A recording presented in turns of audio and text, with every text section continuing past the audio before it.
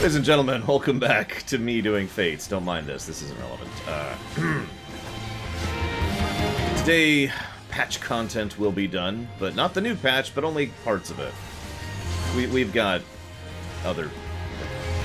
Look, this is a weird setup, okay? FF14 patches in weird droves. In fact, this isn't even technically going to be all of the content that we could be doing that's part of Shadowbringers, but at this point, I'm not willing to extend the stream by 3 months in order to do one quest. So, point being, today we are not doing 5.4 MSQ. However, we might do the Void quests, still don't actually know what those are. We will do the Ishgardian Restoration, we will finish 5.3, unfortunately. I hope we save that for last, but whatever. And we will be doing Emerald, and we will be doing Eden. Probably Eden last. Yeah, I was gonna say, Tor does what WoW does. When you get synced down, you have all your abilities. By the way, Guild Wars 2 does that as well, so that's 3 MMOs that have no problem scaling down while keeping all your abilities. Success! Let's triple check that. Yep, that counted. Woo! WoW is beautifully brilliant in how it scales down, if it scales down, Darth Tyron. I can't even answer you simply because of how brilliant their system is. I hate to gush. But to try and summarize, if you are in a circumstance in which you can be scaled, then what's going to happen... Where the hell is this stupid place? Oh, there it is. Oh.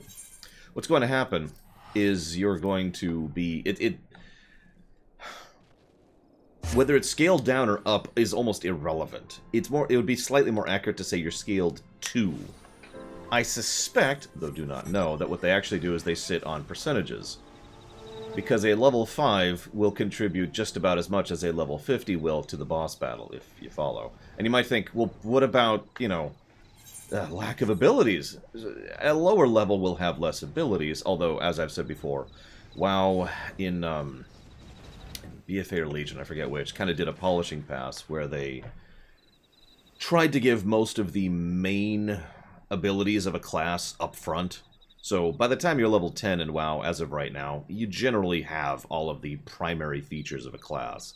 And I think that was a good move. I think 14 needs to do that, by the way. I think they need to shove primary class mechanics to the beginning, and modifiers, variances, and other changes to the class mechanics as you go on. I think that's a good move. But I'm getting off topic. Point being that you say it's optional. That's an interesting question, too. So let's say I've decided to become a part of the Burning Crusade. You know, I've decided to select that era. So what happens is I go talk to a Bronze Dragon who puts a blanket flag over my character. And what that means is all of a sudden everything I do is counted as being part of the Burning Crusade. So all those quests suddenly become yellow. All of those dungeons suddenly become applicable. So I could hit, you know, the Q button right here. And all of Burning Crusade is suddenly at my disposal when it comes to queuing. Make sense? Now this is only really for leveling. But the point is, regardless of whether I am level 49 or 11... to use exact numbers here, I will be able to queue for the exact same dungeon alongside other 11 to 49s. It also is true for the overworld. Oh my god, did it actually queue again? Holy crap! No! I can't believe it. I came here just for fun. Like, yeah, it'd be funny if the super rare one actually spawns again. That's a start. Can someone help me on this one for real? I don't want to fail this a second time. I'm a lowly paladin. I have 1 AoE at this level. There's also party sync, which I wasn't even talking about. Like I said, WoW isn't just scale up or scale down. WoW is complex, but beautifully complex in a good way. In a good way. Sure, Cord, go for it. Hit me. Stop carrying yourself. God. No! Live, supply troop! Live! I guess I should put tank stance on. That's so... I'm still getting used to that. But if you're roaming the overworld, it does the same general thing, where... hello? Where it will be like, hey, you know, you're level 15, and they're level 39, and both of you are doing the same quest, fighting the same mobs, and accomplishing the same relative output. Now, there is a niggle there. This is mostly visible in dungeons, but there's a thing where if you are lower level, it tends to scale you a bit better. Or, I'm saying that wrong, it tends to weight your scaling a bit better. What that effectively means is a good player who is level 15 will probably actually do more DPS than a good player who is level 35. Because the way it values them. I hope we got this. You see why this is so easy to fail, Jesus. Hey, it's... I don't know who that is. I mean, it's Belgold, but I don't know who the... what the... other name is for that. Thank you for the help.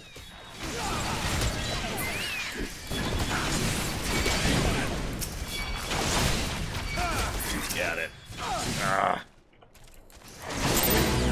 Okay. Did that count? Please tell me that counted. Sure it did. Yes! Thank you.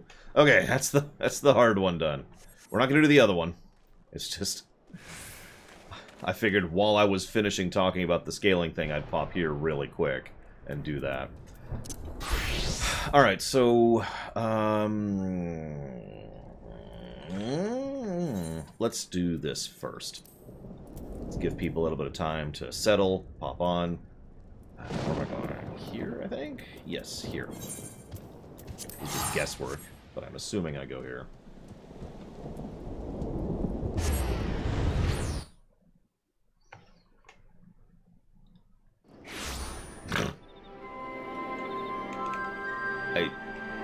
I love the mustache, Cord.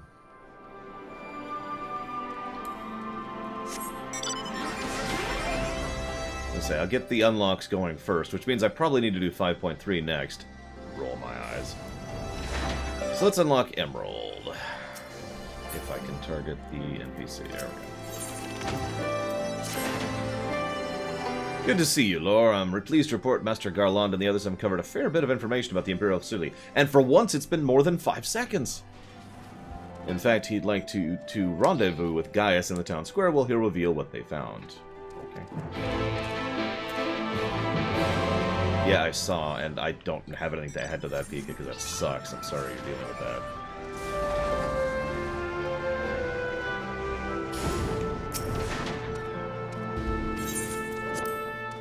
Oh yeah, we have the blue menu now. We'll see what we think of it. Now if you hear, maybe Cid will finally deign to dispense his findings. Severa, inform him of Lo's arrival. Hello, Zera. That's true, Von Falkenstein. We would have done this stuff yesterday if we could have. Thank you for coming. So what have you discovered? To tell the truth, we were lucky to obtain any information at all concerning the lengths to which the Imperials went to covering their tracks. You see, the hangar below was not just used to store the weapons, but played a critical role in their creation. We now know the codename given to 3 of the weapons, Ruby, Sapphire, and Emerald. Obviously, we are familiar with the first 2, but the third is something of an unknown quality. At the very least, this confirms the existence of another of those abominations. Slightly different outfit. The problem lies in ascertaining its whereabouts. None of the locals have seen anything resembling a weapon being transported by land or air. So there's, of course, only one option, the sea. According to what fragmented data we were able to recover, the Emerald weapon is equipped with aquatic capabilities, much like Sapphire. Meaning that its escape from Turncliffe could have gone undetected and could be potentially anywhere by now. But if Alphonse plans to have it absorb more primals, the logical choice would be Eorzea. And traveling by sea would allow him to circumvent the front line at the Gimlet entirely. The Alliance must be alerted at once. Hold your chocobos, Severa. Seems the Emerald weapon was still incomplete when the 7th withdrew from Turncliffe. It's far more likely it was transported to another facility to add finishing touches. If your supposition is correct, that would narrow down our search but to 2 possible locations. Marinum in the Rotaran Sea and Oxidans in... I can't do Latin. both of which are known to harbor remnants of the 14th Legion, your former subordinates, guys. Be that as it may, our objective is unchanged. You and Sebra make your way to Oxidans, while Laura and I head for Marinum. Should we locate Emerald Weapon, we will give the signal to dispatch the G-Warrior and eliminate it before it can be activated. Sorry to disappoint you, but we're still repairing the damage it sustained during Sapphire. I did my best! Well, Allagan... Allagan? Allagan? Yeah, no, that's right. Allagan Surgery, well, Allagan I don't want Allagan Surgery. Well, Allagan Machinery has its uses, it's a bugger to find replacement parts in a pinch. We've actually been working on expanding its already impressive arsenal for the Diamond thing, but the G-Warrior itself is no state for combat. While I'm aware this is far from an adequate replacement, I can provide an Ironworks submersible to help Lore and Gaius reach Marinum. I'll have one sent to Vesper Bay.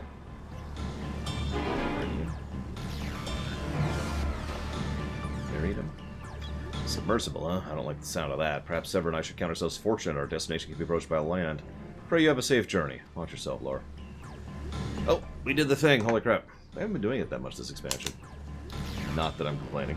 It's only 15 times. Time we departed. Let's make our way to Vesper Bay. Yep, time to do the sub-mini game. I screwed up because the controls are weird.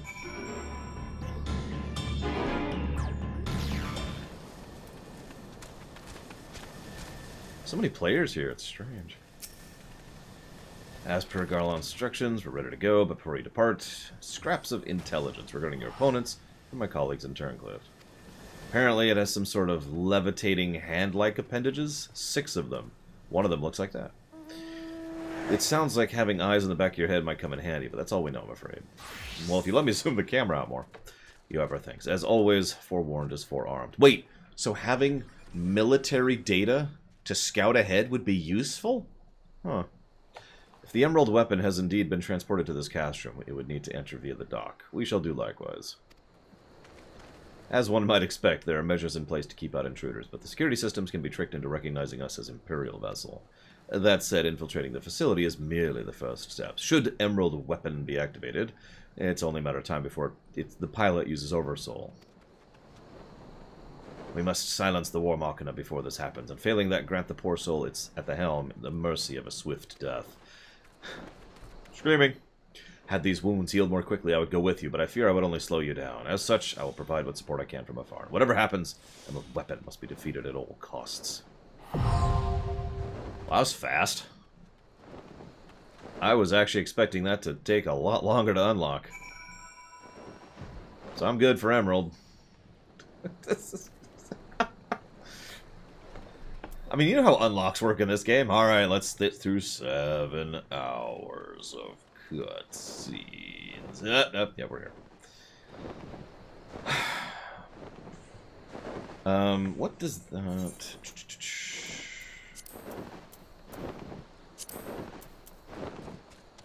no, there we go. That's what I thought. Let's see if I can do that. That's this. Okay, good.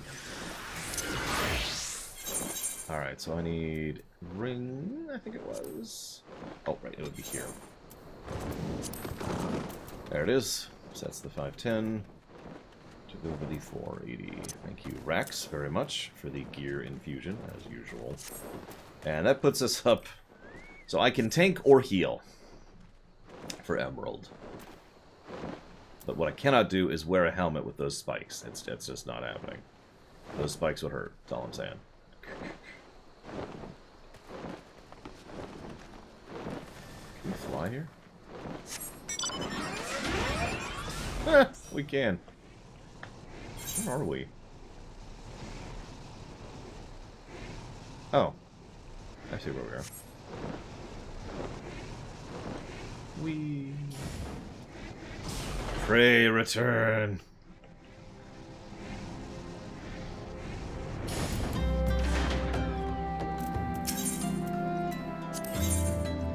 Aw. I need to level a crafting quest to 15 to do that quest. And I never will. Maybe. Probably.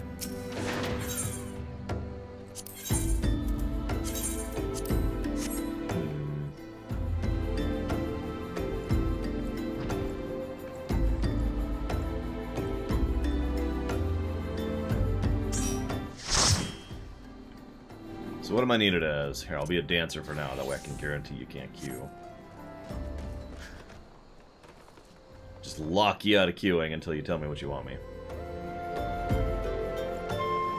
It's my artificial way of... What in the... Oh, sailors. That's what I'm looking at.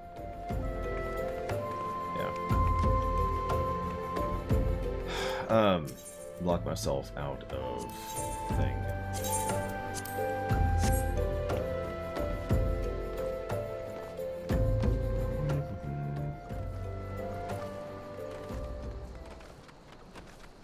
I mean, for a raid I've never done before, I'd kind of prefer to heal, so... I suppose I could just do this right now and just kind of wait.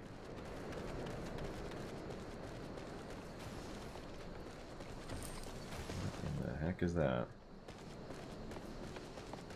Where'd it go? There it is. What is that?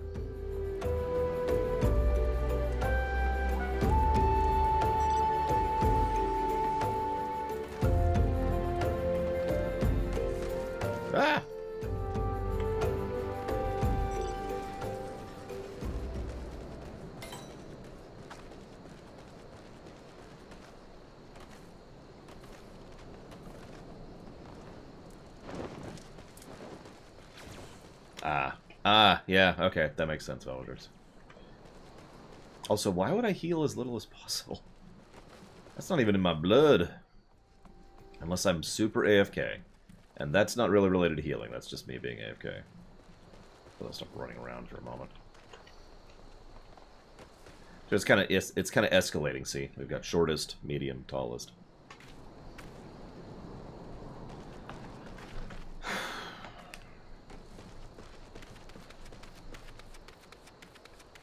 How long does the Ishgard unlock? Because that's really short, right? It's just like a 30-minute thing. It's probably too long to do right now, but... 2 minutes?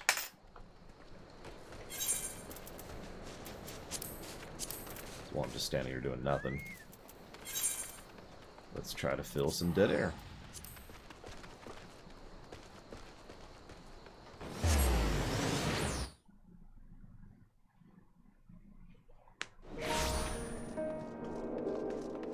I mean, we're not actually doing the restoration. We lack the ability to.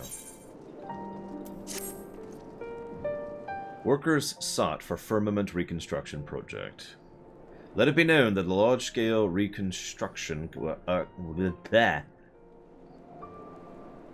works. I mean, it doesn't sound weird to me, Pika, but then again, I've played FF7 a bunch. Let it be known that large-scale reconstruction works aimed at revitalizing the Holy See of Ishgard have been approved by the House of Lords and Commons. Selected as the principal site for the project is the Firmament District, which sustained extensive damage during the war. Willing and able hands now are sought to contribute to the reconstruction effort regardless of birth and origin. For those skilled in gathering from the land to those adept at crafting with their hands, which I am neither, the project's needs are great and diverse. Contributions will not go unrewarded. Interested parties are invited to present themselves in the firmament.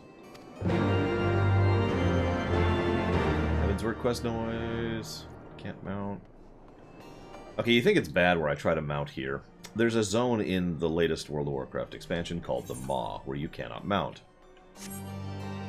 However, it is so absolutely baked into my muscle memory automatic playstyle that the moment I get out of combat, I hit 8 to mount, that I think I did it a grand total of something like 12 times, just as in a brief jaunt through the Maw.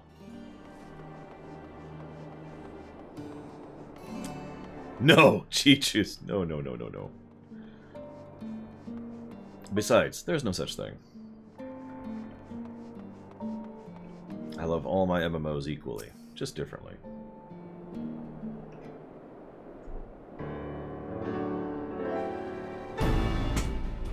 Mm. 6.0 most likely, Omega Legion. How is the Maw? I wouldn't know. I'm not that far. I haven't had time to play WoW, really. So all I've done is gone through the Maw for the story stuff. Twice, so far. Well met, friend. Answering the call of the Firmament, are you? Wonderful, wonderful. Wait, I know you. You're the savior of Ishgard. Are you saying you would contribute to the reconstruction project? I chanced to see the notice. think of fabled heroes such as you would help rebuild our city. We're grateful beyond words. I mean, I did help save it. It would be rather remiss of me to not help rebuild it. Do I possess a work permit? It's a requirement for non-Ishgardians. No. Is that so? As I recall, you are a ward of House Fortem. In that case, perhaps an exception can be made. Alas, I don't have the authority. Well, I do, and I believe the permit can be overlooked in this case. Lord Overseer, that you should grace us again. Greetings, my friend. It's been a while indeed. I shouldn't be surprised if you'd forgotten me. I actually have forgotten you. But I'll pretend I haven't. Of course I haven't forgotten you, my good friend. Frenzel. Ooh, honored I am that you should remember me. Much and more has happened since we first met. Not the least of which the war's end and Ishgard's transformation. Feels like an age ago you and Lord Honchefon saved me from the heretic's fate. You had proven your worth to me then, and even so, little did I expect that you would go on to save our entire nation. You are not only a hero to us all, and no amount of words would express my gratitude. Only through action could I begin to repay your debt. Thus did I resolve to do my part for Ishgard, that I might honor those noble souls who risked life and limb to protect the nation, souls such as you and Lord Honchefon. Oh, that's unfortunate, Zaktaft. And so, when an overseer was being sought for the restoration project, I put forth my candidacy as the representative of my house. Our workshops and engineers could be put to use, I reasoned. It's by no means unanimous, but the Fury saw fit to see me elected to the office. Honored am I for this opportunity to serve the nation. I can't read this out loud for some reason. To redeem House Hallandina, that's a good name. Owing to the contribute, let me hang on.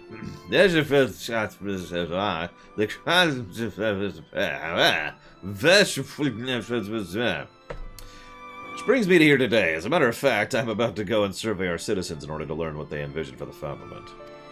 If you can spare a moment, I might have the pleasure of your company. Well-traveled as you are, your opinion would be of great interest to me, and I believe folk would be more willing to share their thoughts with you. You have my gratitude. Without further ado, let us take ourselves to the Jeweled Crozier. We are bound to find a diverse assortment of people there.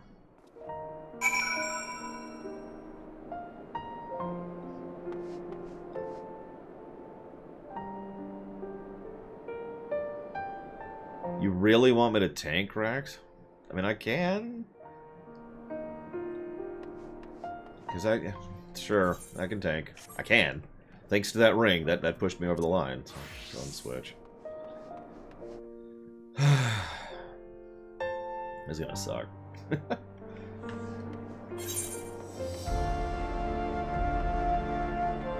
There's few things as enjoyable as failing on camera. Hello, Zalok. Hello, John Collin.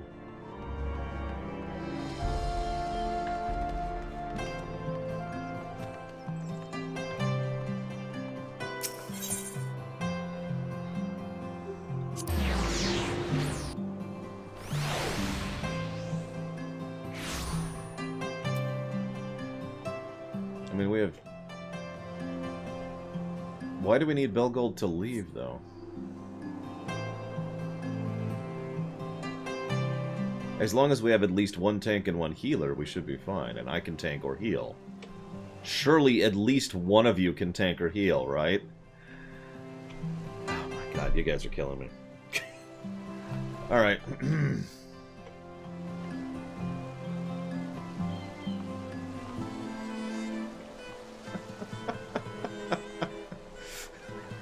No, it's... You'll notice I didn't wait for an answer to that question. Because that's exactly what it is. You guys are DPSs. Funnily enough, I don't have a DPS geared for this. I wouldn't be capable of DPSing this. My 3 DPS classes that are at 80 are nowhere near ready. I mean, sure, I'll heal. I'm more comfortable healing for something new.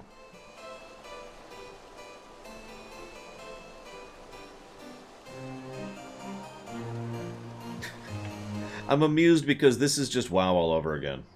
Let me tell you something. There's nothing quite the particular brand of stressful of trying to get a 10-man raid together amongst 15 people and not being able to set up a good raid group. Because you're either lacking the specific classes or the specific roles, or because they're not on at the right time, or because they're not geared enough, or because Cat Horse is awesome. Thank you very much, Cat Horse. I'll put that towards Space Marine. Thank you. Well, let's see how this is, shall we?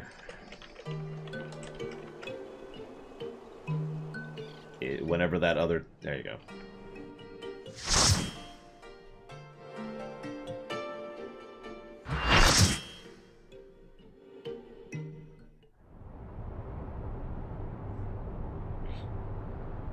Someone in raid group. Stop watching the cutscenes, God! Watch it later in the inn.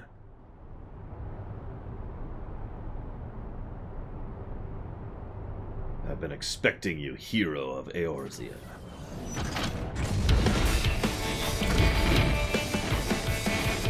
Look, Father, this is the power we command. The power to reference FF7.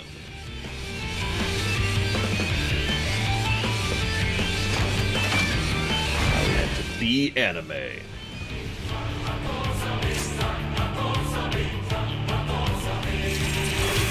White Mage. Because they're stupid, Von Falkenstein. I'm not even willing to be anything other than unkind on that. It's because they're stupid.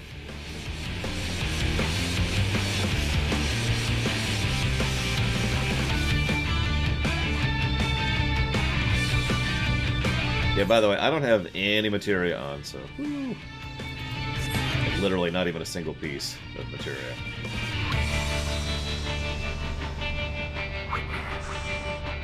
Well, actually, especially right now, Juju's, voice acting's kind of hard to come by. Especially when you only have one studio that you use for your voice acting needs, so...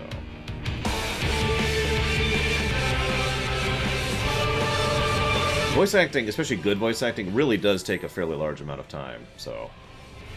It makes sense to me, much as I don't like it, that they put their resources elsewhere.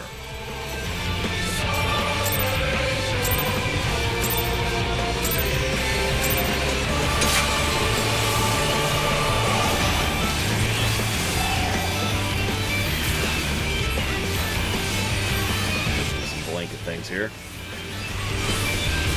See what happens.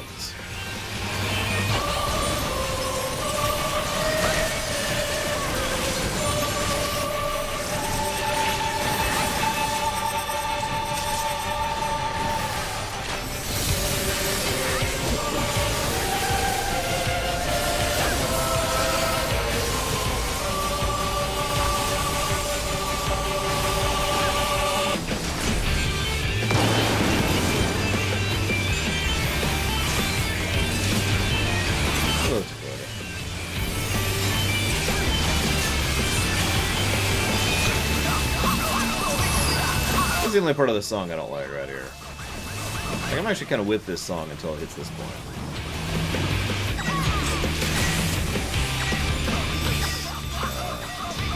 Yep, as I say. I was right.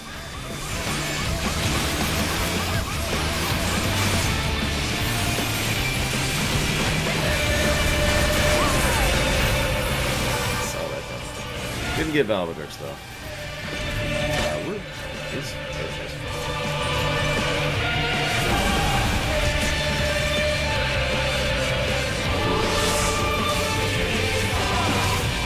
Come on.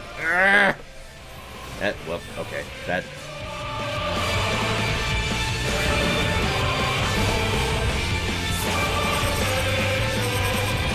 I died trying to heal Valvedrix. I guess she wouldn't accept the res. I blame her.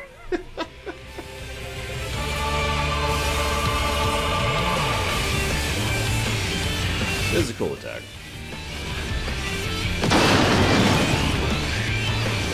Valvedrix had too much materia on. Clearly the issue here. Yeah, the arena's shrinking, by the way. I caught that. We're kind of Fortniting it here a little bit. I'm just going to stand here for a second. Just a second. And then... this button? Oh, I do not have the mana. Okay. I'll have to wait on that.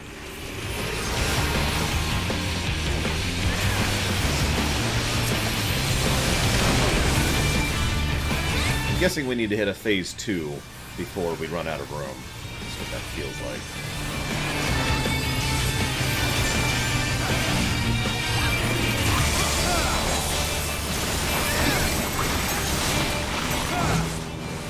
Right here? Yeah, right here.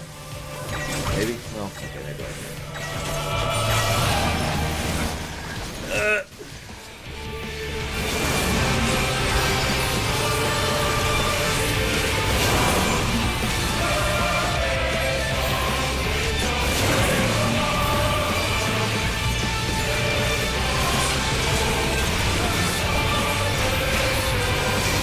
Yeah, it could just be a straight-up DPS race. That is very valid. You put item level requirements in here for a reason. Those look fun. Huh.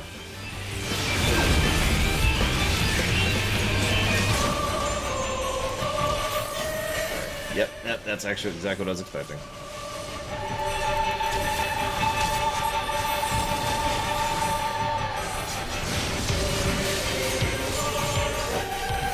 Guys, come on.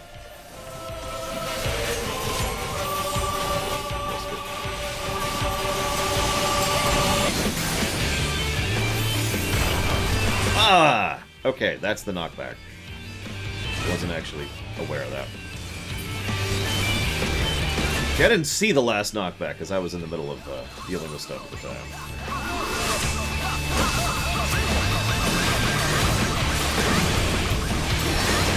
Second.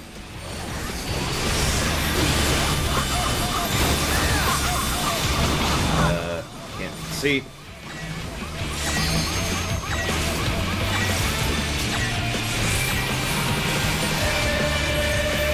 Almost didn't get that out in time. Saved someone's life, and here comes right there.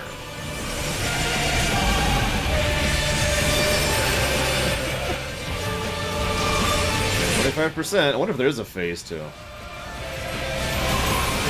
Probably eventually Somersault, but a full lore run, probably not. I'm not that familiar with the series. But we'll be streaming some Warhammer 40k stuff in the future. Oh, he's just spamming that AoE now. So, there's a term in MMOs. I actually haven't talked about this lately. It's called unavoidable damage. The whole point of unavoidable damage is it's there to challenge your healers, right? And most MMOs, regardless, do tend to sit on unavoidable damage as a way to make sure the healers are paying attention. The reason I bring that up is he just did 2 large unavoidable AoE attacks in a row. Which, thankfully, I was ready for, but yikes. Okay, we'll just do this. Sit here. Buff's going out. Gotta get your way to the left. Nice. Nice and calm. And here. So this is a good time for a limit break, assuming there is... I didn't even see that one!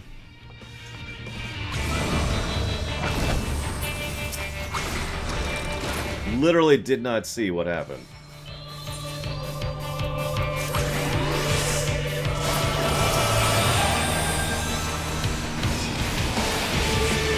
This, and then let's hit this.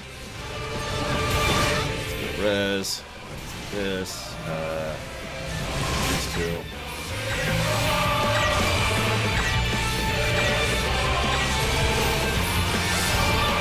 0.1%.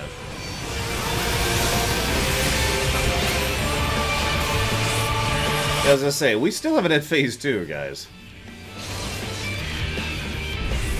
This is going to be phase 2. Not even you can beat the Empire's finest, but we have so many times. Baelsar.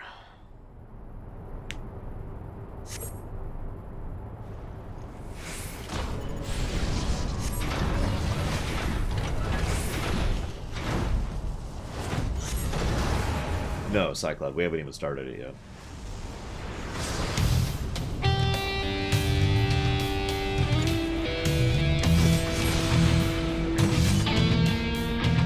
Really? He's even golding up. Well, time to fight Gaius von Emerald.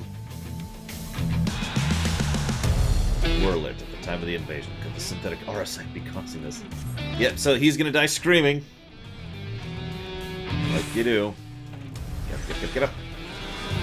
Thankfully, cooldowns cool down when you're in cutscenes, so thankfully I had my instant res back.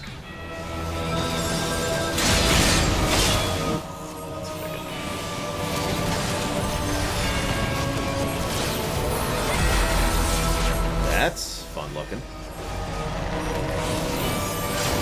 It's like a death field, too. Okay! What? I don't have insta-res. I'm just gonna... Everyone live for a second. No. No! I might have to just wait the 20 seconds on resing.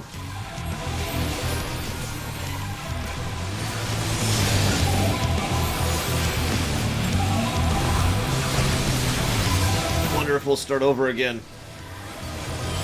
Phase 2. First one? Nope, I didn't see it right. I timed that wrong. That's super death.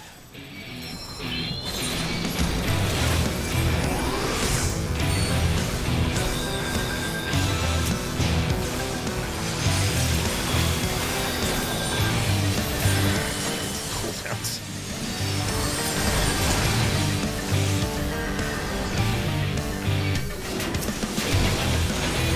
Let's just throw this up there, get some odds out. Everyone recover for a second.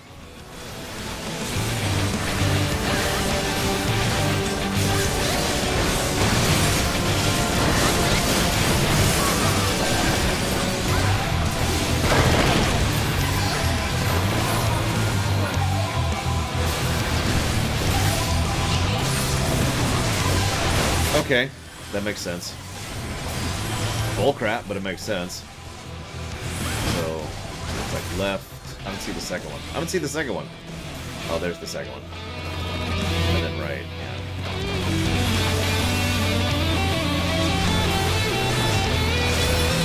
I'll be able to do an instant res.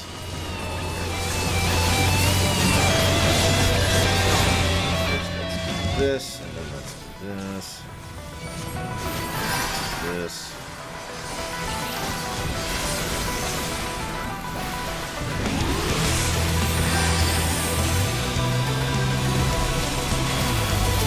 Glad I topped everyone off.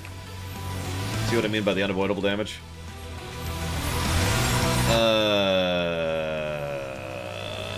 How long is control? That's actually an interesting point. I didn't even think about that. You know what? I'm just gonna leave Valvrix dead for the next 30 seconds.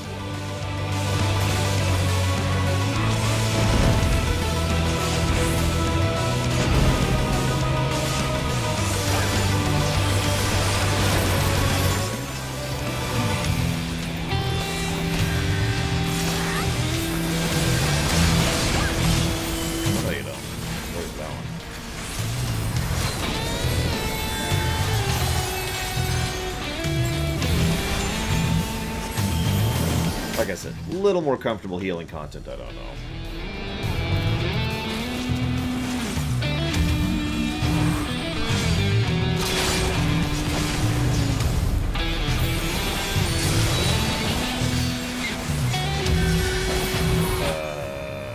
Here? No, here. I was a little off.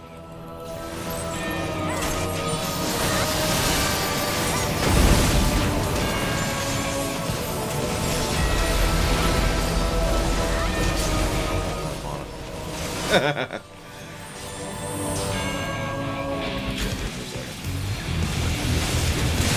concept called dead sticking. And the whole point is that's when you're just... I need to let my regen kick in a little bit as a healer.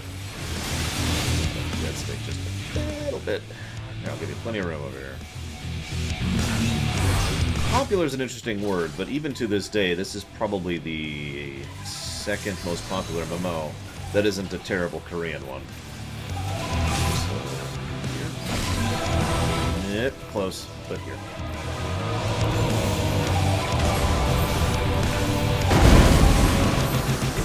That shouldn't hit me.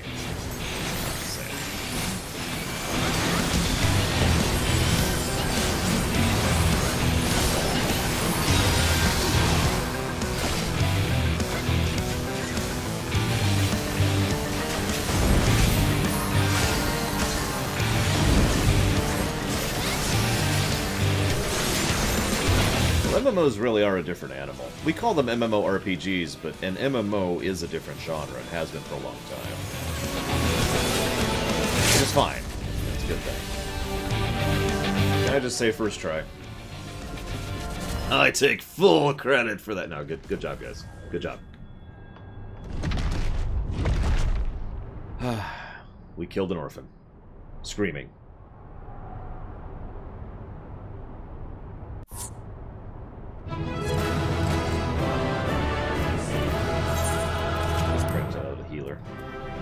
I usually don't like to give healers commendations, because they get too many as is. But I'll give that healer a com.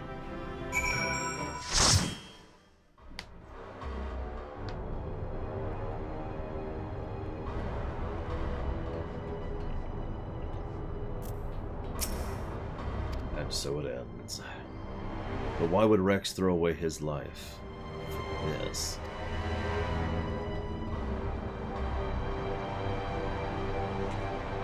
You're right. If I'm ever to learn the truth, I must concentrate on the task at hand. Of course, we need not wait for Cid's analysis to tell us whose combat data was used on this occasion. It galls me to think my techniques and strategies could be so closely replicated. Nevertheless, the observations I made during the battle may yet prove useful. As a matter of fact, that was not the only information I was able to gather. I intercepted a signal that revealed the troops stationed here were permitted to withdraw, seemingly in return for assisting the 7th Legion. They must have known the Alliance would follow the Emerald weapon here sooner or later and made good their escape. Meaning the way is now clear for Cid to inspect the War Machina's remains.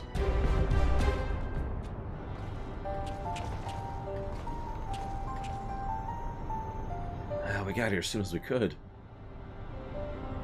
Not that we could have done anything to prevent this tragedy.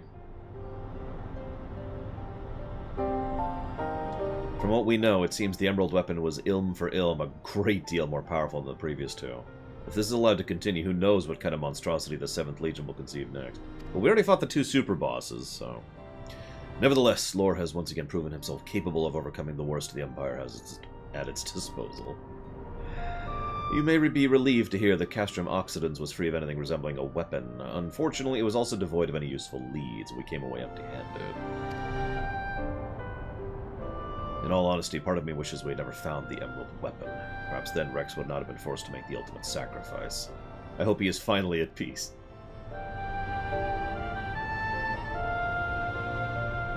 We will do... You can just see Cid thinking, should I tell him? Should I tell him? We will do what we can to spare the others from sharing his fate. I and the other Ironworks will search this place from top to bottom for clues as to the 7th Legion's plans. Before that, allow me to sweep the area for booby traps and the like. I would not put it past the Imperials to have left a few surprises for us. Agreed. I'll go with you.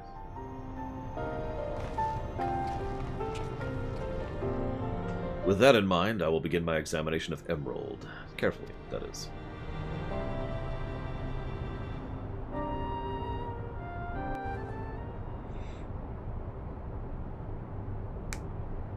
I was gonna say, Diamond's the only one left. Ultima was even already done.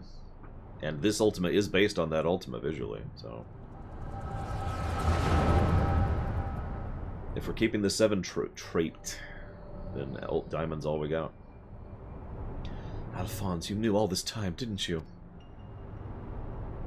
Melissandia and Recon, too. Everyone except me. And you, Rex? Yes, the synthetic Aurosite system is the fusion between Pilot and Core, the key to Oversoul. And unless we use it, we don't have a chance of beating Father's newfound friends. They stand between us and the Primals, without which the weapons will never reach full potential. We thought that if you knew the truth about Oversoul, you'd try to stop us. Of course I would. But what I don't understand is why you're also willing to give your lives for the weapon project. What's it all for? Well, there's this creepy dude who likes milk. It all began the day Father left. Without his guidance and his protection, the Garleans lost any respect they once had for us. But their cruelty pales in comparison to Valen's. To him, conscripts like us are expendable commodities, an endless supply of test subjects for twisted experiments. But no matter what they do to us, we will never lose hope. If it is the duty of the strong to lead the weak, we will become strong and protect those who cannot protect themselves. Oh my god, you literally just defeated your own argument. These kids are actually irritating me. The weapon project will give us the strength we need. We will create a world where people like us can live without fear of persecution. We want you to see this new world for yourself, Allie, even if we must give our lives to make it a reality. Why me? The years spent serving the Empire have changed all of us, except you. Even after everything you've seen, you're still the caring, innocent girl we grew up with. More than any of us, you deserve a chance at happiness. That's what we all agreed. Allie, listen to me. Right now, the soldiers assigned to watch over us have been called away to the capital. Now is our chance to get you out of here. Why don't you come with me? Because we must throw away our lives for no good reason. What he actually said is, if we left, they would force others to take our place. This is This is our way of upholding the ideals Father instilled in us. Our lives are a small price to pay for Werelit's freedom.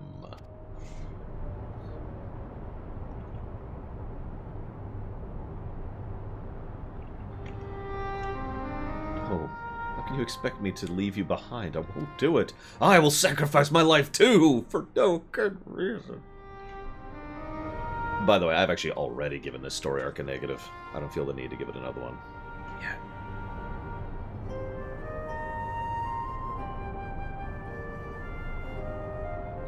We will be forever at your side, Ellie. Rex, take her to the holding cells.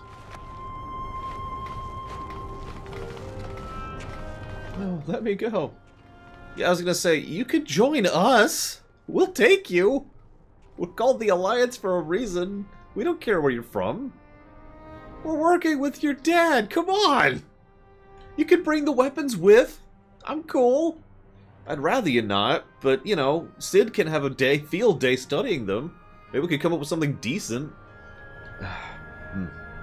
Win or lose, the plan is to hand over the Castrum to Father, is that right? Yes, they'll take Allie into their custody before the Garleans return, while you will be free to pilot the Emerald weapon without her interfering. We can't let her hinder the completion of the weapon project. I'm counting on you, Alphonse. Don't let our sacrifice be in vain. Rex, have you forgotten what I told you? You mustn't use Oversoul. I can't lose you, too. We both know I can't win without it. Besides, we need the combat data of the weapon fighting at its peak if we're to have any chance of perfecting the synthetic Auracite system. You know I'm not the sort to do things by halves. Forgive me, Rex. Don't you worry about me. If this is where I meet my end, I'll do it with a smile. The rest is up to you, Alphonse.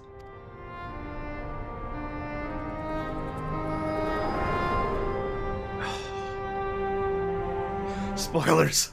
He wasn't smiling. I was say, now we find her, right? Yep.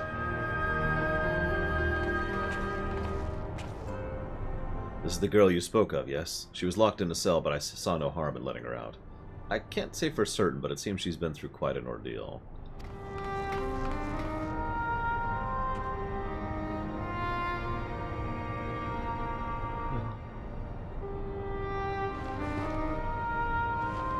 Yep. He's very dead. Sid raises one hand, hesitates, lowers it. Gaius, once we've extracted the core, we'll take it back to Turncliffe for analysis. Perhaps she should come with us. There's no use in her staying here.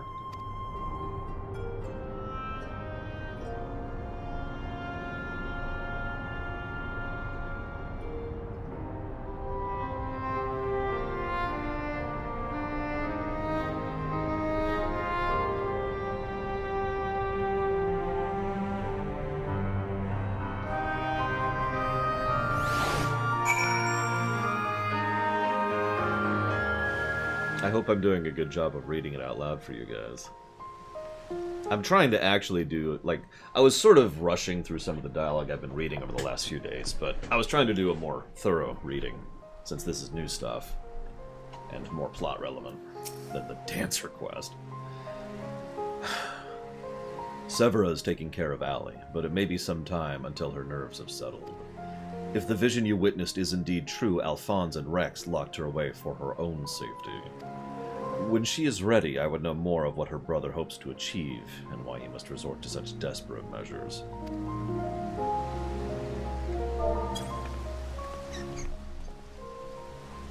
I'm going to share this out loud. Zira just said, the Lore Runner audiobook classics, such as Why Are All These Kids Stupid? By Gaius, Screaming by Sid, and the most popular, Why Is My Dragoon Still on the Floor? By Lore Runner. Allie's condition has improved somewhat, but she remains in a state of shock. We must give her more time to recover. There was one other thing I thought you should know. When we checked her for injuries, we saw her back is covered in welts and bruises. I'm gonna frickin' kill him. Who did this to her? Apparently he has the same thought I do. It seems she was subjected to beatings on a regular basis, judging by the varied stages of bruising. I dare say this is the work of her Garlean masters. You speak as though you've seen this before. Seen? I've lived through it myself. Seriously, I'm gonna murder this guy. I was born in Werlet, 23 summers past. My mother was a local woman, but my father was a pure-blooded Garlean and a member of the occupying forces. Though I know very little about him, his rank afforded me imperial citizenship, Rome. His acknowledgement of our familial ties was the extent of the responsibility he took for bringing me into this world. Still, it is more than can be said for most of his ilk. My mother and I were shunned by the people of Werlet, who treated us as badly as the Garleans did, if not worse. I thought if I were to become an imperial soldier, my position might somehow deter those who had cast scorn on my mother, if only out of fear. And so I joined the army. The acceptance I earned was but temporary, however, and my superiors were quick to blame any perceived shortcomings on my savage lineage. Rather than waste time on official court-martials, they administer their own form of corporal punishment. I was eventually assigned to the 12th Legion and fought under Xenos Galvus in Alamigo. In the chaos that followed our defeat, I seized the opportunity to flee to Werlet. While it was never much of a home, it was all I had, but nothing could prepare me for what awaited. My mother had been for several years suffering poor health, and relied on medicine to keep her alive. In my absence, the Garleans had denied her treatment, claiming it would be wasted on savages. By the time I could return to her side, there was naught I could do. There was nothing left for me in Werlet. I would be punished for desertion if the Imperials discovered the reason for my return, and I was never accepted by my so-called countrymen to begin with. I ran as far as my legs could carry me, and it was then that I met Gaius. So that is the truth of it. Other than a few scant details, I knew naught of your past. It sickens me to think that I once fought under the same banner as such vile creatures. I'd always believed it to be the duty of the strong to lead the weak, yet those who have become drunk on the power afforded by their station prey on the ones they should protect. Can I get an amen for that one? That line right there, because that is so applicable at so many levels of real-life society. Jesus Christ. Like a canker, this corruption has spread to every part of the Empire. Even those with Garlean blood, such as myself, are subjected to their cruelty. They hold particular contempt for the Aura, an easy target for abuse being so few in number. Perhaps, like me, Allie thought she would be spared such treatment once she joined the army. Alas.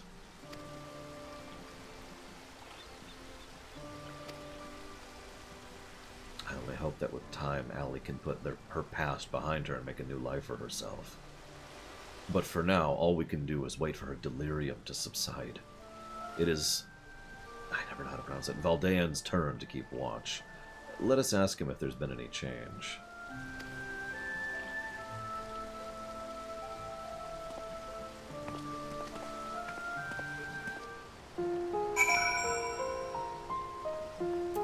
And yeah, I saw a Black File.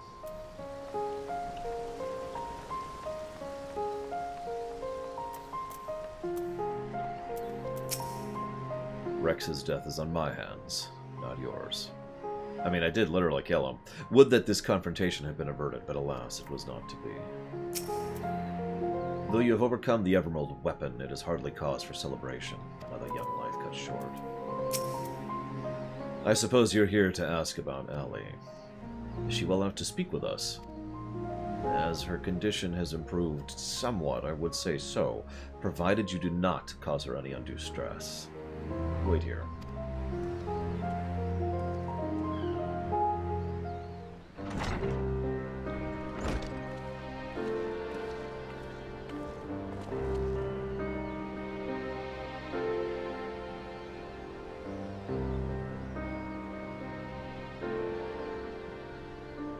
Ellie. I am sorry. What happened to Rex was my fault. Melisandre and Recon, too. They died because of me and my foolish ambition. Father, no. This cannot go on, please. Ellie, you must tell me all you know.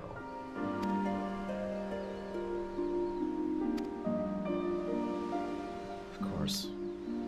First, I need to know what became of you and your siblings after we were parted. So much has happened, it seems like a lifetime ago. It has been a few years. After your disappearance, we were all assigned to the newly formed 7th Legion.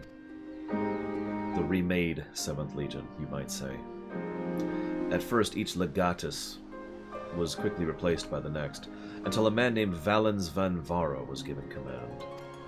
He was sent from the capital, but before that he was a specialist in experimental Magitech weaponry.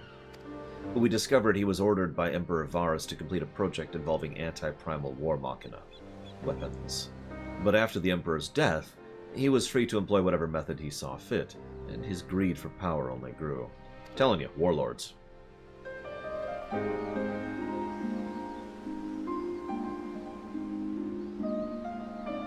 Some even say he is planning to use the power of the weapons to lay claim to the throne.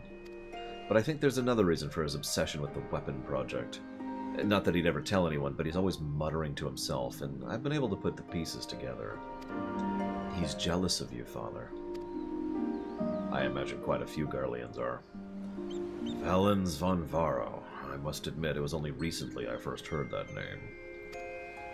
Valens used his knowledge of Magitech to devise various military strategies. He was given position in the army, quickly rose through the ranks. That was until one man stood in his way. You, Father. He was one of the candidates to lead the new 14th Legion, but that role fell to you. After all, he was assigned to serve under a far more gifted engineer, Nero, who was in charge of restoring the Ultima weapon. Valens has resented you ever since, going so far as to oppose the ideals you upheld. Where you treated those who served the Empire based on merit rather than race or origin, he is adamant that pure-blooded Garleans are superior to all others, and he won't stop saying Hail Hitler for some reason. It never ceases to amaze me how far some will go in the name of revenge. All that hatred festering away. Nothing good could ever come of it. Cough, cough. So, the marks in your body are his handiwork.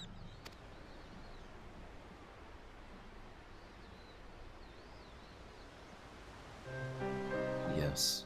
To Valens and his men, we are no more than fodder for experiments, playthings on which they can vent their frustrations. Every day is filled with nothing but pain.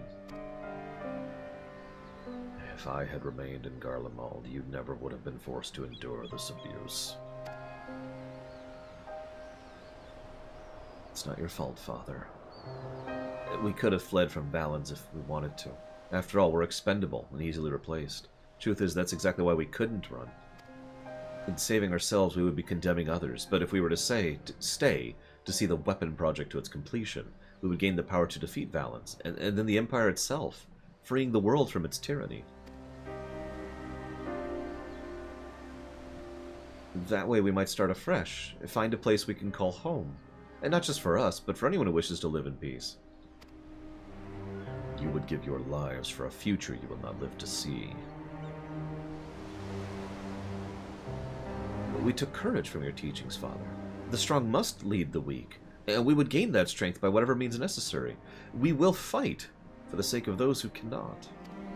But we knew you'd never consent to our participation in the weapon project, which is why we couldn't turn to you for help. As the pilots, we're the only ones who are able to stop Valens. We know just how powerful the weapons are. He would use them to bring the world to its knees. Until, you know, one guy and his 7 friends are able to defeat them all. What? I'm just saying, okay? His masterpiece is the worst of them all. That would be funny, Omega. If only we could get our hands on it, we could save Alphonse and the rest of Werlant. Father, I know you and Alphonse stand on opposing sides of this conflict, but there must be some way you can help him. He may have called you our enemy before, but he never meant it. He still... Yeah, hi, my name is Azem. You haven't heard of me. He still loves you, Father. You are everything he aspires to be. I have failed him, and I have failed you all. But I refuse to abandon him to his fate. I will free him from Valens, if it is the last thing I do. Thank you. He needs you, now more than ever. Listen, Allie, I once sought strength to rebuild the world as I saw fit, but the Ultima weapon was not born to create, but to destroy. Alphonse must not fall in my footsteps, for I know all too well where they lead. I will do all I can to help your brother. Pray, tell me where he is. He's...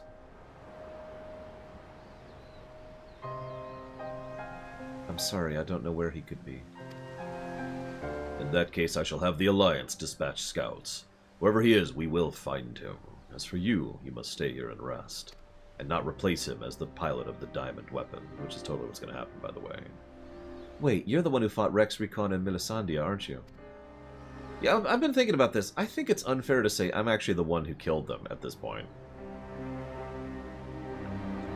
I really have been thinking about that. I know that sounds weird, but they actually make it a point of mentioning this during, I think, the Ruby fight, that we deliberately were trying to damage the vehicle in a way to save the pilot. Remember that?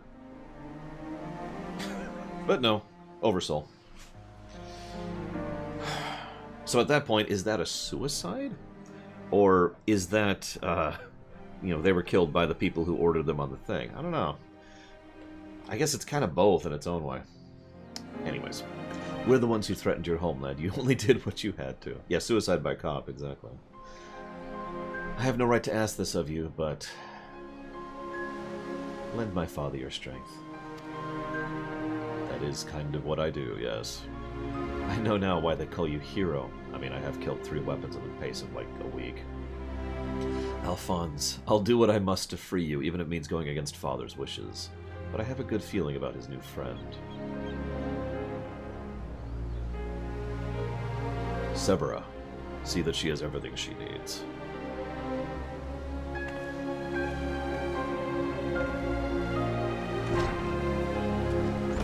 Our allies must be informed of these troubling events. Might I ask you to relay the news of our to the troops in Garibania?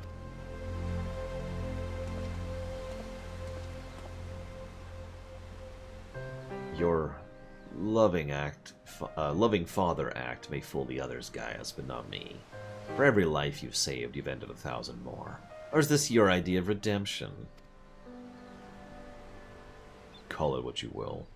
For all my transgressions, I believe I still have a part to play. Was I wrong to spare you that day? Or will you honor your word? It's time for the Black Wolf to show his true colors! I don't know why, but that guy is like the most irritating character in this whole bit for me.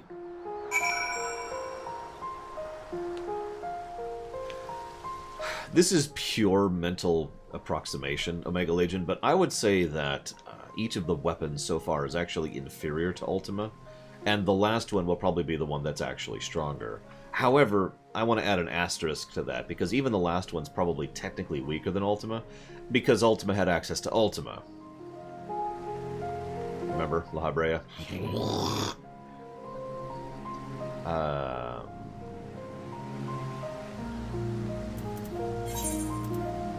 And Omega's just back there like, amateurs. I do like these shadings of blue. They pick some good colors there. I was thinking the same thing, Dakota. He's not as bad as Hope, but he reminds me a lot of Hope.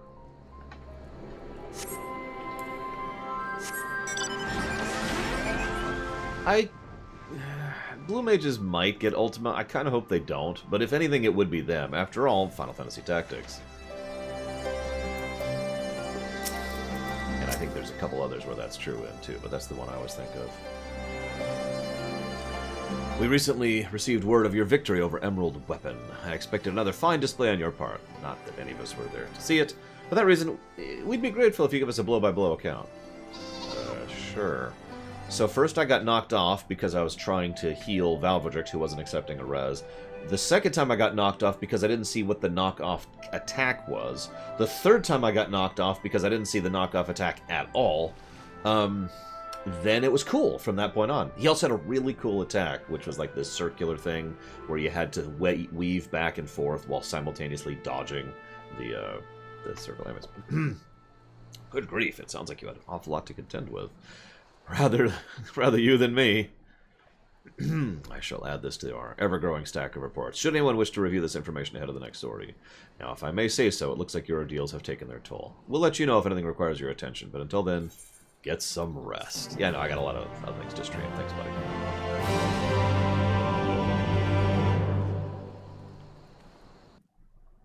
Meanwhile, the 7th Legion's correction chamber. I don't want to watch this, whatever it is. He's gonna have that frickin' pen that carves, you know, that carves into the back of your hand as you use it to write. From Harry Potter. 3 weapons. You don't deserve a good voice. What's a good voice for this jackass? See, I don't want to do Ferengi, because that's insulting to Ferengi, so I've got to come up with another voice. 3 weapons. No, I don't want to do that. 3 pitiful displays of ineptitude. Oh my god. That's... wow. I'm glad they didn't actually show... never mind. To make matters worse, one of my prime candidates, your precious sister no less, has escaped.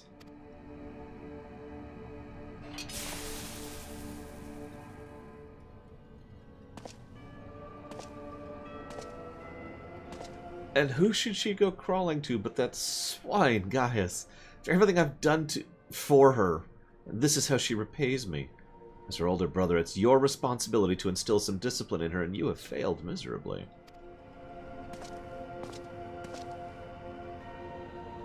And I can't even continue my villainous speech because there's this giant Frostmourne sticking out of my face for some reason!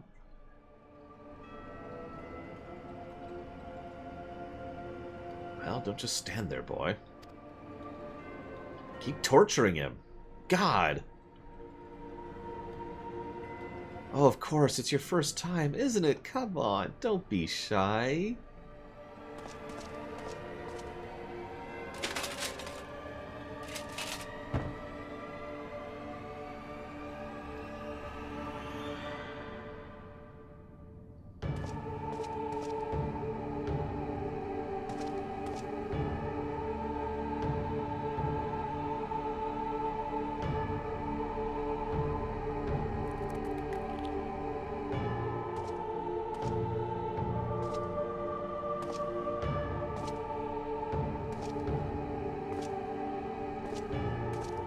You see, something wicked has taken hold of this young man, and it's our job to cleanse his troubling spirit.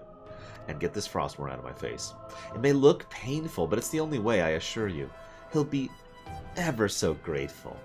And you want him to get better, don't you?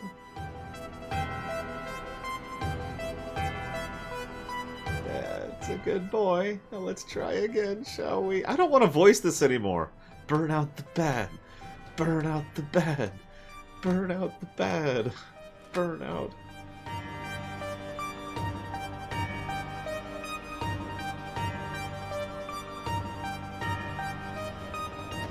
Burn out the bad. burn out the bed. They're all chanting it now. WTF.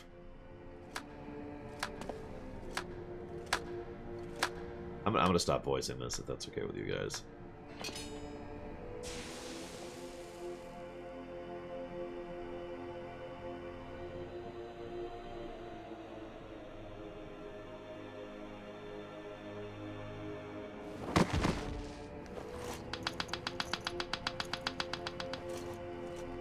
Well done. You've all made Father proud. Very proud indeed.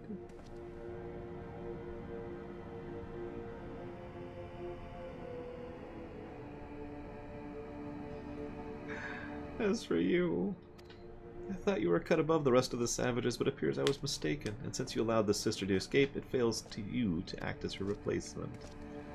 I was about to say, I mean, what I was actually expecting to happen here was the kid would try to attack him with the thing, and he would reveal that he has magic or power or guns or something, and then he just, you know, kills the kid. That's kind of what I expected to happen.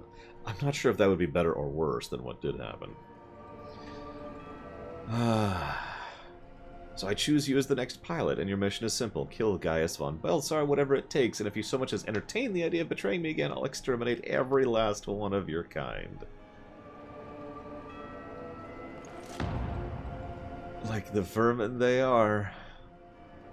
Okay, did we end up in Persona 5 again, by accident?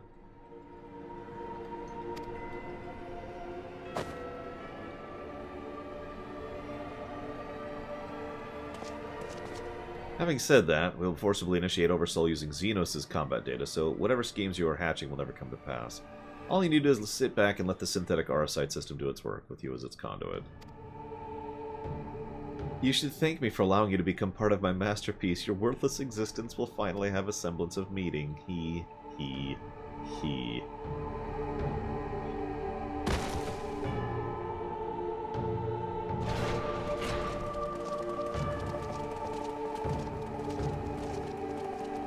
Lord Valens, preparations for Oversoul trial are complete. We await your orders.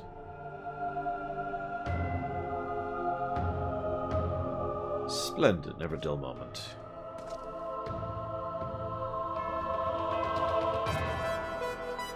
Now then, boys, who'd like to see something special? Come along, Father has secrets to share with you. Anyone here see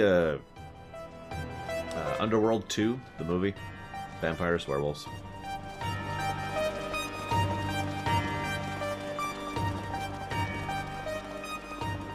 This is minor spoilers, but there's a scene towards the end where she defeats the final boss by literally ripping its jaw off.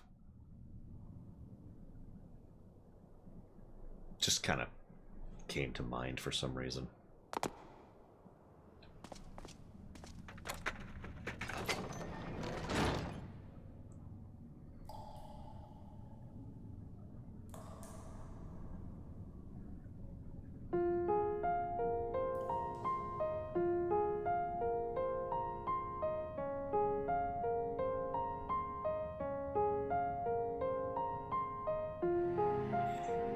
Chance and all thanks to sacrifice made by my dear siblings. Finally, the weapon will be mine to command.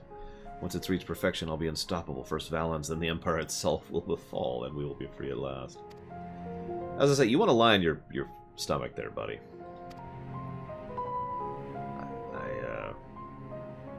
And there's Diamond Weapon, I think. Either that or that's their image, I'm not sure. It's really small. Okay, so,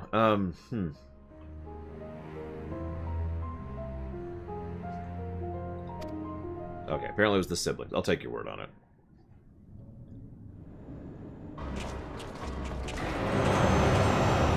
Meanwhile, now we'll get the preview of Diamond. We gotta have a preview. Why is the mother there?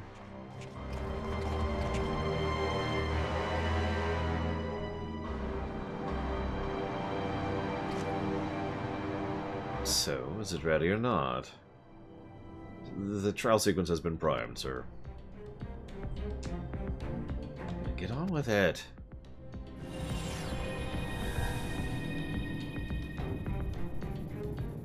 Initiating synthetic aurosite system, loading diamond weapon simulation. Ready to die? Screaming. You're helping us with a little research is all, whatever your name is. The time has come for you to contribute to the glory of Garlemald.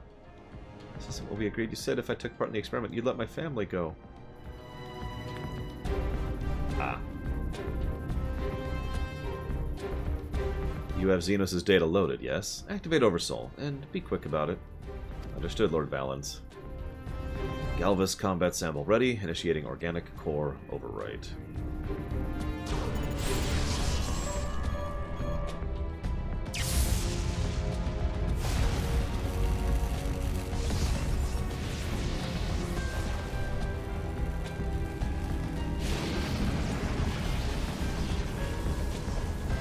I know. If this is what it takes to protect you both, I love you.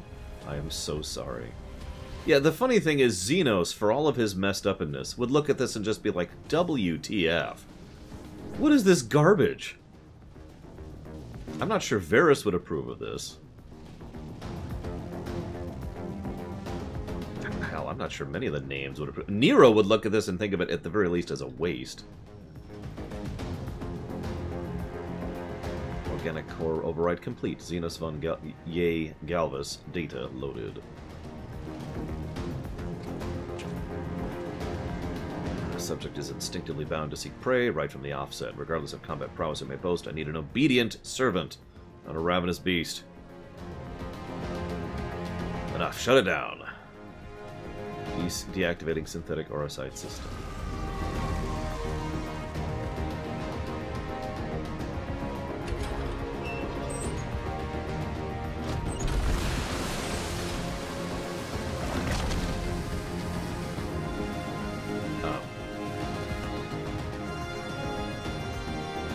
FF70 there.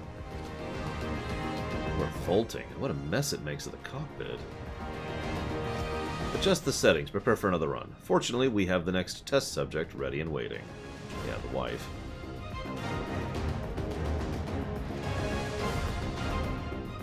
But sir, you agreed to release his family in exchange for cooperation.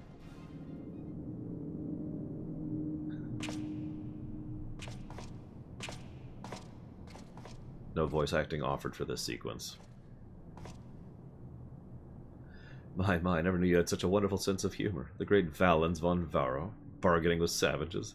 Him the more fool for trusting me in the first place.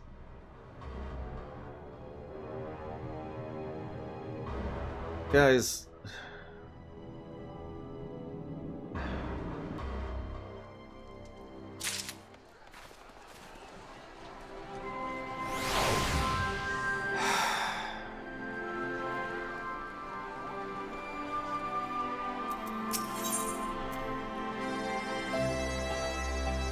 This quest.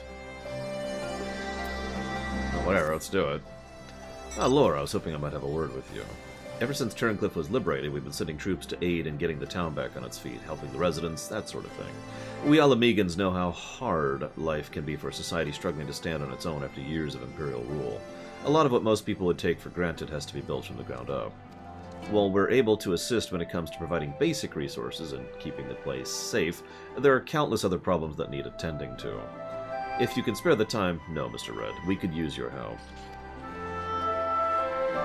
Bless you, Laura, you really are a saint. I'm not a saint. I'm sure the people of Turncliffe will benefit from having someone like you around. Once you're ready, I'll ask for the usual escort. And this is probably unlocking EX, which I'm going to read at my pace.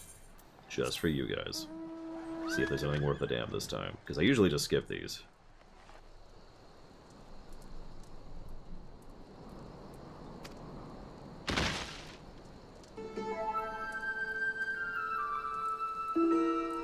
Interesting. How did the hands stay...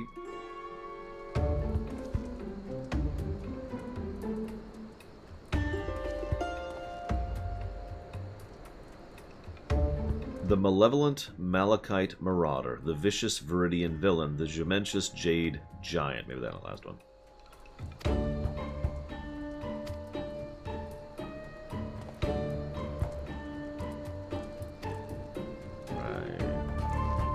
Alright, let's do EX! No. Um, I am curious how different it is, though.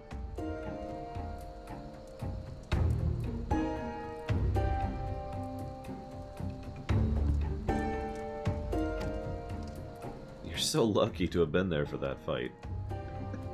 Thanks, buddy.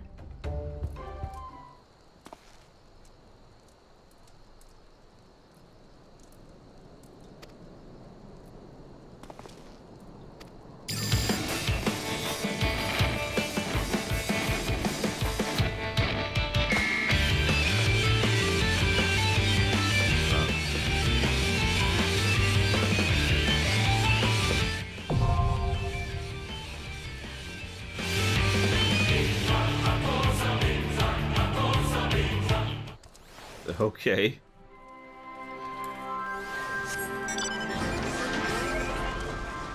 So, Lunaruth asks, is he too evil for my liking? That's an interesting word to use there. I think we all have different tolerances for different things, right? You know, what's going to be too much for one person is going to be different from another. And, you know, everyone's lines are in different positions. That guy crosses over a couple for me. He's just uncomfortable. And you could argue whether or not that's a good or a bad thing or a valid or invalid thing, but deliberate or not, it doesn't change the fact that it's just like...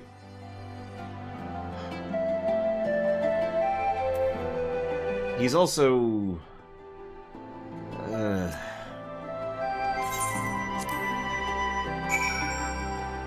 I don't know. I hesitate to use the word over the top, but I agree with Valvedrix. He's overplayed. Yeah, exactly, Takoida. Like, over the top can be done well. I've seen it done well. You know, a bombastic villain can be delightful. That's not what he was.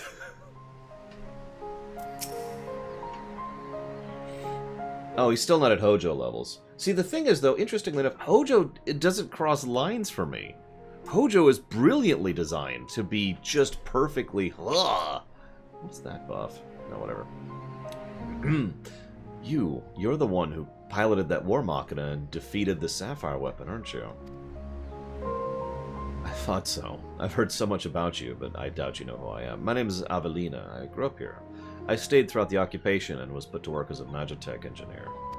Thanks to you and yours, we are now rid of the Imperials, though. I fear many of us will struggle to put that past behind us.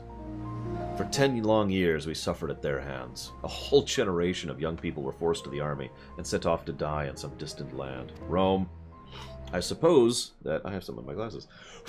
I suppose I should be considered one of the lucky few. Whoop, I have something else in my glasses. There we go. My work here kept me away from the battlefield, and I hoped my contributions might help the others live long enough to make their way home. In the end, most of them never returned. Though my efforts were in vain, I could at least honor their memory. I want to leave something behind for their sake, to prove they haven't been forgotten, a monument bearing their names. To ensure that not a single person is omitted, I'd need to see the official list of conscripts. If one still exists, it would be inside the Imperial facility beneath this town, but with the Resistance troops and Ironworks engineers closing the place off, I can't get near it. Perhaps you might have a word for them for me. I'll leave as soon as I find the list. Thank you. I'll follow your lead. What is that buff? Oh, these are guild buffs. I've never seen those icons before, because we usually don't have those up. Got it. Let's switch over here. Something I can help you with? Yeah. My name's Azem. Appreciate it, by the way, Rex, if I didn't already say it, which I think I did twice. It's a bit unusual for one of the locals to show an interest in the Imperial's leavings, but it seems she has her reasons. Since we're still carrying out investigations, we've closed the playoff to prevent anyone from interfering, but considering it's you, I can hardly say no. Still, I better go with her, in case the others kick up a fuss. You're very kind.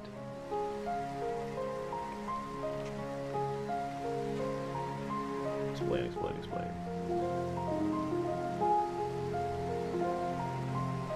I'm assuming, based on your line of questioning, you are not bothered by him, Lunaruth. Which is fine. As I said, we all have different lines in different locations. Like, Hojo doesn't cross any lines for me. Rendon Howe doesn't cross any lines for me. Yet Vaughn does, to continue the Dragon Age correlation. Sorry for any trouble I've caused. You have my thanks. Think nothing of it. I was glad to help. As I suspected, the Imperials kept detailed records of the local conscripts. One name in particular stood out to me. My friend, Melisandre. I had no idea she'd been assigned to the 7th Legion of all places. Screaming.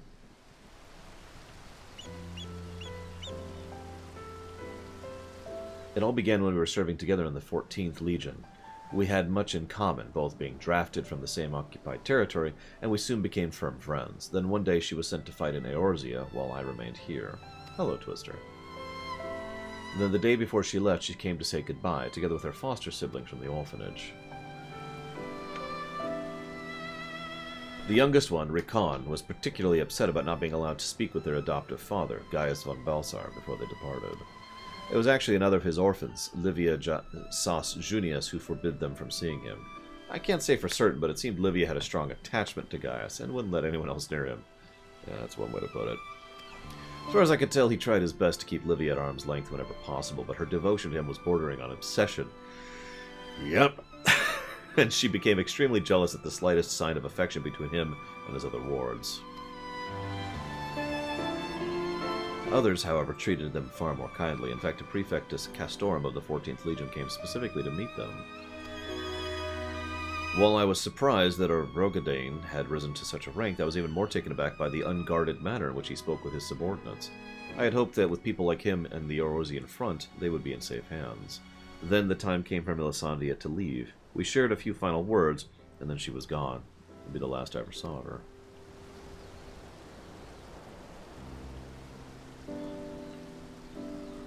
After that, I was assigned to the Tribunus Lataclavius of the 14th, Nero Tol Sceva, and I worked restoring the Ultima weapon. I was even at the Praetorium on the day it was destroyed, but I escaped on an Imperial ship moments before it came crashing down. I eventually made my back way to Werlin, only to be drafted into the 7th Legion to continue work on the weapon project. Even now, it makes me sick to my stomach to think I helped bring those abominations into the world. Using a living pilot to feed the weapons core was part of the design from the very beginning. Of course, they'd never dream of subjecting a true-born Garlean to such barbaric treatments, not when the 7th Legion has a steady supply of provincial conscripts ripe for the taking. The pilots were referred to only by their code names, and we engineers not made privy to their identities. Even with the list of conscripts, I still don't know who was sacrificed in the name of the weapon project. Let's redirect your skills and knowledge, shall we?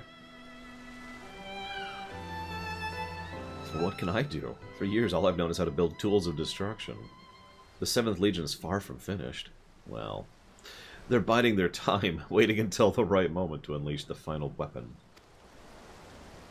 And when they do, it will bring naught but death and woe to all who stand in their way. Even after everything they've taken from us, they still want more. If it wasn't for the Empire, Melisandre would still be here.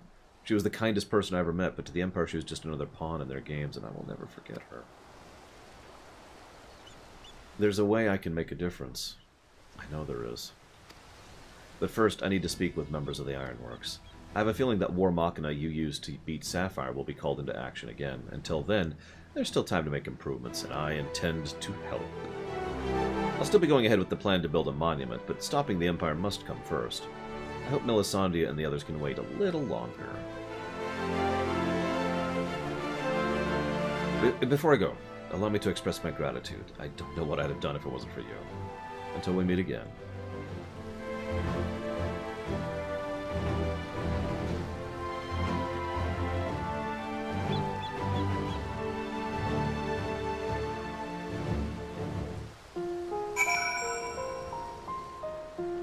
Thank you very much, French philosopher, for the sub. As always, I'll put that towards Dealer's Choice. I'm glad you still like my show. I do put effort in. I suppose that shows. Unfortunately, Lunairith, I'm pretty sure we've already gotten the explanation for why he's doing that. Because they already said it, right? He is so jealous and envious of Gaius for having effectively curtailed his career that he is faking being an extreme speciesist as a way of vengeance against Gaius. Now you're probably thinking what I mean by that. I actually talked about this during my Torment rumination, this was several years ago, I believe, at this point. And it's something that I've noticed has come up ever since. A character who legitimately thinks of someone as beneath them won't make the time to say that, right? It's actually pretty rare fiction does this properly, if I can be so bold. But every now and again you see a character who really does dismiss someone else just completely, to the point where they're not even there to them. But if someone goes out of their way to say, "You suck and I hate you," then either it's bad writing, which is the most common thing, or they don't mean it in the strictest sense, there is something else pushing them to that. And I think we've actually got a combination of both options here. Bad writing, and the fact that he's small dicking, as Takoida puts it very aptly. So, yeah, as opposed to someone like Xenos, who, as much as I hate to give him credit, he legitimately didn't think much of those beneath him, so he just kind of moved on from it. It was very rare that he would bother to stop and speechify to something that was irrelevant to him. And thank you for the bits, Pika. I will put that towards Valhalla. Give me one moment to jot that down.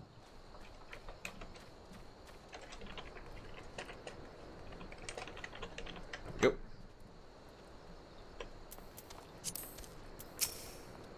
So how was your time in Turncliffe? Explain, explain, explain. I see. Fate has dealt her a cruel hand, but now she has a chance to make a fresh start. The same could be said of the whole of Turncliffe. Yeah, that's a good example of exactly what I'm talking about, Valvadrix. He did speechify every now and again. He did it to What's-Her-Face, for example. But the scene where the villagers are throwing rocks and he just walks away, that is what an actually superior, not superior, someone who thinks they're superior person will do. You are so beneath me, you're not worth my notice. So they actually move on, as though they're beneath their notice. Anyways, it seems the liberation of that one small town will become a pivotal moment in World's history. Perhaps it won't be too long before the rest of the region's free from the Empire. Well, they're kind of civil warring right now, but unfortunately that just means we've entered the Warlords phase of post-Empire, so this should be fun. Naturally, we'd be honored to fight alongside the people of Werlyt. We won't rest until the Imperials are sent fleeing with their tails between their legs, and until that day arrives, we'll carry on doing our bit to support you and the others in ending the weapon project. I'll be sure to pass on any pertinent information. In 3 months. Or whenever they finish. Better not be Savicom, or I'm gonna be pissed. I'm gonna have to copy wrong them. Alright. So, now... What the hell is this quest? Oh, right. This one? Yes. So now, I actually don't want to do this now. I think this would fit better elsewhere. But I literally have to do this to do Eden. Well, if you check the site, to check the list, Pika, there will be a number in italics next to it, which will indicate how many people have funded a particular run. The list is updated, by the way. It took me a while to get everyone from the Patreon post, as well as over the last few days updated, but it is up to date as of now. If you bug one of our mods, and I do know Valvadrix is present as well as Reximus, you could probably get an invite, Vamper. Otherwise, you're truly doomed.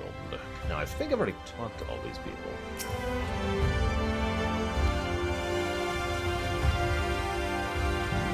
Well, just for the hell of it. In such moments, it's hard to know what to say. Are you alright, my friend? You did well, Lorne. You and the Exarch. And Emmett, who literally saved us in the middle of that fight. That was an awesome moment. Ere we descended from the throne room, I did chance upon an object which, if I have the right of it, did once... My apologies, perhaps not an appropriate time. Let us speak of it later. Shortly after you left, we observed our enemies' ranks were no longer being replenished, presumably when your absence was noted, so we polished them off and came as quickly as we could. Which is to say, not quickly enough. But then you had the Exarch for company, didn't you? You could ask for no better than that. I hope you guys like cutscenes. Because this is probably going to be like an hour of cutscenes. The snap. My very first thought was it was a Zem, a.k.a. us. Then he did the snap and pulled us out, and I'm like, ooh. If you remember the VOD, I actually said Star Destroyer because I assumed it was us, and then I realized what it was, and I was like, oh. You know, I had the reveal there. Anyways, sometimes I wish I too had been gifted with the Echo, that I might see what you have seen and glimpse into your heart without the need for words. It can be a bit of a pain. Alright, I should be the one asking you. But yes, I'm fine, thank you. We all are. The people are fine, the city's fine, the star showers have stopped. Dakota is putting money towards... Do you put in $3, Dakota? I thought you only put in $1.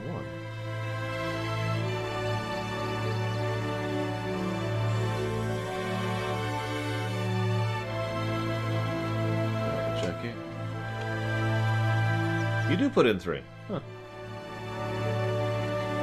It's almost as though we'd gone back to the peaceful days that followed the knight's return. Almost.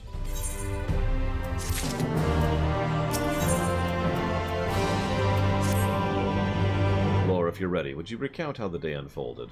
It's been a few days after all. Thank you, Innocence. As always, I do appreciate. I'll put that towards Wargroove.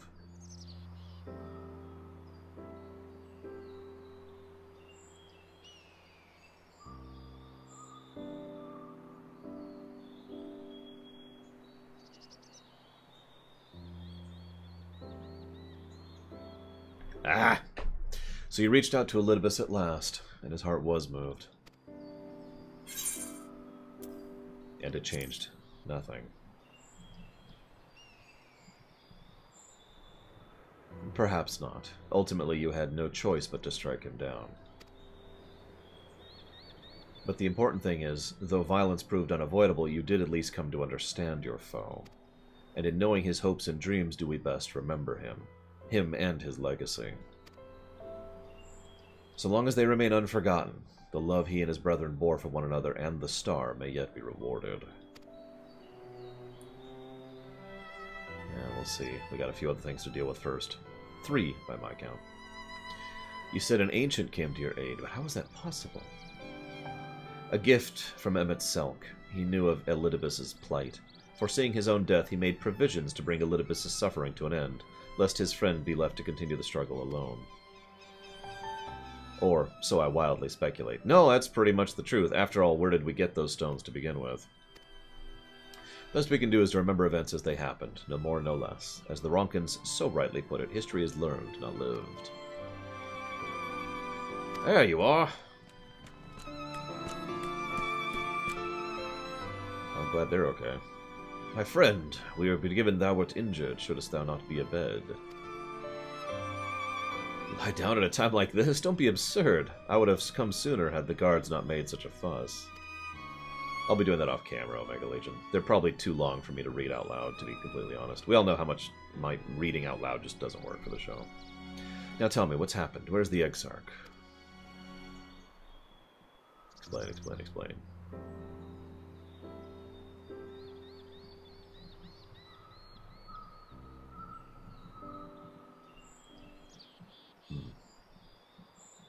I see. Lore, will you show me his spirit vessel?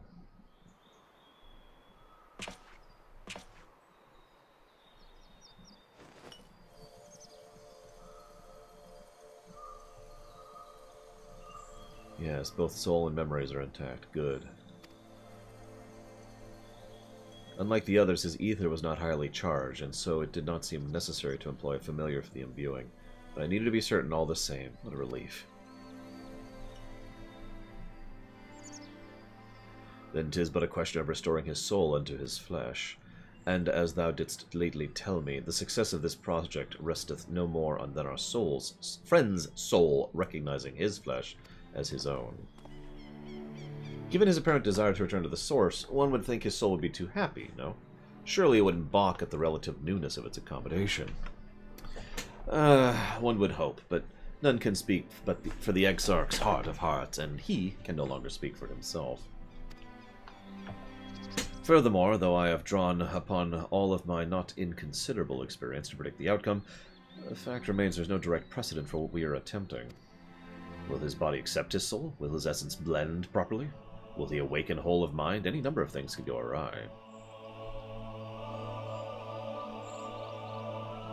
Yeah, we also got to get you guys back. Assuming I have succeeded in tempering your expectations, I should probably add that I did ask the Exarch if he still wished to return to the Source in full knowledge of the risks. A simple enough question, one would think, warranting a single-word reply, yet the answer I received was rather longer than that, almost comically so, in fact. Regardless, out of respect for the man, I shall attempt to recite it with a certain amount of poetic license. As I grew older, the burdens I carried became ever more numerous, burdens which weighed upon my hopes, burying them deep within my breast. So deep that I couldn't be certain they were still there. But when I look around me, I am reminded that, no matter how deeply buried they may be, our hopes never truly disappear. No, they are always with us, guiding us, driving us. I see it in Vothri, who sought to vindicate his existence by creating his paradise. I saw it in Ranjit, who was the worst character in the game. I see it in the people who choose to struggle rather than surrender to despair. And though our struggles may differ greatly, since the beginning of time, they have all shared one common thread. Hope. We struggle because we have hope, and when the time comes, I too will embrace mine. I will follow my heart regardless of the risks. And I will live with all my being as befits one who has been granted a second chance. There. Told you it was long, and unspeakably sentimental to boot. One would think the outpourings of a dewy-eyed boy, not the old man the Exarch seems to believe he is. I mean, really, he's scarcely been alive as long as I've been in hiding. Good morning, Icebreaker. I dare say he's blushing in his vessel. Speaking of which, we should probably make ready for our journey. Yeah, am I the only person who's worried that too much time spent in the crystal is a bad thing? We should probably herp, you know? Needless to say, once we leave, there's no guarantee we can return. If anyone has unfinished business, now's the time to see it. I must pay a visit to Slitherbow. Let us reconvene here anon. And yes, I've done Emerald, Gigapudding. There remain some few matters which require mine attention in Ilmeg. May I leave Thancred in thy care, child? I managed to get some flowers from Menphilia. I thought you might help me choose them. We could go to Naboth Iran one last time. A fine suggestion. Lead on.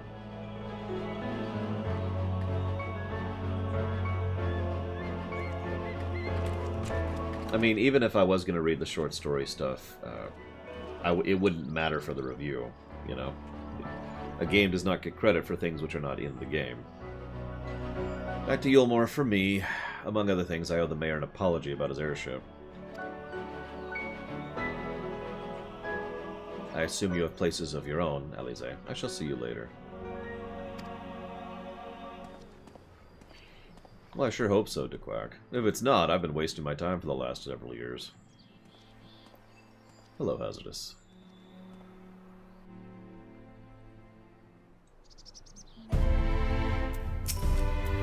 I shall take this... Oh yeah, by the way, I keep talking about how WoW and FF14 need to steal more ideas from each other. Did you know that in the latest expansion of World of Warcraft, they stole this idea? I mean, they kind of have done this before, but they've full tilt stolen this idea now. The book quests over in WoW, they now have things where you can just talk to an NPC, and they just share some thoughts, you know, at various points in the quests. It's not copy-paste, but it's the same overall concept. I just thought that was amusing to share. Anyways. As you probably guessed, I'm going to pay a visit to the inn at Journey's Head, but I want you to come too. I realize you don't need to say any farewells, but the Exarch does, if only in spirit. So I thought you might bring him along, so to speak. Yeah, let's see what teleporting does to a crystal that's currently containing a soul and a mind.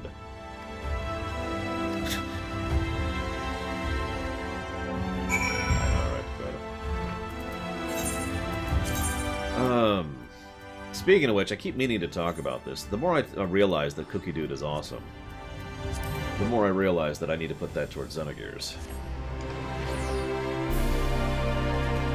Thank you for the song. Very much obliged. I put that towards Xenogears. I compare this game to WoW a lot, but as I've said before, and as I will say again, this game isn't really analogous to WoW. Not really. In almost every way, this is a different game.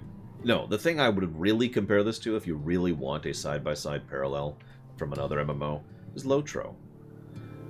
Heavy focus on story, older engine, which they're just kind of struggling to make something decent with, issues with regards to overworld design and counter design, heavy focus in terms of... basically, the only gameplay thing they really heavily focus on is the design of the dungeon bosses and the raid bosses. You know, again, Lotro, right? And every now and again they try a new mechanic, and then they just aren't 100% sure what to do with it, you know. Just...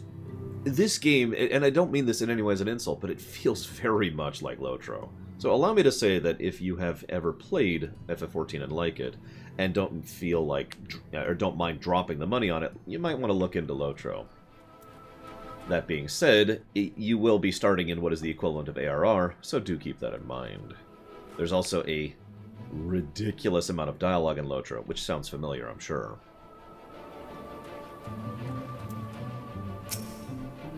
Halric! Halric! Oh, gods, don't tell me you wandered off again. Quickly, Laura, we have to find him. Oh, Alice, I didn't see you there. If you're looking for Halric, he's gone off a walk in the other one of the others. They were planning to visit a graveyard, if I'm not mistaken. Well, that's a relief. Lotro is a game that I can only recommend with lots of asterisks, Savacom. It's worth noting that Lotro was a lot better until they changed its, I guess the word is subscription model, but...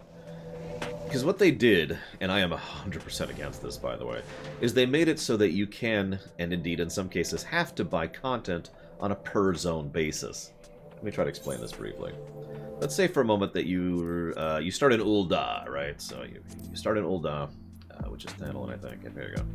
So you're in Ul'dah. Here you go. Woo! And you get the city. And then you leave to Central Thanalan. And all the quests here can't be done. You literally can't even pick up the quests, because you don't own Central Thanalan. So you have to buy Central Thanalan. And now you can do the quests here. Now, Western Thanalan, well, you'll have to buy that separate. Now, there are some asterisks to that. The book quests bypass that, but good luck leveling just on book quests. And dungeons sometimes are baked into zones, and sometimes you have to buy a dungeon by itself. Now, when I finally walked away from Lotro, there were also methods to buy things in bundles. So, for example, you could buy ARR and just have ARR. But from what I have heard, they have messed with that system even more, and so that's not even 100% true anymore. It's also worth noting that their in-game shop in Lotro got really bad by the end there. And by the end, I mean my end, which is a few years ago at this point. So like I said, I can only recommend Lotro with a whole bunch of asterisks. There's also the fact that it doesn't really have good class balance because the classes are designed to be balanced for raids, which means if you're leveling by yourself, you are not balanced for that, which means certain classes are absolutely aggravating to level unless you have a group. There's also the fact that the questing is boring. The gameplay design of overworlds and quest interaction is bleh. However, the reason I hesitated on that is because almost every quest, and I mean even the side quests, like the go collect 12 boar pies quests, have a decent amount of reasonably well-written story to them. Questing in Lotro is like reading a book. Whether that's a good or a bad thing is up to you. If I were to ever review Lotro, don't ask. I'm not going to let it be put on the list. But if I was ever actually going to review Lotro, it would get a lot of gameplay negatives for its quest design, its overworld design, its flow, and just the general disinterest therewith. It is the story where that game shines. Which is another reason I compare it to FF14. Anyways. Hello. There we go. Greetings, Laura. Looking for Halric by chance? Yeah, actually.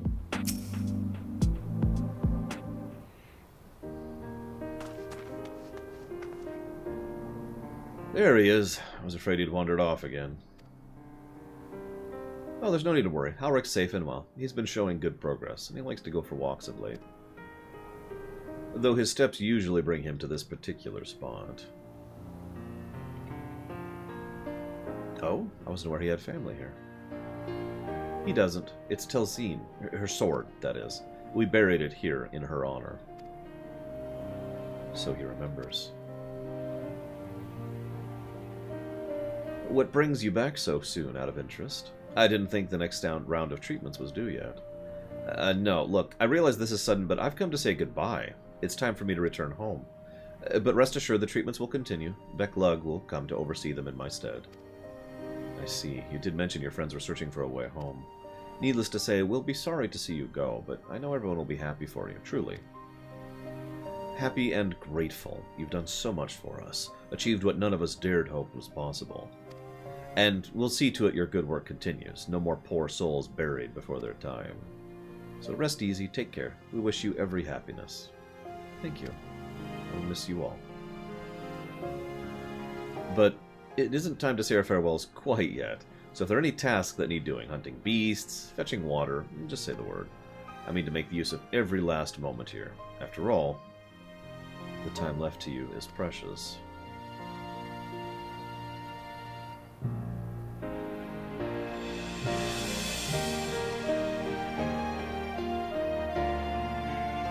That's right, Halrek. That's exactly right. Those words will guide true, so never forget them. Neither will I.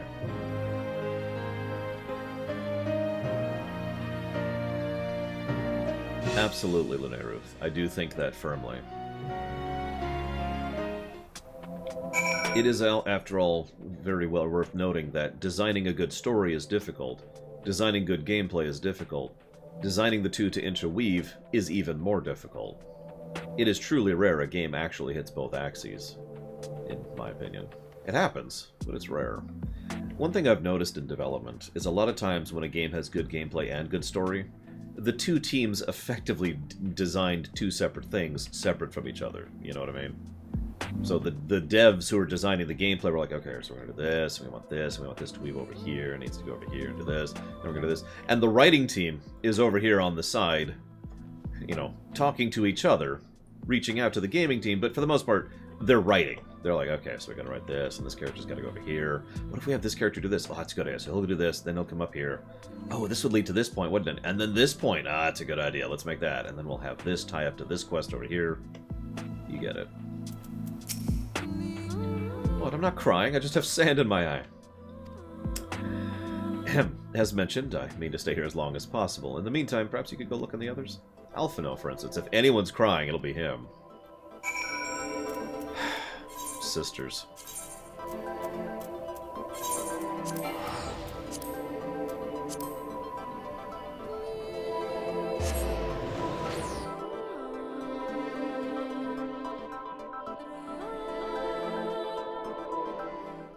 I wouldn't say near impossible. It is merely very difficult.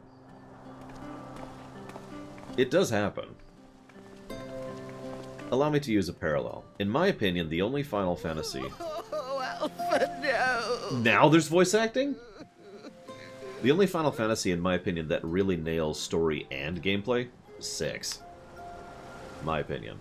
Everyone else dips in one direction or the other. Anyways. Please, Lady Chai, dry your eyes. Why wouldn't I play this game in English, Declare? The thought of never seeing you again is more than my poor heart can bear. She's still awesome.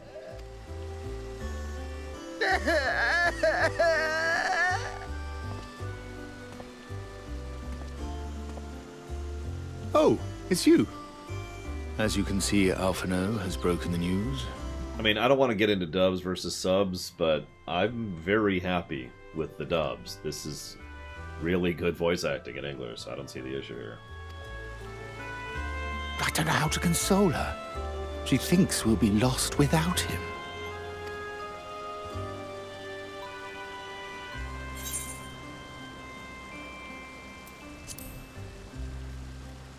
I was going to say, maybe you could paint something, Alphinaud. You'll never let me forget it, will you? I'll have you know I completed the promised painting in the end. Be that as it may, there are times only words will suffice.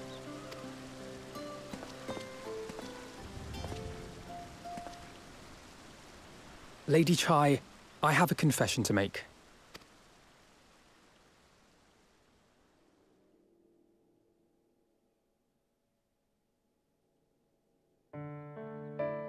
On the day we ousted Lord Vorthree, when I revealed the truth of his tyranny and your complicity in his crimes, I did so with great trepidation. Not out of fear that you wouldn't listen, but that you might never recover.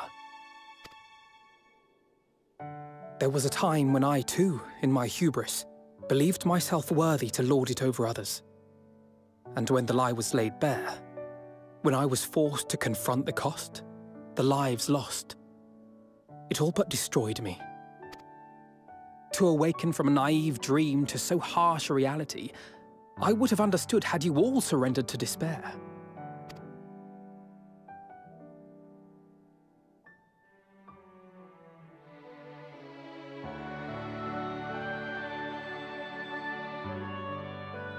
But you didn't surrender. Far from it. You picked yourselves up and rose to the challenge. You found a path forward and the strength to walk it, and to keep walking it, day after day. But what struck me is how much faster you found it than I did. Really? That felt pretty slow to me. But rest assured, we'll make Yulmore into a nation anyone would be proud to call home. Eventually.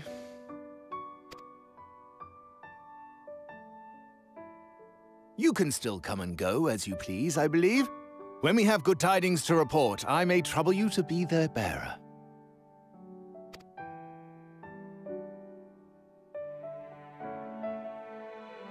There may also be less than good tidings, in which event I hope I can trouble you for your counsel. I should be honored to provide it, Master Chai.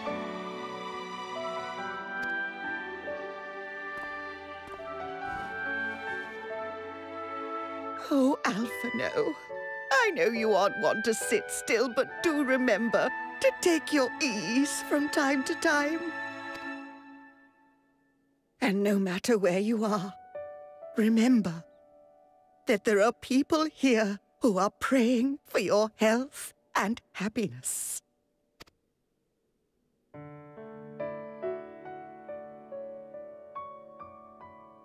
Our brave and gentle artist.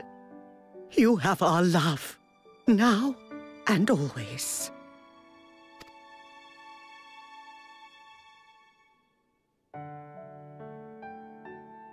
And you mine. Please take care.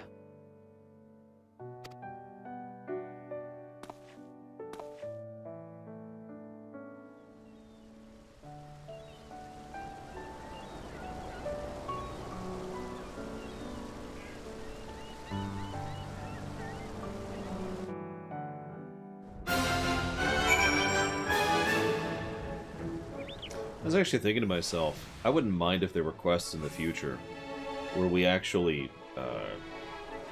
ferry messages, you know, back and forth.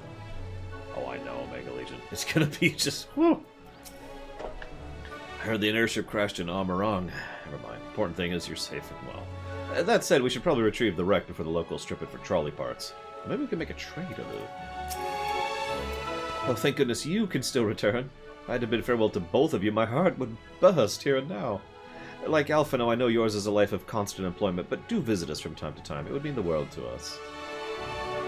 I understand the Exarch will be leaving with you. Capable though its custodians are, the Crystarium will be poorer for his absence. It seems the coming years will be a period of transition for both our cities, but through mutual cooperation, I'm confident we'll have a way forward. Yeah, and hopefully the Eden thing will work out well, fingers crossed, that we can help you reclaim some of your territory, because I gotta be real, this is probably not enough to found a civilization on. This speck of land here. Anyways. It is a strange feeling, Lord, to stand in the company of friends knowing I'll never see them again. I struggle to reconcile it in my mind. But know this, I shall cherish my memories of Norvrant, of every soul I met here for the rest of my days. And I shall look forward to your tales of their endeavors. Yeah, that's exactly my point, Omega Legion. It's... Alright, all of human society now has to exist on the Isle of Great Britain. Ah! Can we reclaim the rest of the world? No, it's gone. Okay. I guess we'll just kind of... I was actually about to say, one of the things that would probably get a gameplay negative in ARR is the lack of a crystal stone in an area the game deliberately sends you to repeatedly. I mean that sincerely. That is straight up busy work. Forgive me, I realize I never asked you what business you brought here. May I be of assistance? Oh yeah, Dooley is amazing. She's probably my favorite side character. I'm not counting Emmett Selk in that, obviously.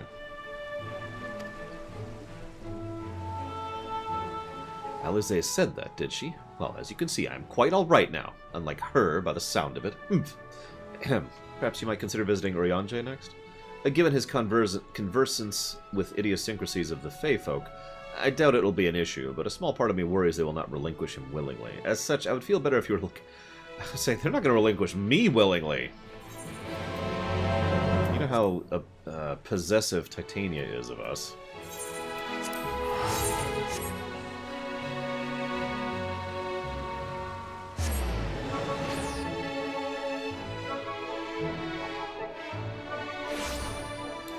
We've got everything every FC has, except you! Join us. We have confetti. Yeah, that's... I've been trying to ignore that thought, Omega Legion, because that's terrifying. But yes, I agree. The party feels more like a party in Shadowbringers than, frankly, it ever has. And I'm down for that. I think that's a good change.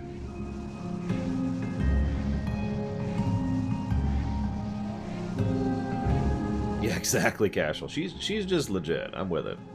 She's cool. We'll probably never see her again, but that's okay. Oh yeah, I want to show this off on camera, just really quick. So thanks to Rax and Cashel and Zero and Valvedrix, and I don't remember who else, sorry, but I finally got this stupid thing. This button. This is my Heavensward relic weapon. This is the very final step of it. And it's for Astrologian, as you can see, because I didn't change outfits. I am quite fond of it. I know it might not be showing on camera, but there are a surprising number of little details there. Different stylings of the runes, inlay. The glow effect actually has patterns, little constellations that move over it. It is very pretty. I'm very happy with it. I've been sitting on this quest for over, I think, 2 years at this point. It's been a while, because I was stuck at the light farming step. And so while we were streaming Sunday, you're right, because you weren't on. While we were streaming Sunday about the Star Trek thing, we just smashed Gordius over and over and over and over and over. 16 times, apparently, in order to finally finish that crap up. So, woo! I just wanted to show it off really quick, because I'm really happy about it and I'm grateful. I suppose I should also mention we got this thing, too.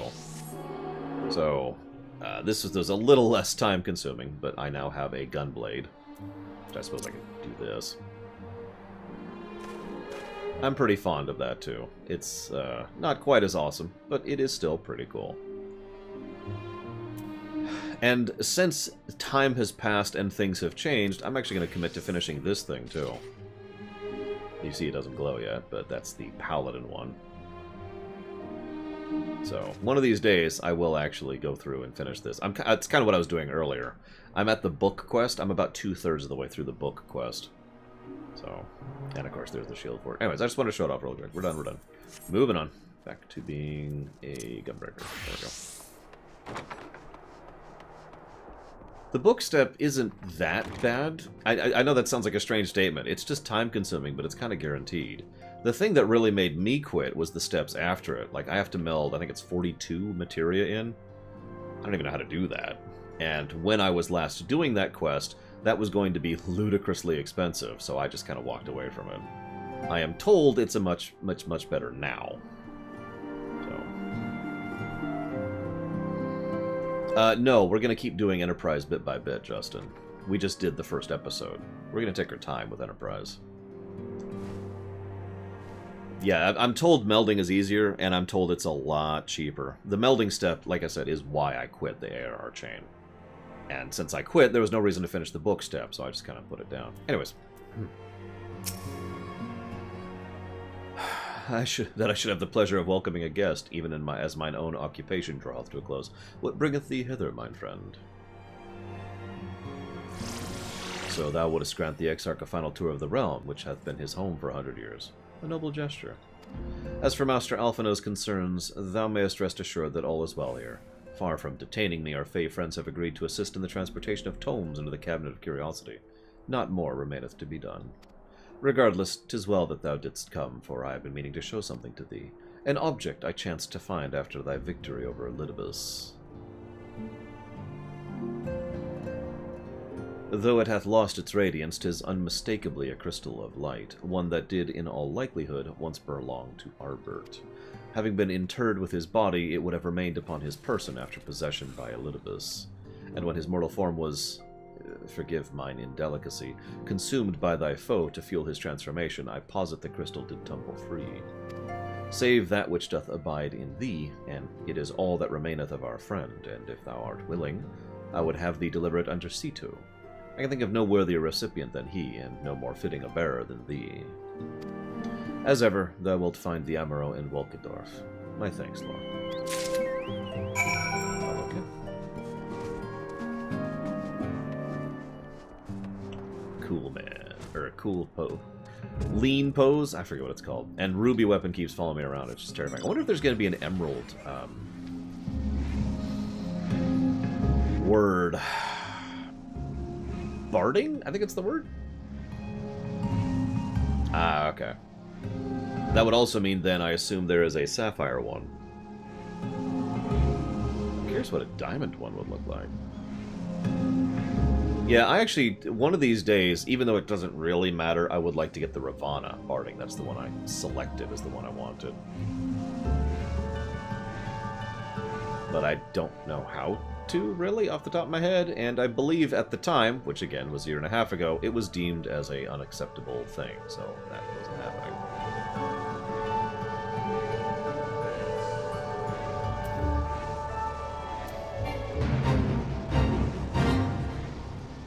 But yeah, special thanks to Rax as well for helping me with the fate grind for the weapon I'm currently equipped with, because it's doable solo, but god, it's boring.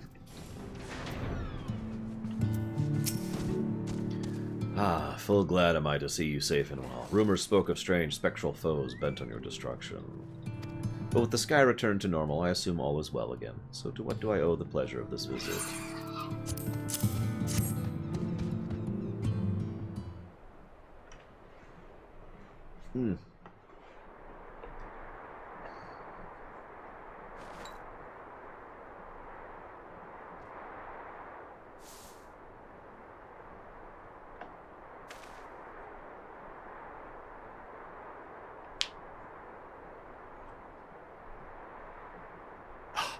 Is that Ardbert's crystal?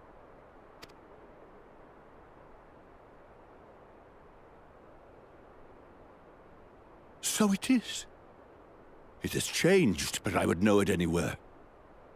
However, did you come by it?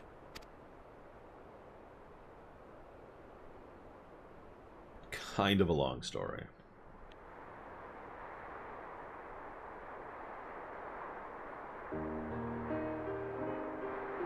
Explain, explain, explain.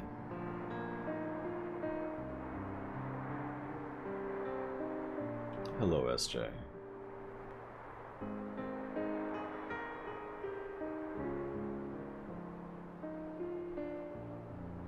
Then, even in death, his enemies found a way to profit from his sacrifice.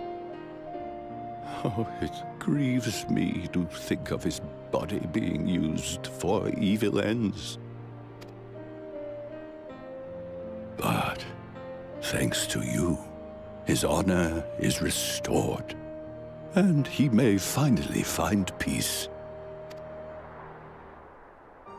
No words can express my gratitude. I will keep this crystal safe to the end of my days.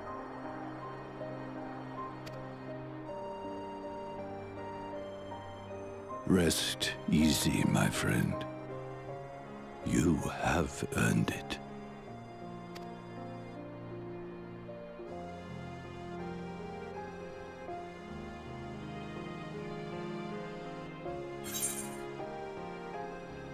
Tell me, it is... Actually, no, I'm going to say close your eyes. Close your eyes.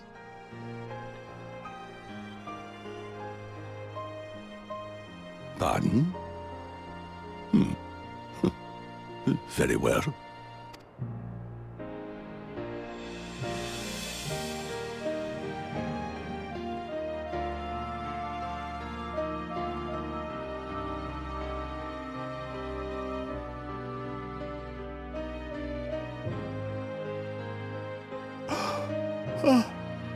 How can this be?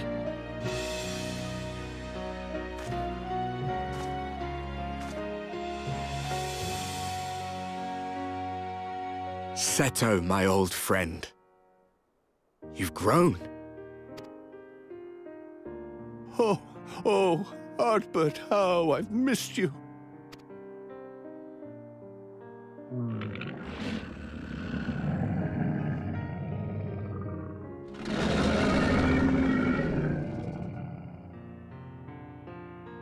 I'm sorry I couldn't keep you safe, or even console you.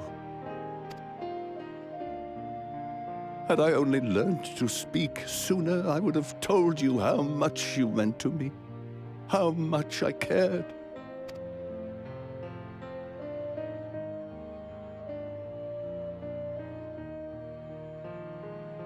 I knew. I always knew.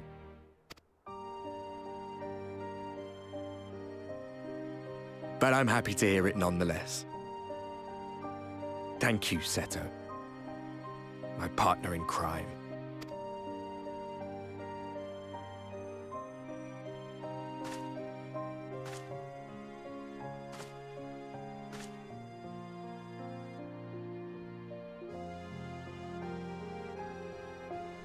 I see. His journey continues.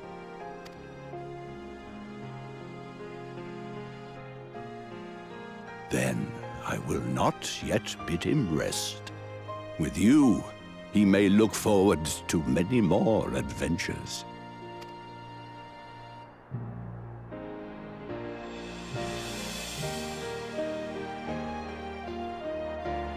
It has been a while since last I flew.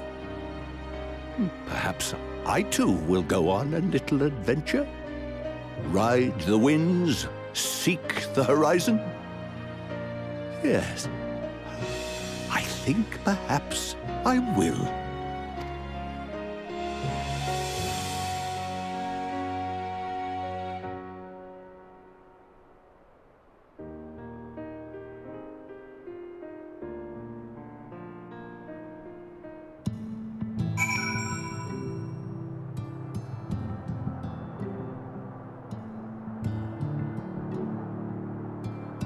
You know, an idea occurred to me, and I'm fairly certain I've seen other people express a similar sentiment. What the heck armor is that? They had a beautiful opportunity here to actually give us a voice actor and a voice, if they wanted to, after Shadowbringers. It's clear they haven't, because they haven't. But that's almost a shame. I kind of think that might have been the right move there. Go ahead and make the Guild Wars 2 shuffle, right? For those of you unaware, in Guild Wars 2, your main character is fully voiced.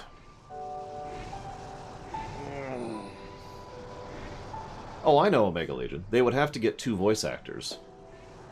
Guild Wars 2 has closer to 8. But my point being that they could have done it. This would have been the excuse. You know how Square is. You know how FF14 is. Every time they change something in gameplay, they have to come up with an in-lore excuse, too.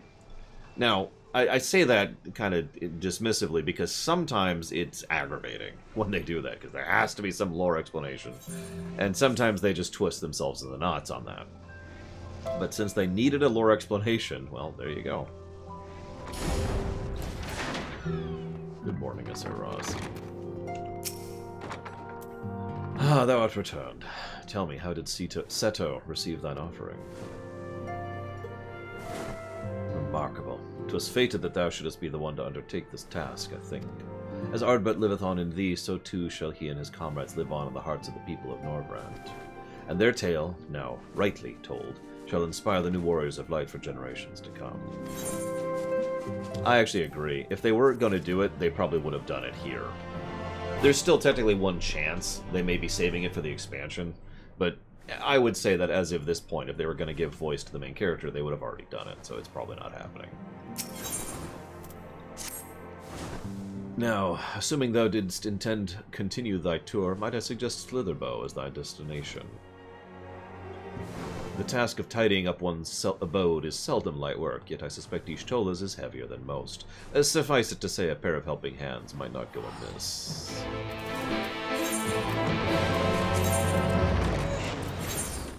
Sure. I'll take it.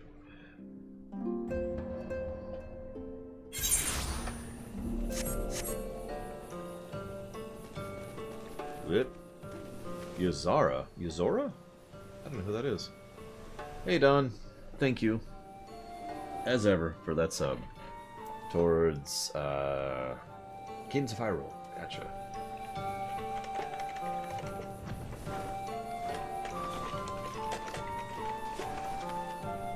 Oops. What is this? Have you come to spy on me? And there's a giant gun for some reason. Does Urianger truly think me so slovenly? The nerve.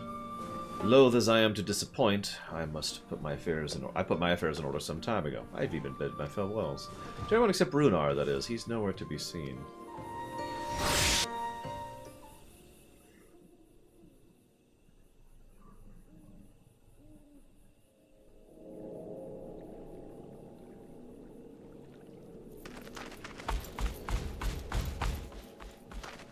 Master Matoya. I love you. For too long, I have remained silent, but no longer. I could not bear it if you were to leave. Please, stay. I beg of you. You know what's funny is this isn't even a choice. It's not. She's dying. She has to leave. Sorry, dude.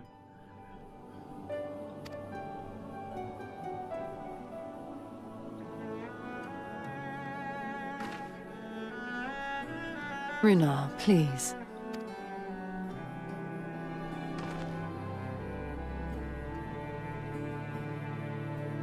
I jest. At least in part. What I came to say is this. Yeah, what is it with giant people always coming on to Y'shtola? I don't know. Thank you. Without your wisdom, your strength, and your kindness to guide us, our people would still be lost. We will never forget you, Master Matoya. Wherever your journeys may take you, you will always be in our hearts. And you in mine. Remember that your people's journey, that our people's journey is yet ongoing. Your lives will change, and so too will your dreams. Yet come what may, you need not forsake your time-honored traditions, nor less your beliefs. But neither should you be beholden to them.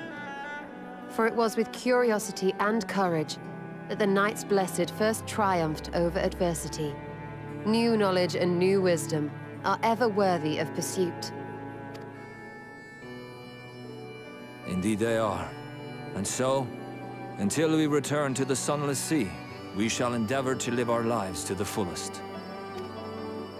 That is well. But however great your strides, there may yet come a day when the challenges you face cannot be surmounted alone. On such a day...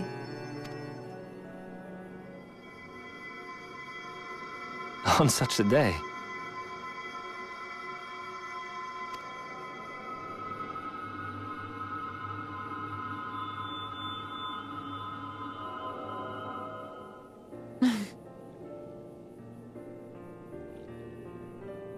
You may call on me. Since a means to travel between worlds exists, you can be sure I will find a way to employ it. I mean, I mentioned that the other day.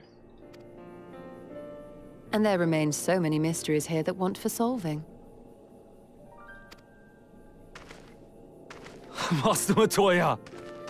No, no hugs. No hugs! Runar, really? He's a hugger.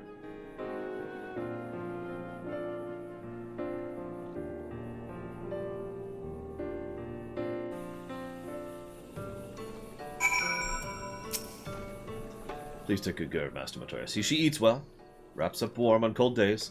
There's an herbal tea she enjoys. I'll give you the recipe. You can make it for her, and keep her close.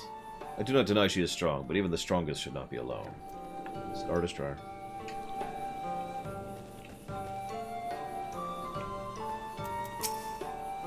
Honestly, he's a boy in the body of a man. Anyway, time we headed back to the Crystarium.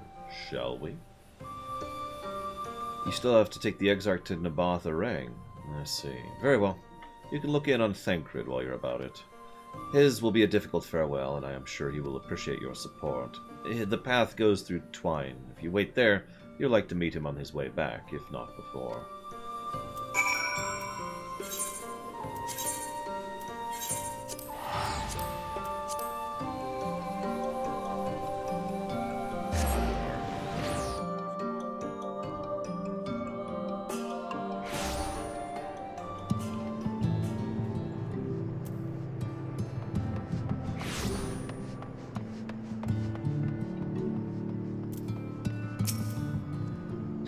Ah, it's you. Good to see you're looking none the worse for wear. Hey, it's Jerk. Let me guess, you're here to ride the trolley. Don't ask me how I know. I can just tell. Well, I mean, it is the trolley.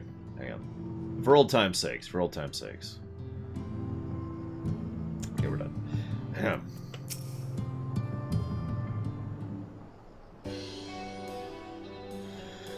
You too? What is this, my bloody name's day? Ah, I see, I see. Yes, Thancred was here, and Reen too. They said they wanted to go to Naboth Arang, so we gave them use of the trolley. That's right, the old girl's up and running again. But we didn't just put her back together, mind you. No, with a little help from Master Chai, we made her faster. Stronger. The future of trolleys is looking brighter than ever. Whisper it, but I reckon it might be time. Time to reach for the stars with a trolley to dwarf all trolleys. If you ask me, we're better off making them smaller. Then they could fit in the narrow shafts. But that's genius! Why didn't I think of that? Enough. You can daydream in your own time. In case you've forgotten, our priority is to have more working trolleys. That's why we turned to Chai Nuz. Nuz, by the way. Not to make one trolley we've got faster. We needed help getting a few Taloses back in working order. We were testing them out when the airship came down, as a matter of fact. You seem to have a habit of crashing things. You don't ask. We're back. Thanks for the loan of the trolley. Laura, what are you doing here? Don't tell me the others are waiting for us. Ah, it's a relief. And anyway, we've done what we came to do, which means I'm ready to leave, or as ready as I'll ever be.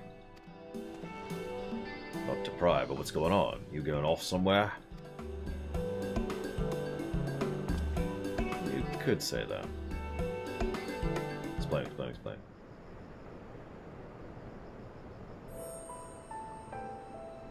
So you're heading home. I'm a simple miner. I don't know much about this world-traversing business. But the young lady here, she'll be looked after, will she? Yeah, who are we leaving her with, by the way? Oh, we're probably leaving her with Gaia. I'll be fine, thank you. I have a place to stay at the Crystarium, and won't want for anything. Besides which, I've recently made a new friend. Hey, her name is Gaia, and she'll always be there if I need her. Just like you, Law. So don't worry, I'll be fine. Really. Better be. Now remember, I can come back here. It being a matter of life and death, I suppose you have to leave. Yeah, we can explain it to this random dude, but Y'shtola can't explain it to Runar? But I, for one, would still be torn. If the choice were mine, I'm not sure I could bear to be parted from family. No, it's for the best. Reen has chosen to walk her own path. She doesn't need me under her feet. Besides, I have my own responsibilities, and I wouldn't be setting a good example if I neglected them. Perhaps not. Either way, I envy you your dilemma. Yeah, exactly, Dakota. Well then, young lady, if there's anything you need, anything at all, you can call on us. It may surprise you, but we can do more than simply offer trolley rides. Thank you, Magnus, everyone. Shall we? If you've nowhere left to visit, we can go back to the Crystarium together.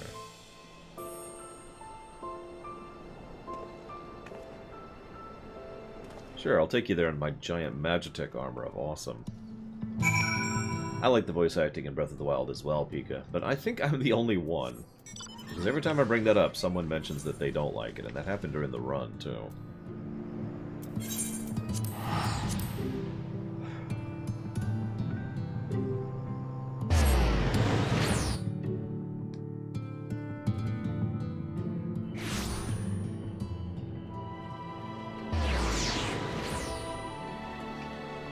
I mean, I think we should have had more of it, but I also think we should have had a higher density of story in general in Breath of the Wild. The story was good, but God, it was smeared way across too much toast, you know what I mean? Just... Oh, it's you. You're probably wondering why I'm not with the others. It's just, I always knew someone would leave, everyone would leave one day, but I'd always hoped and prayed we'd find a way to send them home, but now that the time's come, I just feel lost. Lost and lonely. I don't want our moments together to be sad. I want to hold myself together just long enough to say the things I need to say, but I'm not even sure I could do that. Oh, I suck at goodbyes.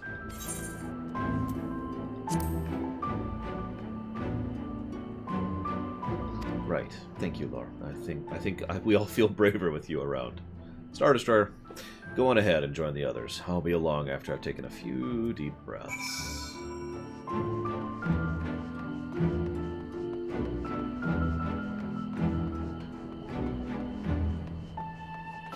Hoping this is close to the end, but I know that's probably a faint and feeble hope, because we still have Eden to do.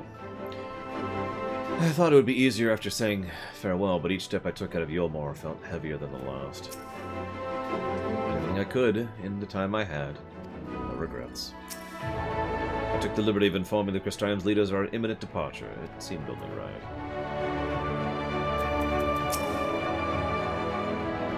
I trust the Exarch had a pleasant tour of the realm.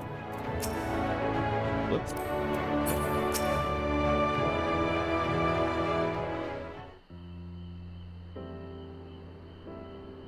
Lore likes good Dynasty Warrior games, of which he has played 3 so far. One of them was Hyrule Warriors 1, though. That's everyone, then. We've all said what we needed to. Even as we speak, Backlog undertaketh their final inspection of our spirit vessels. When thine own preparations for the journey are complete, thou art to present thyself in the ocular. So, real quick, before we move forward, I should have said this before I started the cutscene, I apologize. Literarily speaking, there's 2 general paths you can take in a Victory Lap story arc. One is to continue the Victory Lap. The other is to stumble. What I mean by that is, we did it, we succeeded, we fought the big bad guy, whoop, and then things get worse. And you usually do that to start a second arc, a new arc, branching out from that one. Which do you think they're going to do here?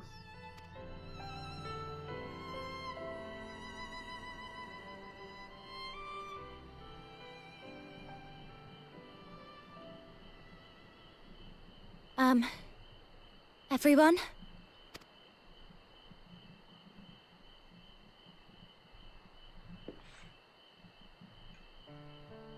I want to thank you all, on behalf of the First.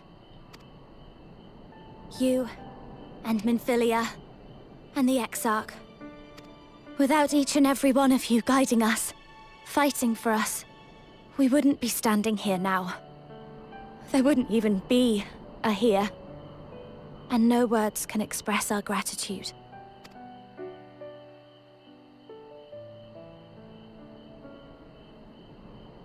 We still have a lot to do. Countless trials to overcome. But if it ever seems too much, I'll think of our time together. The happy moments, and the sad. I will remember it all. And it will give me the strength to carry on without you. Because you made me who I am. Minfilia. Rean.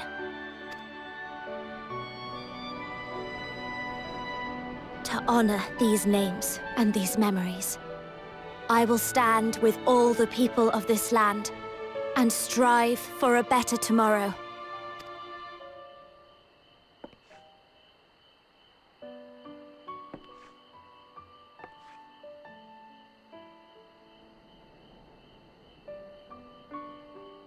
Thancred, I believe the honor of responding should rightfully be thine. Thanks. Thanks, Uncle Urianger.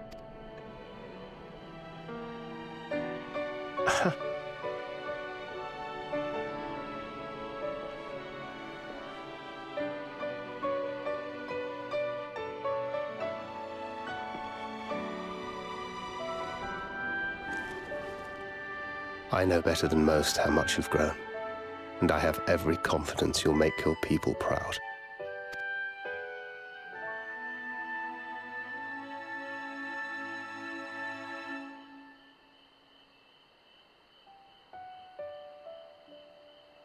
Gods know I'm proud of you. I always will be. You deserve all the happiness in the world, and more.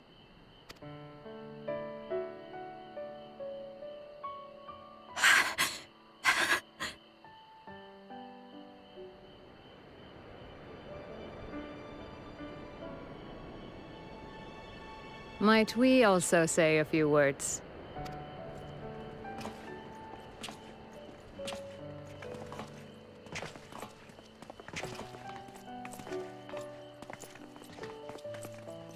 Why, this is just about all of you. To see you off seemed the least we could do.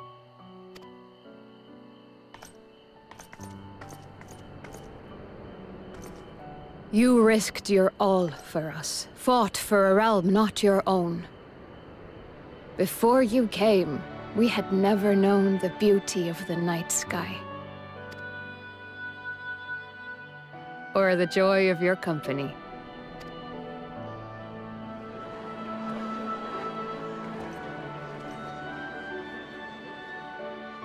Though it saddens us deeply to bid you farewell, it has ever been our way to send off friends with a smile.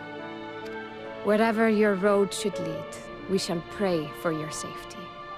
And following your brave example, we shall continue to fight for the Crystarium. With or without us, you've always taken good care of this city. I don't doubt for a moment you'll continue to do so. I, a more resilient people we have never known.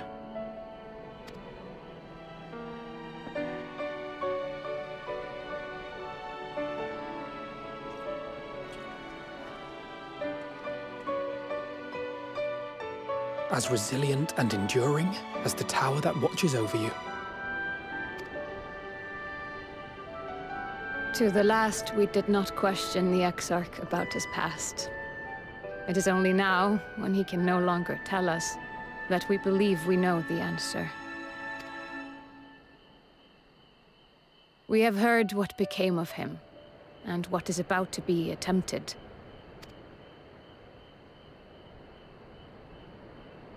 All will be well. Of this we are certain. How could it be otherwise, when every soul in the Crystarium is praying for it with all their heart? And so, when our Lord awakens, I bid you give him a message.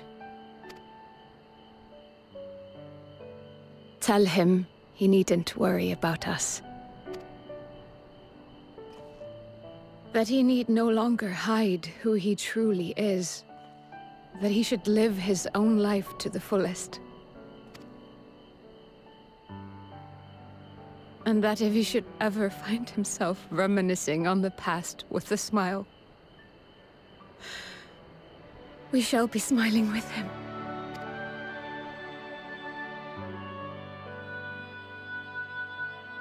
Will you tell him this?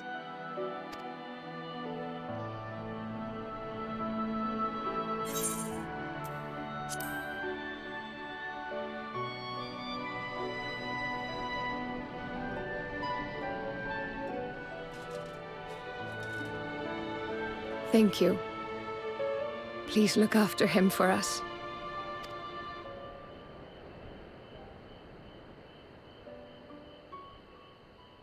I dare say we have all the good wishes we can carry. Let us be on our way.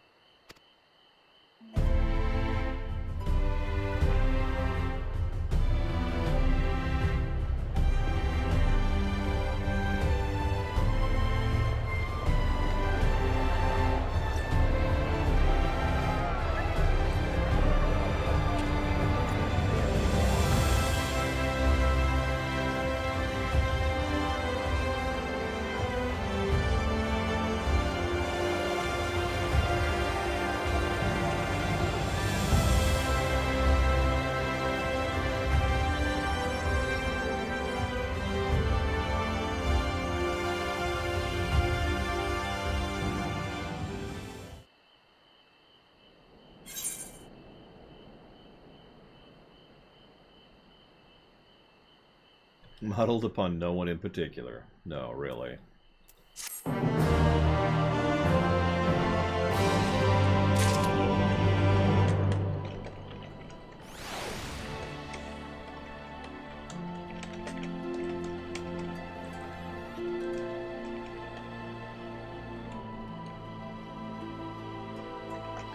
Thank you, H. Markley, for the sub. As ever and always, I do appreciate it. Thank you.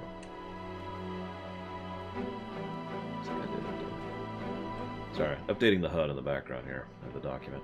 If you happen to know where you want to put that, Markley, please let me know.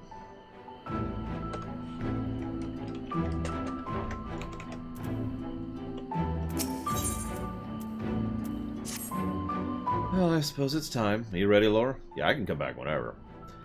In fact, I will be coming back canonically right after this to deal with the Eden thing. Since, you know, that's still an issue. Like I said, we need to give you guys more than just the British Isles here, you know what I mean?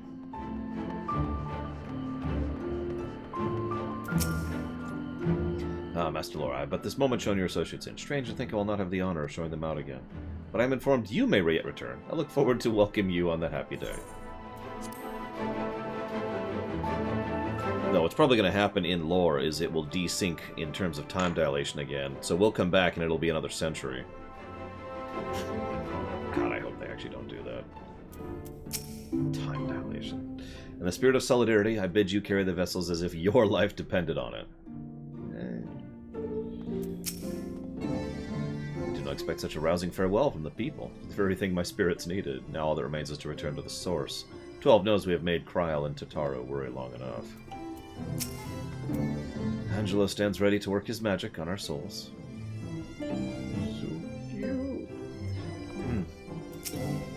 Since we cannot take our worldly goods with us, I want you to have my gunblade. Use it or sell it, it's all the same to me, as long as it serves you in some way. I'll be satisfied. Thank you. I'll treasure it. She better have that gunblade on the Eden quest, that's all I'm saying. Alright. Spirit vessels be primed. Journey company complete. Add a word from you. Upon doing this, there will be several cutscenes in order. Now, you thought it was long already. We have yet to begin. I'm going to do a quick stretch break. I'll be right back.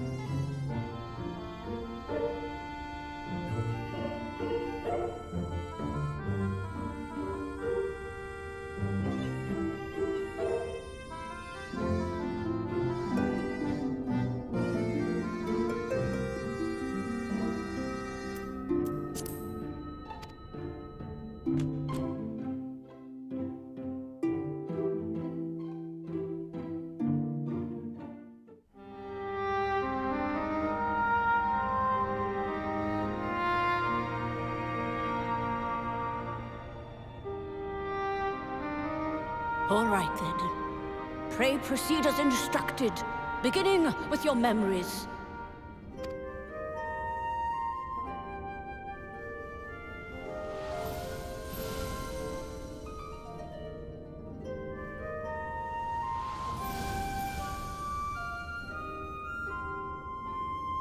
No, Omega Legion. No, no, no, no, no, no.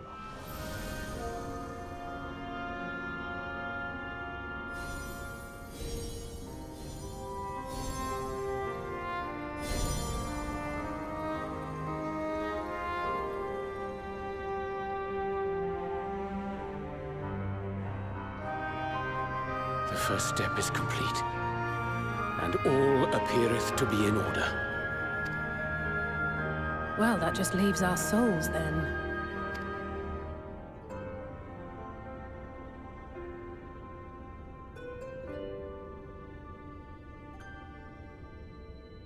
We're in your hands, Angelo.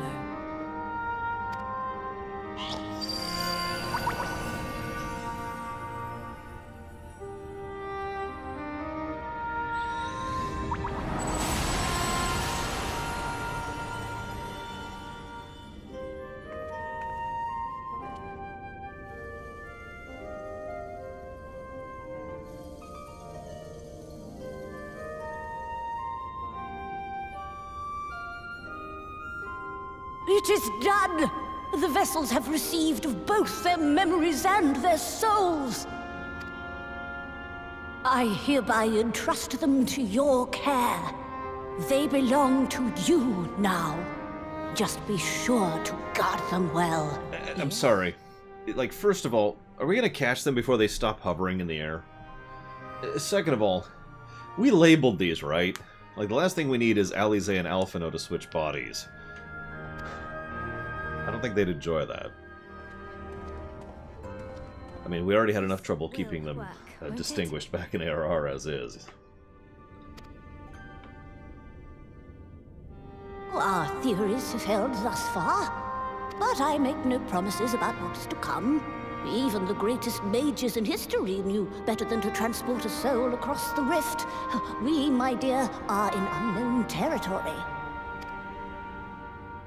Prepare as we might, we cannot account for all possibilities, and it is in such circumstances that accidents are wont to occur. Yet miracles do happen, so let us pray and will our friends home. I won't stop praying until I know they're safe. All safely stowed away? I do hope so. All that remains, then, is to step into the mirror. Go now, and safe travels.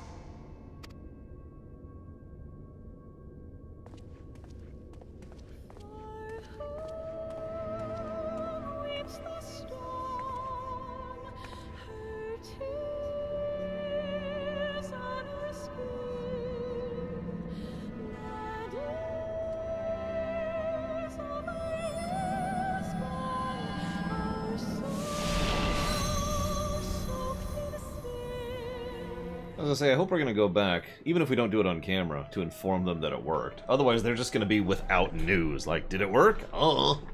Are they alive? Oh. Is Pika awesome? Yeah, Pika's awesome. Thank you, Pika, for the sub. I do appreciate it as always. I suppose you know the question, and I probably know the answer. It's probably Valhalla.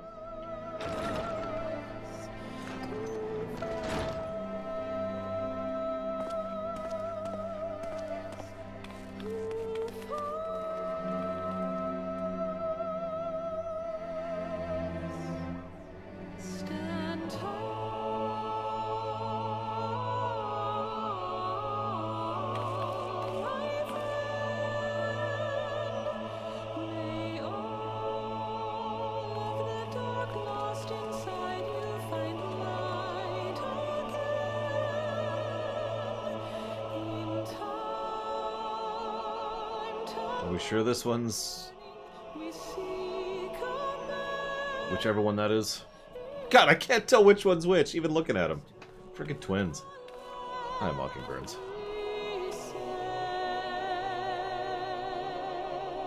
I was gonna say, you remember how in The Matrix they made a point of having, like, the therapy because your muscles weren't used to working and they had to have a whole transition, like, montage thing for that?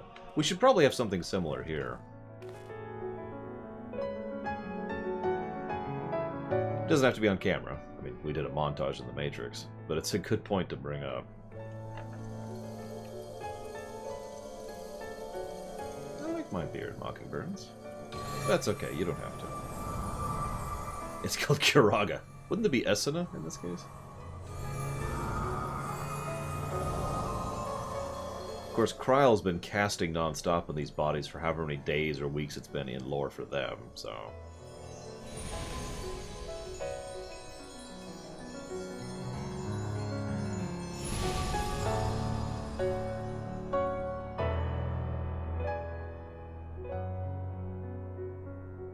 Did it? Are we?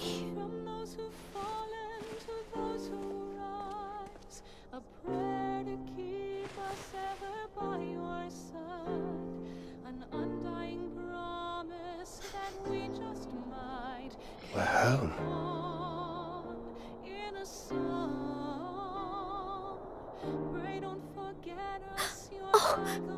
Oh, you're back! You're back! You're all back! Okay, I'm gonna give this game a plus. If someone pops out and's like, hey, we're okay, and then just immediately falls over because they're so not used to moving.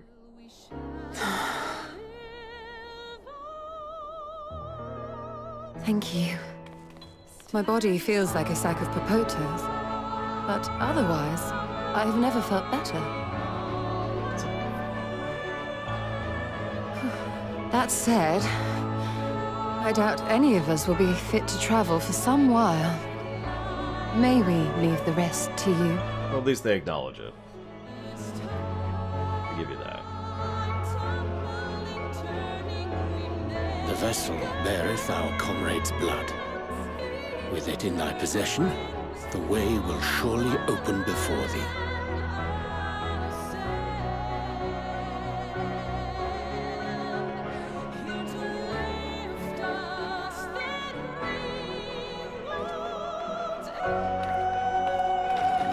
What?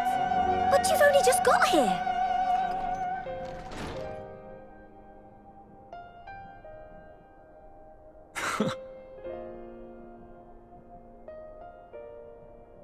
Tataru, might I trouble you to brew us all a pot of your special tea? Of course. It's my specialty. Ah, and we may require an extra cup. I'll make some bread, too. No.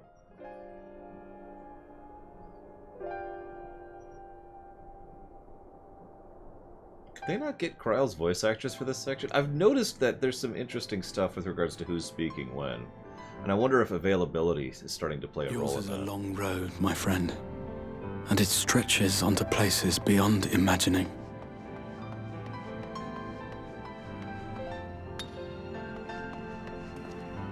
With your every step, these grand adventures shall grow more distant and faint.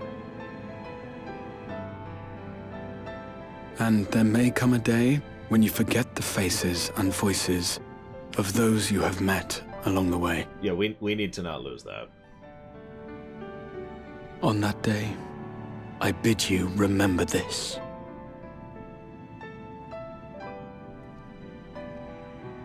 That no matter how far your journey may take you, you stand where you stand by virtue of the road you walked to get there.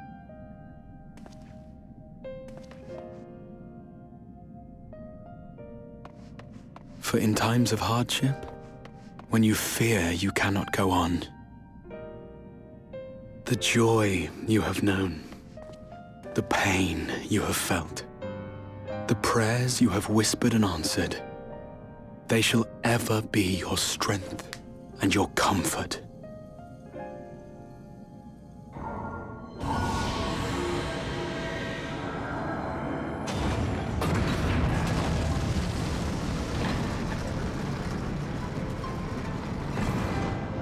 I'm picturing the conversation they're probably not going to show. Hey, you ready to merge with your future self? What? Ugh.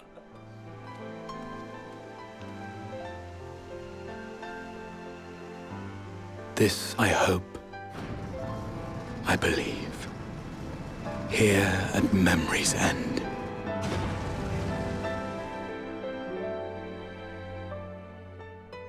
Yeah, just relax. Hold on to this for a second. And then we, like, step back. And he's just like... screaming.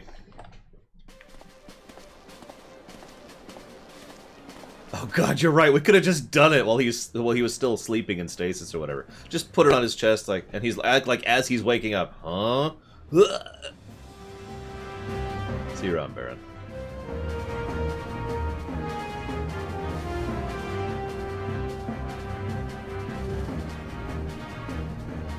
How can you read that? The text is so blurry. Good morning, Bregman. What is it, Alisaie? Are you all right? Do you still feel under the weather? Physically, I couldn't be better. Thanks to Kryle's ministrations, I'm already looking forward to our next fight.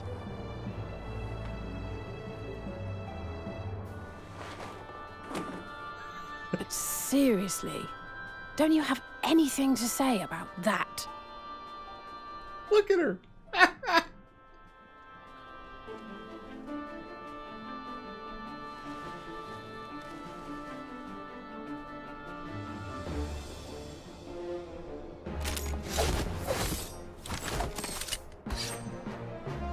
Enjoy that. I had to go talk to a dude. Like, you're lucky that I actually am a gunbreaker who is personal friends with the former last gunbreakers. Both of them. So I can get you a new blade. You're welcome, Thancred. No less impressive than our garments. You've outdone yourself, Tataru. To give credit where it's due, I had help from a certain fiery pixie who visited me in my dreams. Thank you, They gave me all the information I needed to get the details just right. For your weapons, though, I needed a lot more help. Thankfully, our favorite heads of state were happy to place their finest craftsmen at my exclusive disposal. Oh, and speaking of the Alliance leaders, they all expressed their unreserved elation at your safe return, and promise to come and see you in person as soon as they can. They really needn't have gone to such trouble. But we'll be keeping these gifts all the same. Do pass on our gratitude. Tataru's legit. I don't know why anybody doesn't like her. I mean, okay, preference, but still, she's awesome.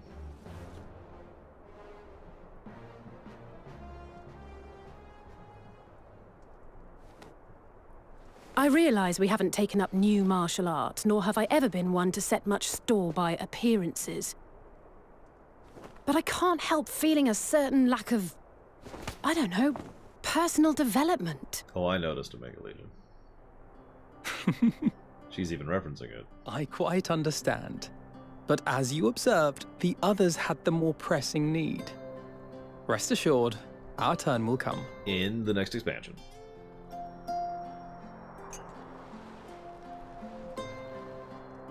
Look at her! Yeah, whoever animated this scene had some fun with it. Which is rare, if I might be so bold, for FF14. If I expend any more ether, I swear I will blink out of existence. I need a bite to eat. Oh, I wish I could pause the cutscene. Oh well. Which one do you think is going to be the Beastmaster, and which one do you think is going to be the Apothecary of the two?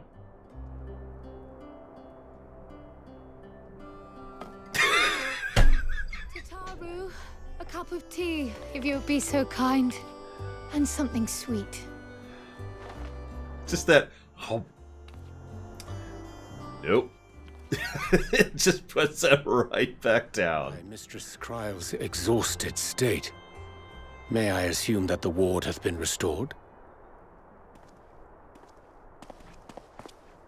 Indeed. We succeeded in weaving it anew, albeit at a slightly diminished potency than when I had Becklug's assistance. It is no cause for concern, though. The tower is not easily reached, never mind breached. And even should some few succeed, their presence won't escape my notice. Excellent.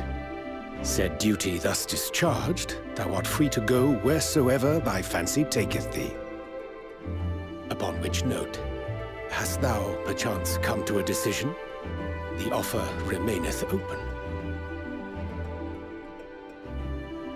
Well, if you're certain that's what you... I mean, if you think I... G'raha. Come on, buddy. We got you.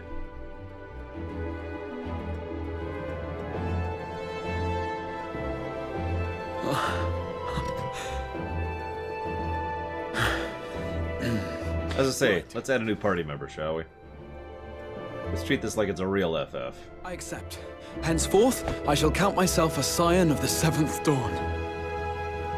G'raha Tia, at your service. When I was a boy, many long years ago, I yearned to stand tall as the heroes of Eld.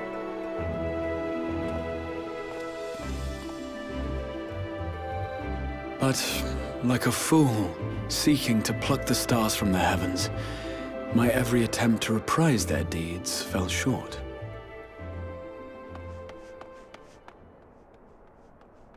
Help! Somebody help!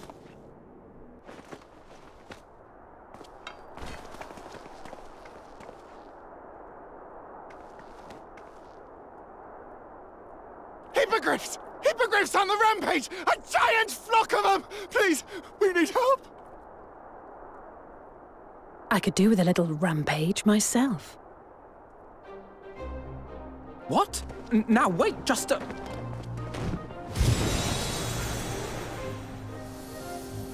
She's been bored, guys. Here we go again.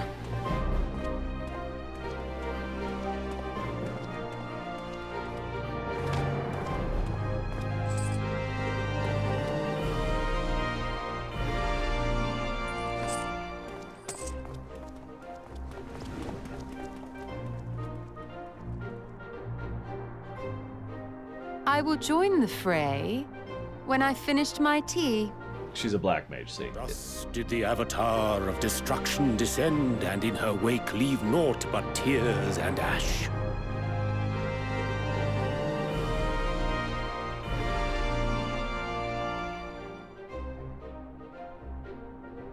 And then, one day, an all but forgotten dream from my youth stood before me, in the flesh. Sorry.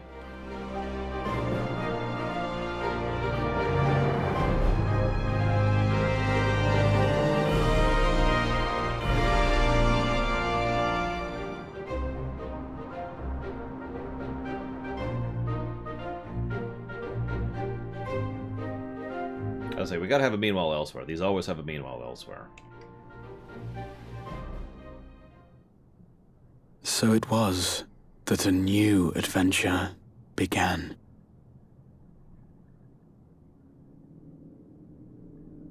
There's the third worst character in the game. Fourth? I don't know. Yeah, I think it's down to fourth now, because Valens exists. The memory of a dying world's end. Night after night. And I thought it but a tired old dream.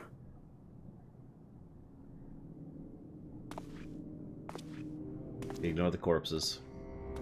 I say. I knew that securing the palace would provide your Radiance with depressingly little sport, but that you should fall asleep out of boredom. Splendid. Truly splendid. And my own preparations, you will be pleased to hear, proceed apace.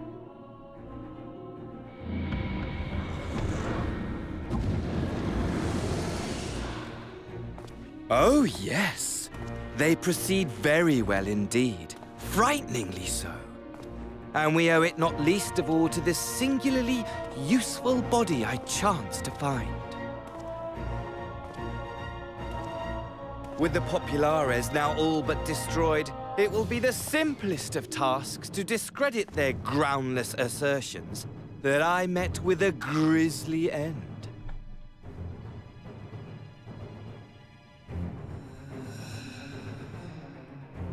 And as the very much alive Lord of House Brutus, I have a vast fortune at my disposal. Ah, money, money, money, the great motivator. There is simply no better way to move men and expedite plans than with its alluring glint. Would you not agree?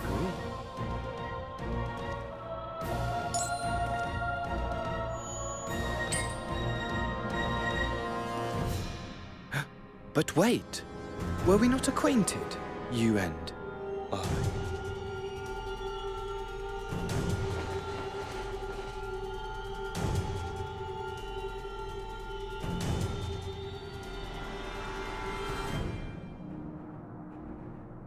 Should our familiarity cause you distress, I beg your forgiveness.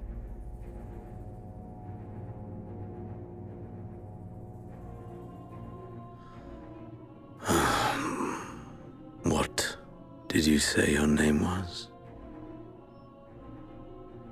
Oh, a dagger through my heart, that my deepest desire should forever remain unfulfilled, to live unrecognized, to die forgotten. By the way, that's how you show someone who really thinks themselves above others, like I said earlier. So it goes.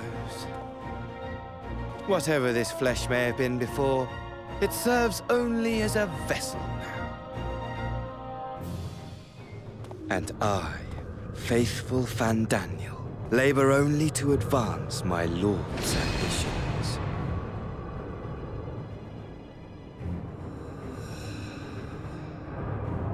Speaking of which, with the palace in our hands, we may now proceed with the next phase of the plan. But how very odd. Despite all our havoc-wreaking, old Elidibus did not deign to appear. Dare I hope that the last of the Unsundered is gone?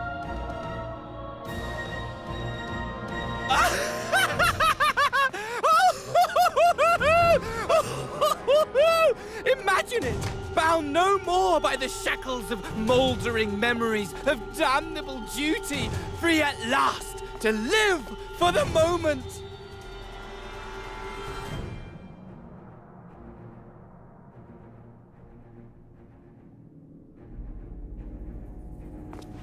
Your radiance, but give the word, and I shall go forth and prepare for you your hunting ground.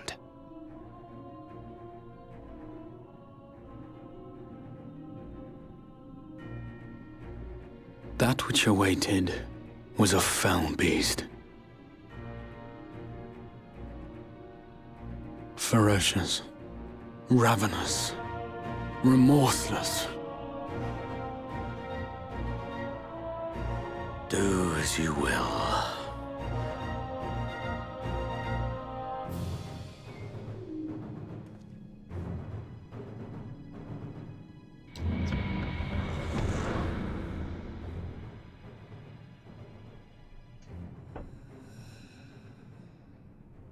It has been too long, my friend, and insufferably dull in your absence.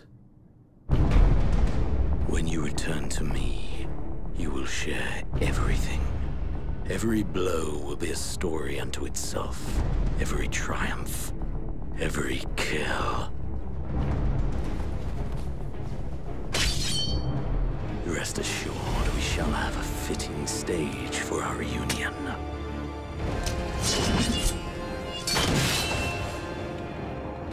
Oh yes, to reprise that transcendent moment, I will set this world ablaze.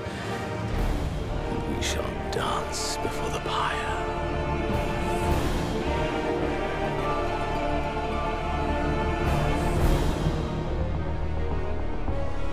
The beast shall kindle the flames of the apocalypse.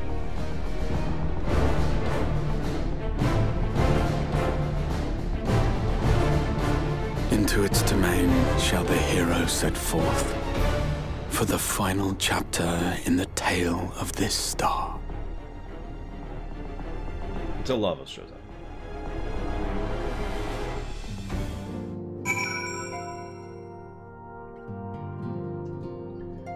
Real quick. Scion set by the gods to wield and manipulate the law of the world, and with holy power lead mankind to order. Created in opposition to Fandaniel the Protector, the Scion of Light. Hashmal desired to bring order to all things. He joined with Ultima in her battle against the gods, gave his body to the Thousand Years' War, and when his strength was spent, fell down into the burning inferno. That was Hashmal's symbol. And that was Hashmal's description that I just shared with you.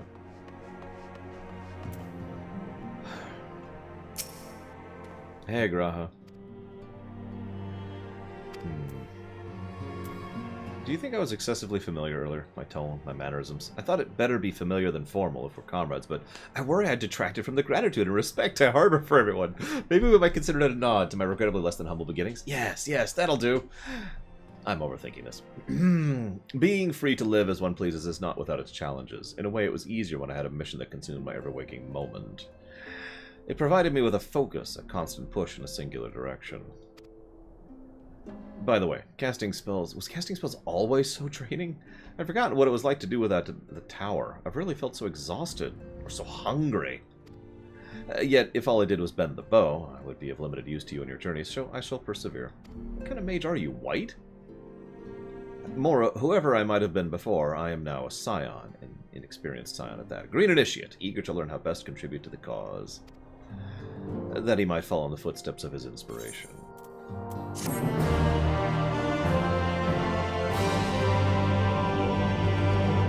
Rahatia is now available. Oh my god! Wait, no, that's 5.4, isn't it? Hey, let me check something real quick. Is that 5.4? And I don't know. Okay, that's 5.4, which we're not doing probably for like a year.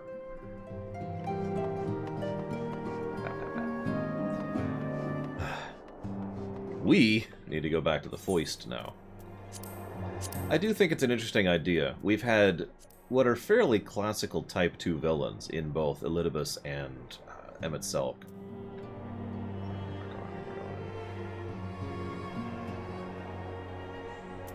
Here, I think? I don't remember where it is. It's right there. Hang on, I'm apparently supposed to talk to people. There's no one here. Fine. But, what was I saying? So we've had Type 2 villains, very sympathetic, very orderly as well. Lawful evil, if you will, with regards to both Elidibus and Emet-Selch. So now we have Fandaniel, or however you're supposed to say his damn name, who is also, you know, probably... He's either one of the recruits or he's one of the Sundered. One of the two. I'm not sure which, admittedly, but in either direction, he... Type 3. Whoever asked that. Final Cloud, there it is. In either direction, he's clearly much more... And he is grouped up with Xenos, who is a lot less... But Xenos, he's got his own little brand of what is effectively... I actually hesitate to call Xenos chaotic evil. He's more neutral evil. He's just bored. That's pretty much Xenos' motivation in one word. Bored. It's just the only thing he finds interesting is people who can actually match him, and guess who that happens to be? Anyways. By thine account, the 14th seat of convocation was known as Azem. Hence the title's distinctly familiar ring, mine imagination could not help but run wild. From Azemia, the Warden, to Eorzea, to Azem, the Dawnfather in the Far East. In nigh every corner of Hydaelyn do those deities revered as personifications of the sun carry like names. Could they all perhaps trace their origin to the 14th seat? I did muse. Though it may ne'er be proven otherwise, such a theory I do believe lieth firmly within the realm of possibility. Yes, I'm doing Eden right after this, right after I talk to all these people. So, see you around, Giga. Though only a short time has passed for the Source, for me it's been several long years. It is passing strange to see how little has changed in the Rising Stones. Sometimes I can't help but feel like I'm dreaming. Then I see the equipment Tatara prepared for us, and it helps bring me back to reality. Reen continues her fight in the first. I must resume my own here. Valens is stupid evil, yes, in what I consider stupid evil. In fact, I would go so far as to say that he is stupid, period, evil, period, and stupid evil. But that's neither here nor there. As you know, in Seeker of the Sun culture, the title of Tia indicates a male who does not preside over territory. In regards to this, Alphinaud came to me with a consultation. The Crystarium may not be territory in the traditional sense, he said, but our friend governed it with great leadership nonetheless. As such, would it not be inappropriate to call him Tia? As it is by no means disrespectful to omit the title, I told Alphinaud he is free to do as he wishes, but I for one intend to call him by his full name, at least until he's decided what he wants for himself in his new life. Yeah, I agree, Omega Legion. I mean, Darth Malak is someone I've used as the definition of well-written stupid evil for years. Valen's... yeah.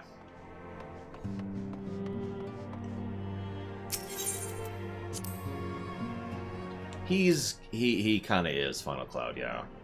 I'm not fond of him.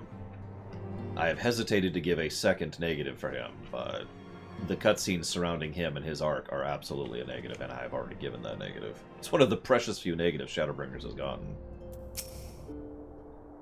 While things are quiet, I think I'll move my body around some more. I need to get used to the new tricks I learned on the first.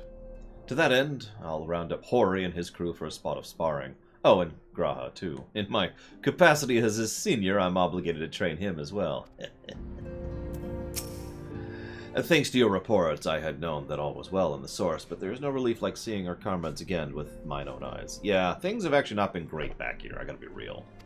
If possible, I would like to thank Estinian in person for the help he lent us while we were away, but it seems he's not been heard from as late.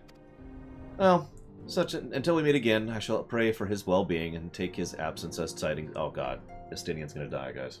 Poor Estinian. What are you? The Archons have scarcely returned, and the already sisters at it again. However this plays out, I pity the newcomer.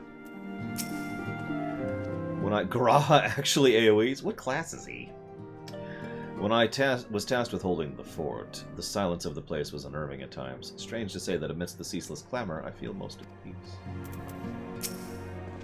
Hear, hear, brother. If G'raha Tia is skilled in all forms of combat, as they say, we must train him hard, if we are to keep up. They're smitten with the newcomer, both of them, but I won't let him come between us. If he were to join us, on the other hand. Not only have the Archons returned to us, but a capable new comrade has joined the fold besides. Their presence shall inspire us to greater heights. So he's playing me? I knew I liked him for a reason. Everyone likes the garments I prepared for them. The time I spent polishing my skills was not in vain. In case you're wondering, G'raha Tia is an outfit suited for traveling, while his weapon he uses as a piece of the Crystal Tower as his focus. Brilliant, right? Now, I know we probably shouldn't go around chipping bits off elegant relics, but it was just one little piece. Does anyone feel that? Is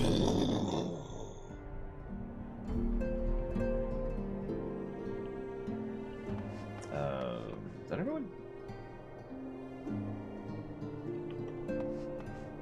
It's almost everyone.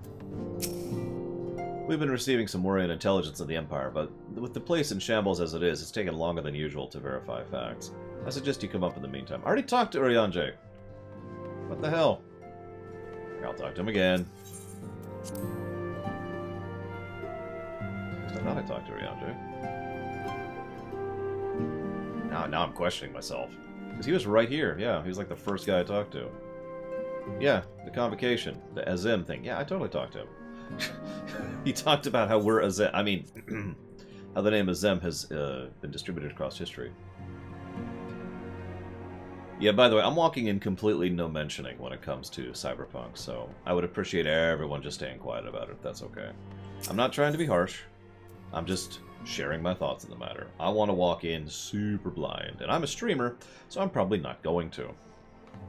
How do you show that? Okay, hang on. I don't think I've even learned the minion. And indeed, we'll never use it, but let's go ahead and pull it out here. How do I do that? There it is.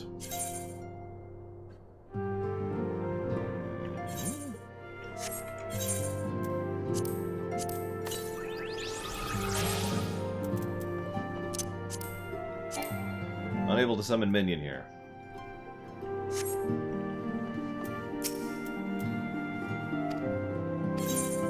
Ah, here we go.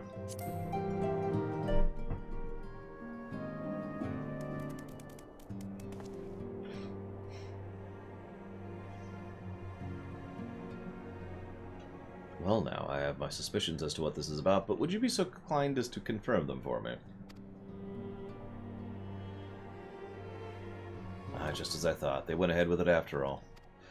The artisans of the Mean had come to me with a proposal, you see. In celebration of the knight's return, they asked how I wished to commemorate it. A coin or an automaton? Neither, I replied, for all the good it did. They knew I would be embarrassed. It makes no difference what name they give it. Yet still they did it. A right stubborn lot they are, as befits the people of the Crystarium. They shall be just fine without me, and Lena may rest assured I do not worry for them. Nevertheless, I shall never cease to pray for their happiness. I am no longer a leader of a nation. I am a giant, Mockingbirds. Whatever power and influence I may have wielded, I left behind as surely as I left my body. But everything I have felt and experienced, all these things and more, I have brought with me. You have brought for me. And I shall carry them close to my heart always, unto the end of my days.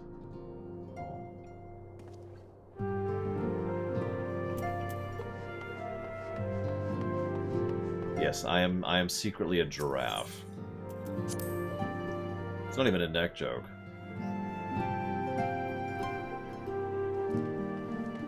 Do I have my real pet out? Yep, there she is. Okay, so now I go back to the other world. I can just do that. And here. Good evening, my commando.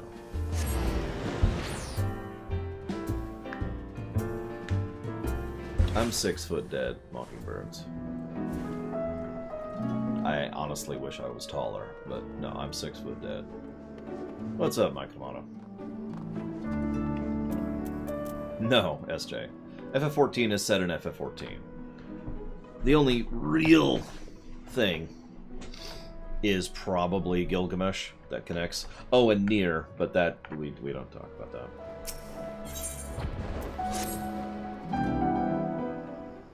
Many reasons, my commando. Lore, so the rumors of your knack for being in the right place at the right time are true. You see, we've just completed our preparations for another expedition into the Empty. Miss Reen and Miss Gaia agreed it's high time you went back to see how things are coming along. Though I must say, being at their beck and call night and day does test my patience on occasion. Well, fancy seeing you here.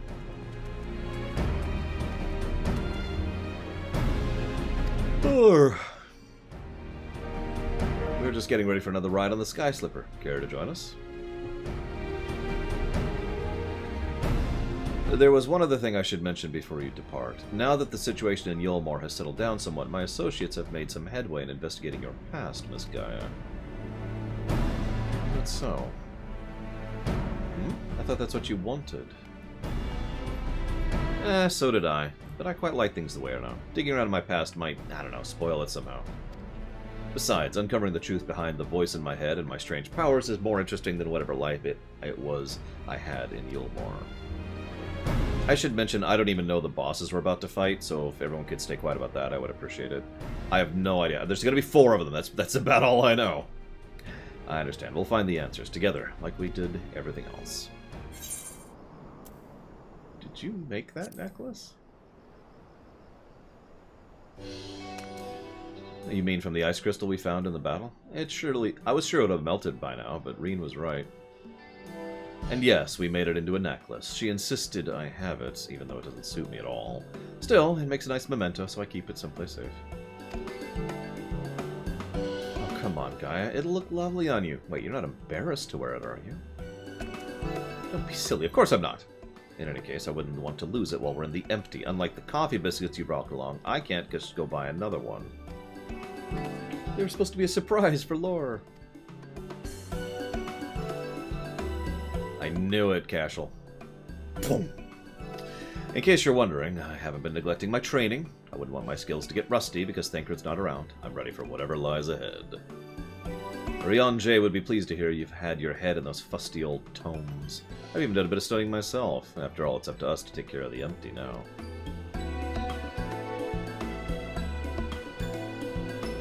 Oh yeah, by the way, 2 pluses to story for the ending.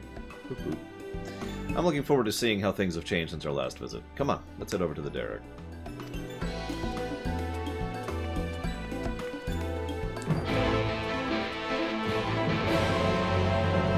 The video. Which video, Mike? Come on, you're gonna have to help me out here. Yes, not coffee and biscuits. Coffee biscuits. So, the reason I tend to not like multiple timelines is because they're multiple timelines, and they're usually used as a method to basically bypass any level of consequence or significance when it comes to storytelling. So, that's irritating. The second problem is that usually people don't do anything with it. You know, multiple timelines wandering alongside each other can be an interesting idea, but in my experience, the overwhelming amount of fiction doesn't even touch on that. They usually use it as get-out-of-jail-free cards. Star Trek is especially guilty of that, par exemple. Hey, it's, Cashel. Yeah, this'll be great. No. Don't suppose you fancy taking the helm this time? Wait, I'll pilot this time. Oh, I didn't realize you knew how. While you were off training, I was practicing with another skyscraper they have at the Crystarium. Really? That's fantastic. Hardly. You've been more than pulling your weight, and I just wanted to do what I could to contribute more. You two can sit back, relax, and leave it to me. Is Cashel not geared? There's no need to look so apprehensive, you know. Let's get going, shall we? Sure, whatever that one is. I apparently need like 40 materia. I don't know what materia I need or how, so I'm just kind of stockpiling it.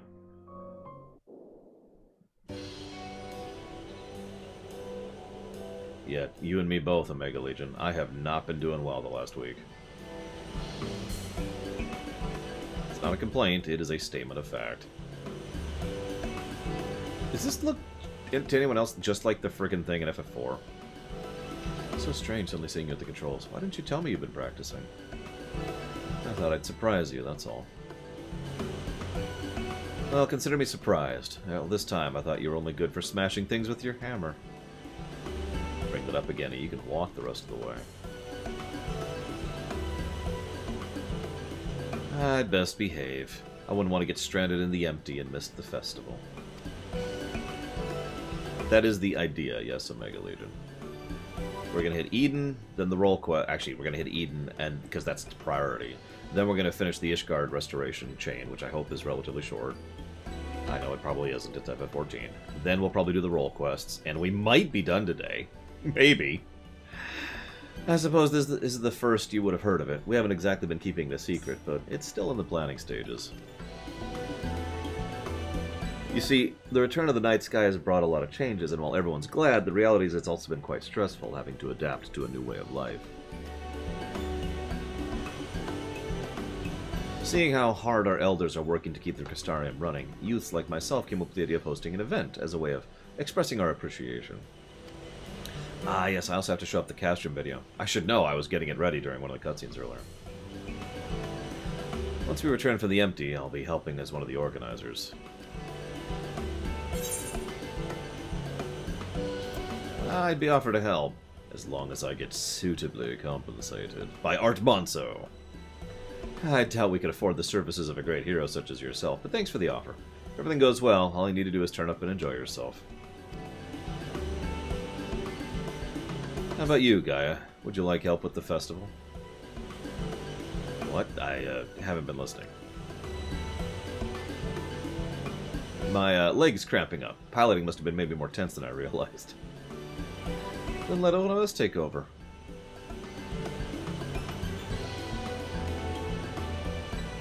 No, I'll be fine. As long as you're sure. But if you feel like switching places, just say the word. Thank you, Armanzo, for the sub. As always. I don't suppose you know where you'd like to put that. This is Final Fantasy XIV. And yeah, I noticed the Laguna joke. A lot of 8 references here. No, how can this be? What?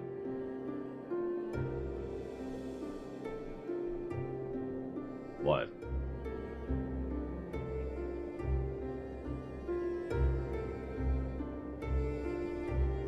I think that explains it.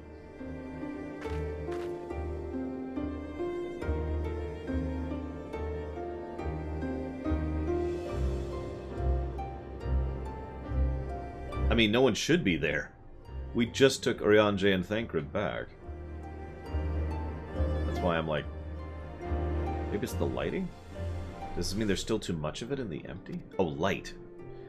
I'm no expert, but this might be the result of losing control when you restored the ice element. Though I tried to use darkness to hold back the light, it seems it wasn't enough.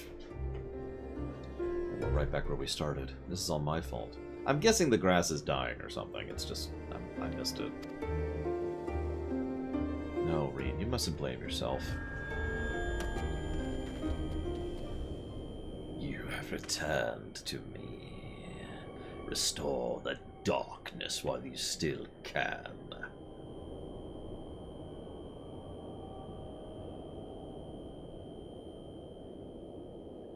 A familiar voice. Oh, she's got to squall it up some more.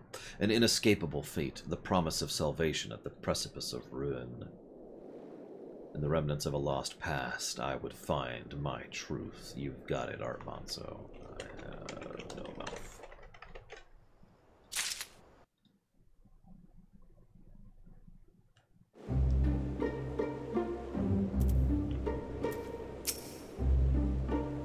It's been so long since Gaia had one of her headaches, I thought the fairy might have disappeared for good. Do you think it has something to do with Eden?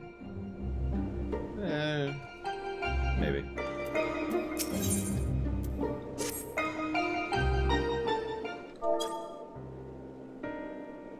Cashel is 482. We can make it happen. Restore darkness? That's because it is Von Falkenstein. It's a remix, but it is. What did you say, Gaia?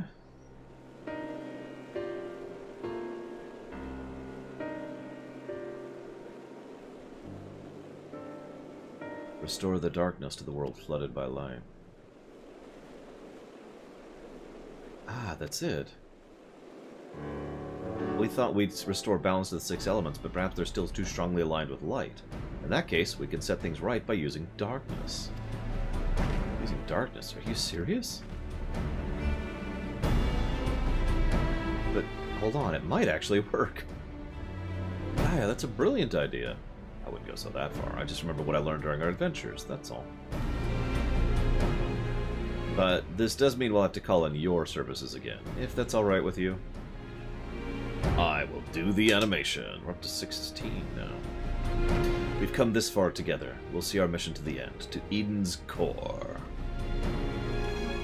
First boss battle will be... So it's an FF8 boss we haven't fought. Although we haven't really been fighting FF8 bosses at all. In these things. We've been fighting primal refights. Hang on, let me draw on this really quick.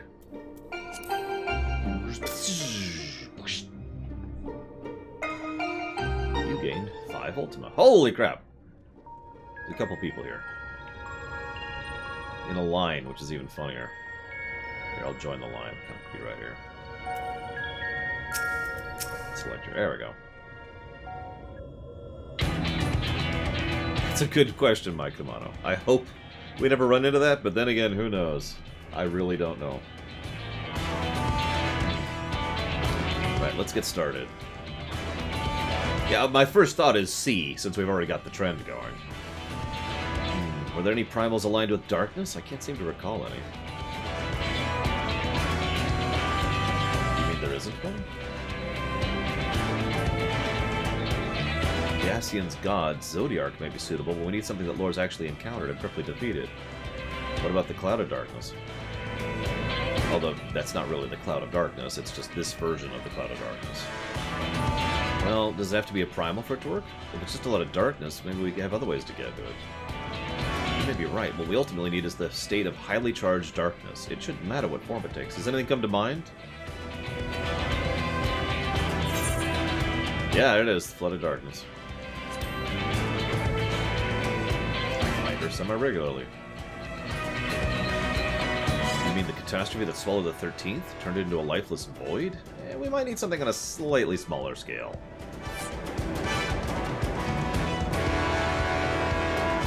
The Cloud of Darkness. I can't even imagine how powerful it must have been. I'd say we found the perfect candidate. Where do we find a suitable place, one where darkness is strong? It won't be easy in a world flooded by light. Well, we've got the Warrior of Darkness and the Oracle of Darkness right here. Seems a good spot to me. We've got the light aligned either all around us. That's where you come in. You suppress the light, I drop the darkness. We combine our powers, we make it work wherever we are. Combining our powers. Ah, that didn't occur to me days ago. Yes, between us there's nothing we can't achieve. Don't be afraid, Gaia. That's true, it took 24 people to kill the Cloud of Darkness. I'm not afraid, I'm just very concerned this will all go horribly wrong, which I suppose is the same thing. Anyways, certainly not easy coming up with these plans by ourselves. Yeah, Urianger is kind of a crutch, isn't he? That's true, but when this is over we can reward ourselves with all sorts of delicious treats at the festival. Festival? What do you mean? We spoke of it on the way here. Remember, I asked if you wanted to take part? I was busy piloting the Sky Slipper, so I probably wasn't paying attention. Oh, don't worry, we can talk about it later. Right now, we've got a job to do.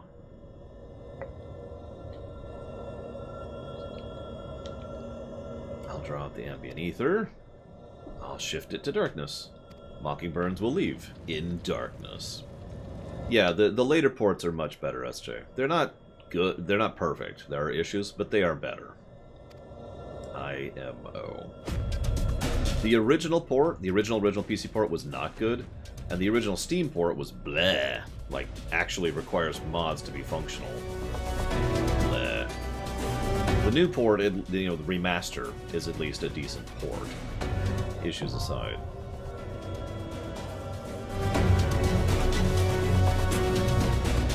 So,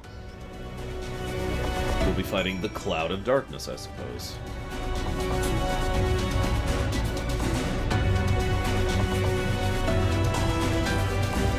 Not the Cloud, because the Cloud doesn't exist in this setting. What do you need me as?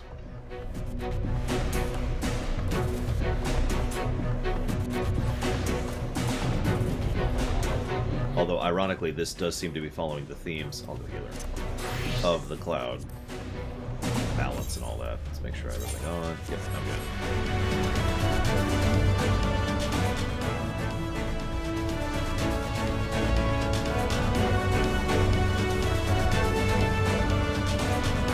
Yeah, Zira is always AFK. We know how this works. Now we run in circles. I'd go do something else, but I don't think anyone wants to see one cutscene from the Ishgard Restoration, and then we come back to this. So we'll just wait. Oh yeah, I just realized I actually do have a relic weapon equipped right now. I kind of like the other one better, but this one's still pretty decent.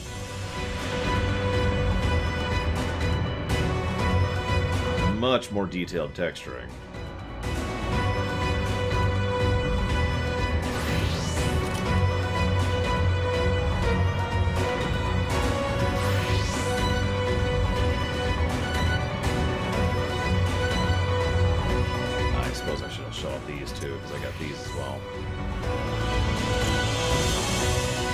Again, nice texturing, but it's hard to show off chakrams very well, so that's just sort of whatever.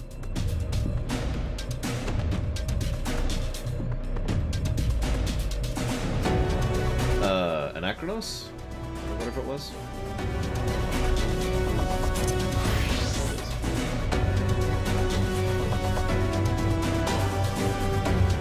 I need to convert my Phantasmagoria at some point.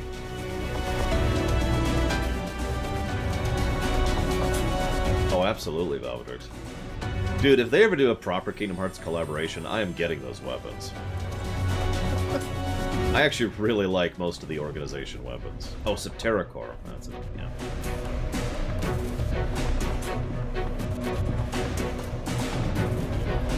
I suppose also... Where's the conversion spot? Where do I convert tomes? Do that while I'm waiting.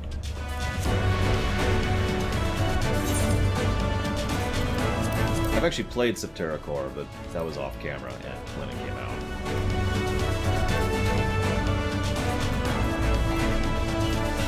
Unable to teleport at this time. Oh yeah. Yeah, it's a fair point, because any Kingdom Hearts collaboration would involve so much legal bullcrap that Disney would probably have a degree of ownership over FF14 at that point. Because that's how Disney operates. So I don't blame him if he doesn't want to do that. So, when I take over Disney, along with several other things...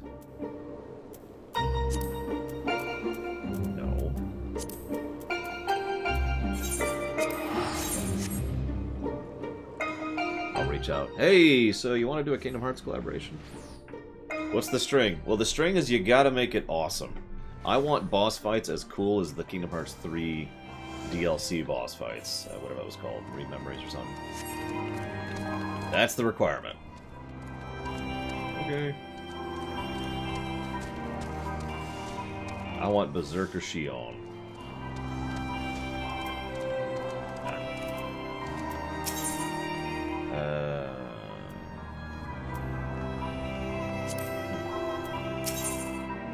There it is. Yay. I have some allegory now. Not enough. I don't need to ask King Mickey for Jack. First thing I'll do, off with his head.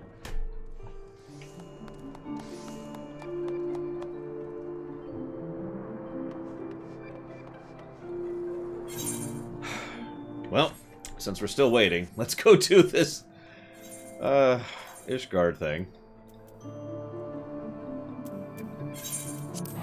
Need to waste the time.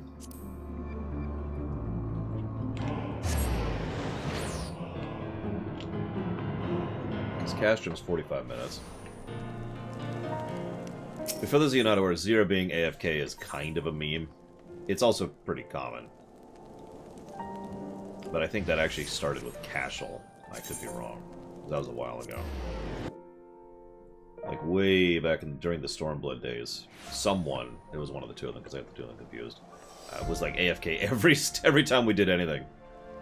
And so we'd just be like, As the survey may take several minutes, you may wish to cancel any pending duty finder registrations. Okay. We'll just sit here then. Where's the Void Quest? Where's the Void Quest? Yeah, sure, whatever. Let's just do it. Scratch. Yes, fine, whatever. Let's go.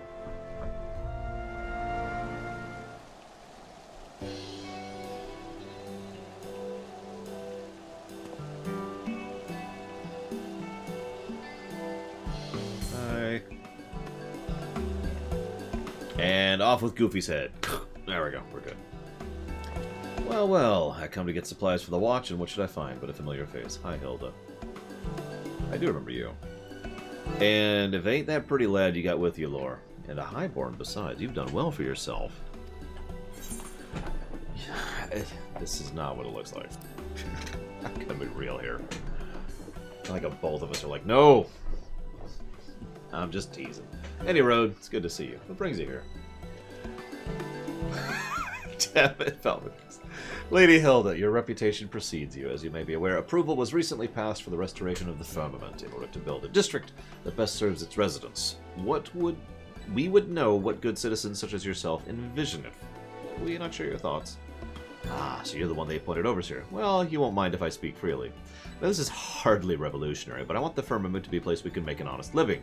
If a man works hard enough, he can have a roof over his head and food in his belly. That's insanity! You should live in poverty and die in the streets, cold and alone. Remember, Ishgard don't belong to the high and the low, the holy now. If the nation's to prosper, all her citizens need to prosper. We must be getting on, but if you've need of guards, feel free to send the word. If the coin's fair, we can come to an arrangement. Yeah, I'm kind of broke now. Sorry. I've only got like 1 million left.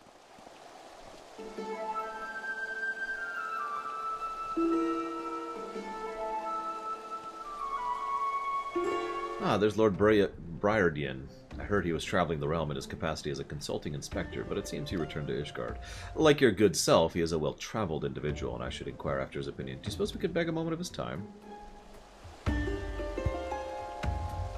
Listen, there's just going to be a lot of chopped heads, Bamber. That's all I'm saying. You there, the one with the spectacles. I don't know what that animation is.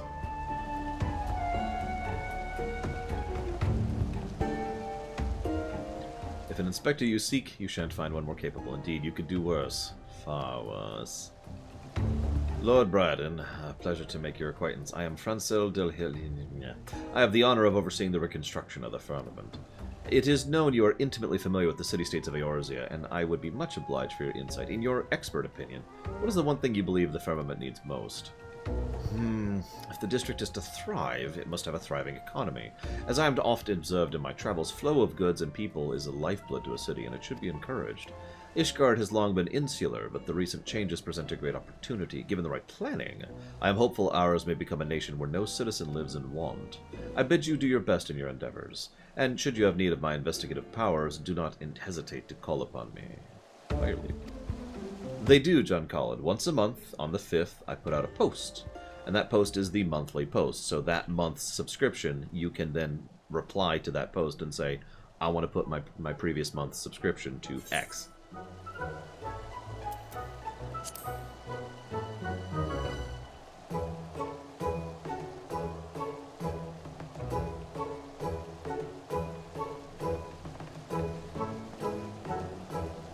And there I thought a distressed damsel was crying out for the comfort of mine arms. You surely know how to get a man's hopes up, old boy. And if it isn't dear Lord Francel, how fares your lovely sister? Has she spoken of me? If Lenny had spoke of you, I fear she has not been in our conversations. Now, if I may change the subject, Lord Emmanuelen, you will have heard that the restoration of the firmament has commenced, yada yada yada. What I envision, I haven't given it much thought. Well, with the war finally coming to an end, what is in order if not festivities? Yes, make the firmament a festive place, I say. A place where one may engage in revelry each and every day. Beg pardons, I believe he seeks something more specific and, dare I say, constructive. By the way, thank you for becoming a patron, John Collett. I actually noticed that notification. Wasn't sure it was you, but thank you. No, the advice comes from the heart, and I shall take it to the heart. You have my gratitude, Lord Always a pleasure to aid a fellow man. Now then, we must be on our way. Take care, Lord. Don't do anything I wouldn't do. I wouldn't worry too much about that. Oh, and do send my fondest regards to your sister. Tell her how helpful I was. Yes, that's good. Where's my machinist gun? I dare say we have spoken with enough people. Shall we conclude the surveying? So, they want some place where the people can be taken care of, a place where the people can do business, and a place where there are festivities, or at least it's festively designed. Those aren't incompatible objectives, so that's not terrible. You'd think we get a larger sample size than 3, but you know. Pessimism will not serve. I have faith. For all this talk of the firmament, you haven't even seen it, have you? Would you care to inspect it with me? I will be there for a while. Oh, and when you see the man, mind giving him this. 'Tis bone-chilling work, standing there as he does. It's something to keep him warm. It's that bread. It's Archon bread. I would as easily hand it to him, to be sure, but it would be all the more warmer coming from the savior of Ishgard. With that, I go on ahead. See you in the firmament.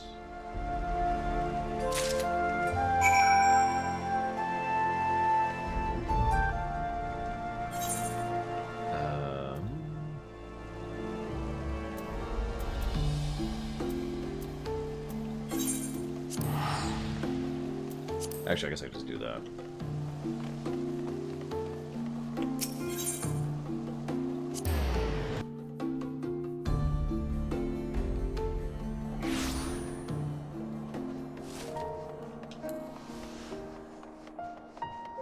It's okay, Omega Legion. We'll do it as soon as Zero comes back. I'm hurrying as fast as I can, okay? It's FF14. There's only so much I can do to speed it along. Welcome back. Will you be heading to the firmament? Yeah, have some mulled wine.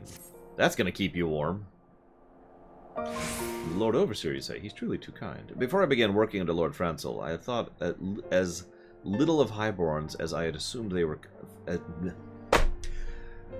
Before I began working under Lord Francel, I had thought as little of Highborns as I assumed they thought of us, commoners, but my lord only treats everyone as equals. He shows kindness to everyone, and to receive this gift, I am touched beyond words. Thank you, my lord. I shall enjoy wine and a quiet moment. It could be Guild Wars 2. No comment. Now that I believe Lord Francel... If it was Guild Wars 2, this would be fully voice-acted. Lord Francel is expecting you in the firmament. Just say the word, and I will show you through. Yep, time to do crafting levies.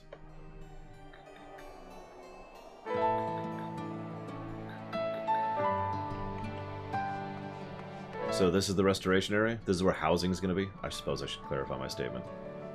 We're never getting a house here. It's never happening. That's okay. Acceptance. Acceptance. We have an airship, not a house. There you are, Laura. I bid you welcome to the firmament. Presently, we're in the midst of rebuilding Featherfall, which will serve as the firmament's main market and commercial district. We have much and more to do, but speaking to the people has stoked the fires of my determination. I want to make the firmament into a vibrant, thriving district where Highborn and Lowborn alike may live side by side in harmony. That's true, Sabacon. Yet I'd be lying if I were to say the task does not daunt me. There's a limit to what I might achieve, especially with House N's diminished influence. Have I come at a bad time? For I am the evil one. Oh wait, no, he's cool. He's cool. Count Edmund. To what do we owe the honor? Lest you forget, I am Count de Fortem no more. I'm just a retired old man. As for my presence, Emelian reported to me that Lord was in Ishgard, and I thought I'd make a social call. You'll forgive my eavesdropping, but it seems the reconstruction project is not immune to uncertainty that has accompanied our nation's transition to a republic. Lore, I am given to understand that the other nations have established residential districts for adventurer use. Is this true? Yes, I have a house in one. Technically the guild does, but whatever. There are districts specifically for adventurer use, and you possess an abode? I would like to pay a visit one day. I haven't been there in a while. I don't even know if we have decorations up right now. The truth is, our nation is divided by a gulf. While the redistribution of wealth may go some way towards closing the gulf, it will not lead to true independence for the masses. We must ask ourselves, in this new era in which we live, what role should each one of us play? In pondering this dilemma, I believe we may draw inspiration from adventurers and their independent lives. Independent lives. If we were to transition into the firmament, we would not assume self-administration. It seems you have found a spark, in which case this old man's rabblings have served their purpose. I shall pray for your success, Lord Francel. Your words are a beacon in the dark, my lord. Thank you.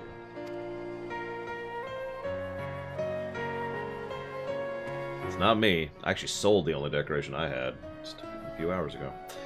Well, Lore, you seem preoccupied at present, so I will leave you to your tasks, but when next we meet, I hope to be regaled with your recent adventures. As ever, our house, Fortemps Manor, is at your disposal, should you need a rest. Thank you. He is cool, legit. There's a lot of favorite NPCs for me in Heavensward, so there's a lot of competition there, but he's one of them. You done talking? Because I'm itching to meet you here. Yes, forgive me for the wait. Lore, allow me to permit me to introduce you to Ogbert? Formerly an engineer of our house, he now serves as the project's chief foreman. Hey, Jesus the Dio. It is thanks to his leadership on site I am able to focus my energies on the administrative aspects of the reconstruction. Francis told me all about you. First he said, "Oh, bleed nation." Now you're helping us rebuild it brick by brick. Well, I am fond of good brickwork. If you have questions about the work, I'll be happy to field them. Just save the tedious stuff like the budget for Francel. Indeed, the work here takes precedence above all else, and is my chief concern to facilitate it, in the course of which I may well need to consult you again. But, with all the little tasks demanding my time, I cannot always be present on site, but I endeavor to visit as often as possible, and I hope to see you often too. Is Zira back yet?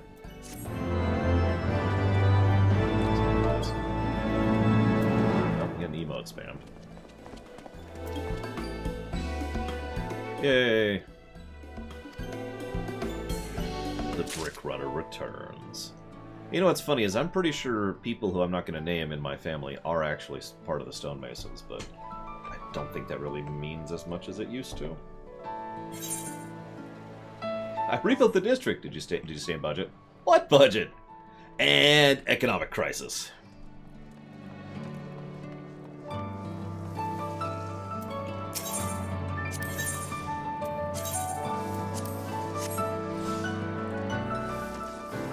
New take on the theme, I notice.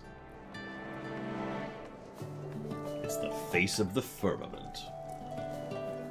Yeah, I was about to say, Zira, like, we only have an hour to do Eden, and then I've got 45 minutes for Castrum. And then the Void Quests, which I don't even know what those are yet. Don't tell me, I don't want to know. I know that they exist. And I can do them because we've done all the role stuff. That was part of the motivations for doing that. Yes, I see that there's a quest there. We're not doing that. We're done. Boop, boop, boop. Well, let's see if we can find these role quests, shall we? Probably going to be in the Crystarium. Or Void quests, whatever.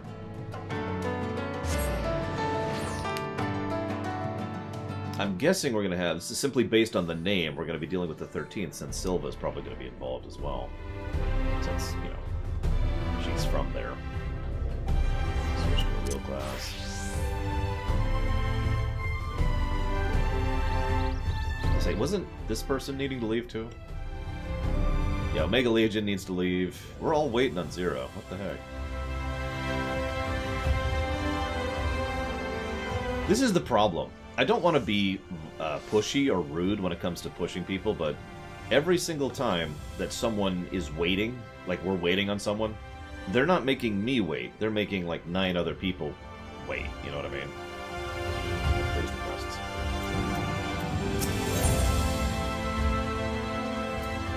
But Zira's back, so Q.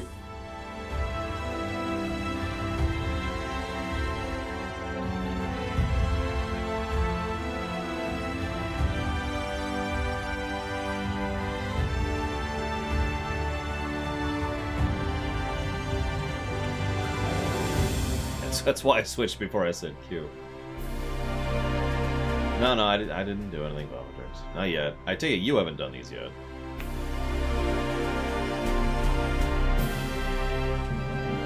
You know what's really sad, Zira? Right now, of the 4 delivery services, Amazon is the only one who gets it consistently right, for me, personally.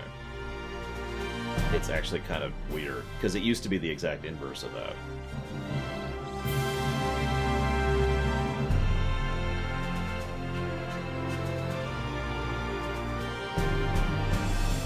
UPS, sometimes they're okay, and sometimes they don't deliver the package and I never find it. EVGA card. USPS, well, they tend to be okay, but they also have the worst tracking system in the universe, and they like to just sit on packages and not deliver them for a week, even though they're just sitting in a warehouse that's like right over there.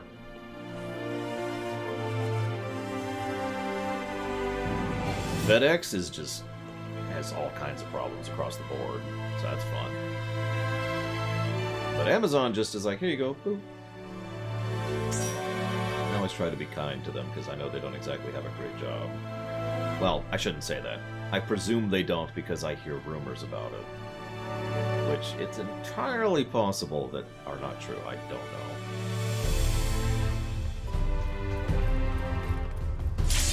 Hey! Alright, what do we got? I'm guessing Cloud of Darkness.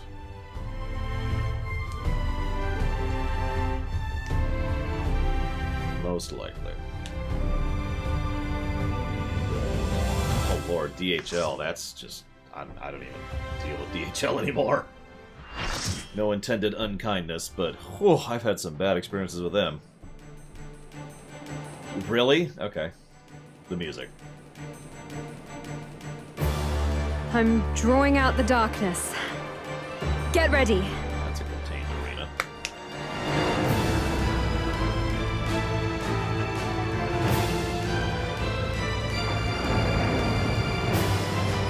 And it's Dissidia. Cloud of Darkness.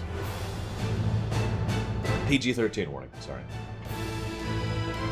It worked, Gaia! We've done it!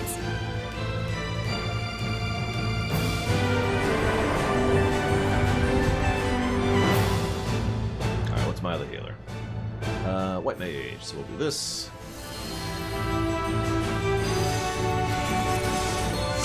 Wish us luck. Totally blind here.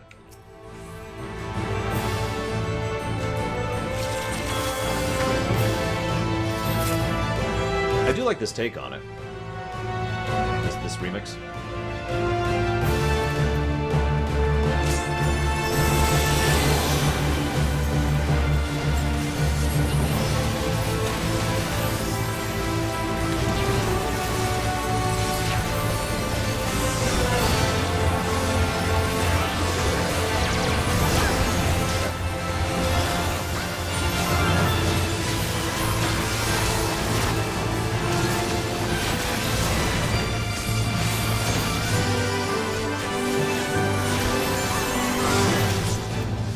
Dissidia abilities so far.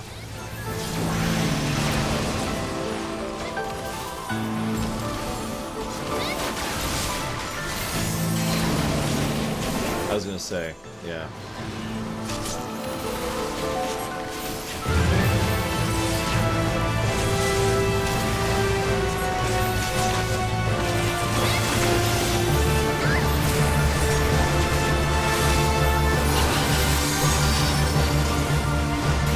Well, we just joined Org 13, guys.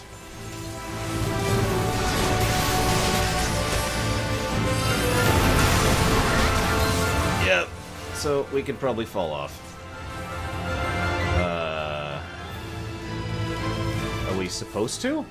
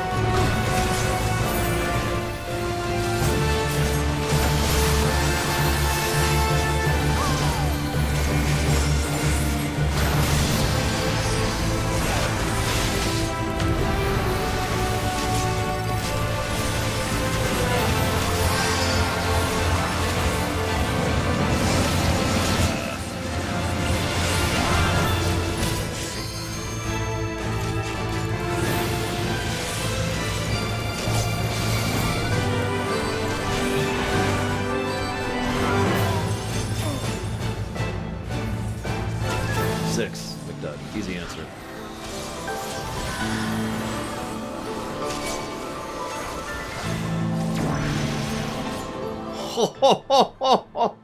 Okay. Yeah, that's a wipe. All the Rezzers are dead. She's not even half. Just move around though.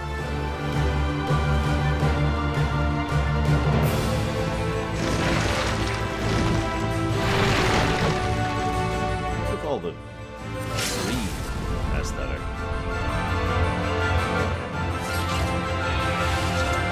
Okay.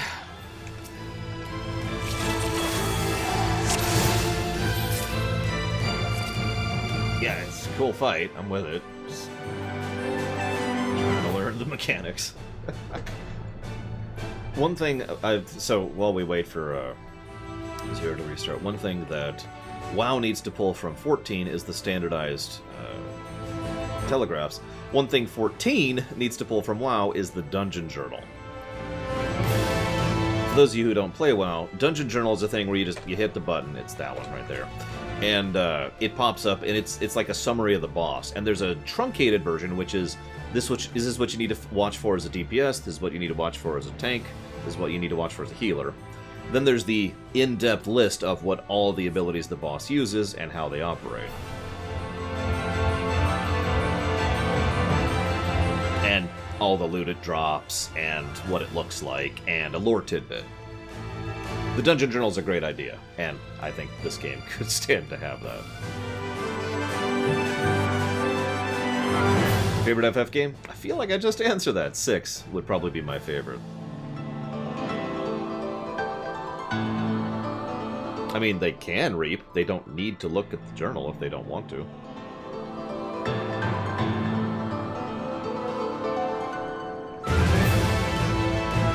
But, you know, no judgment. It is extra work, and if it's extra work that's unwanted, then you don't need it.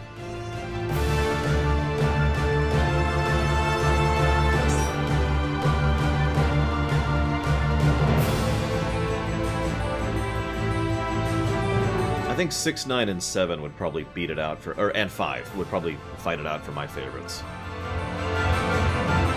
5 is my favorite from a gameplay perspective by a pretty large margin, actually. It's brilliantly designed.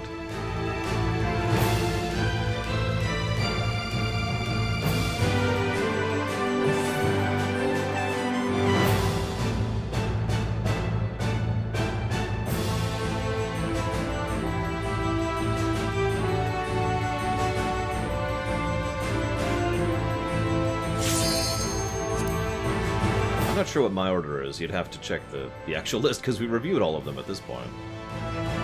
Although I've never actually restructured 6. I don't plan to anytime soon.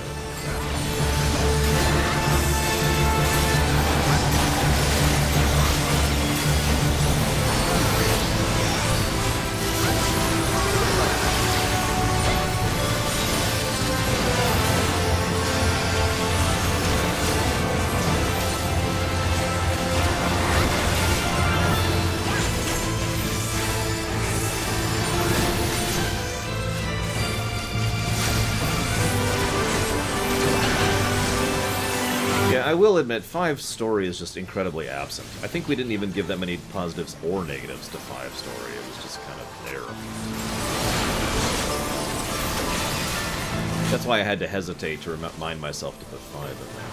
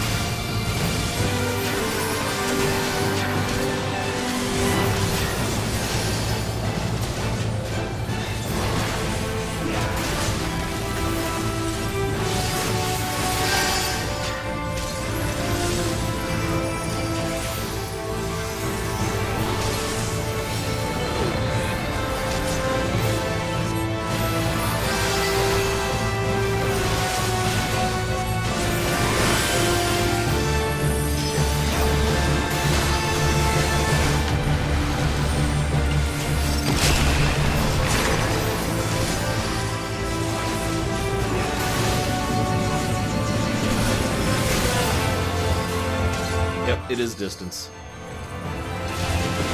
It's either distance or closeness. I wasn't sure which.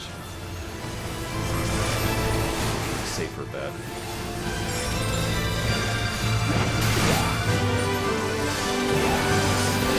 See you around, SJ. See you around, Jesus the Dio.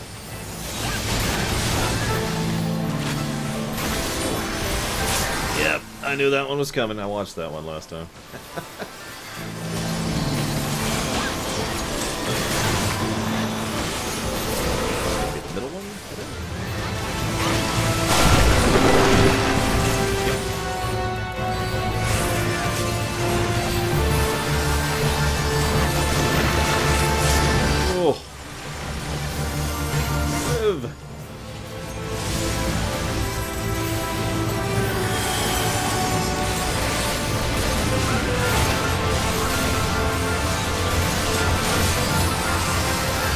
Can't avoid most of these or what? Because she is doing a lot of AoE damage of what I would normally consider a unavoidable variety.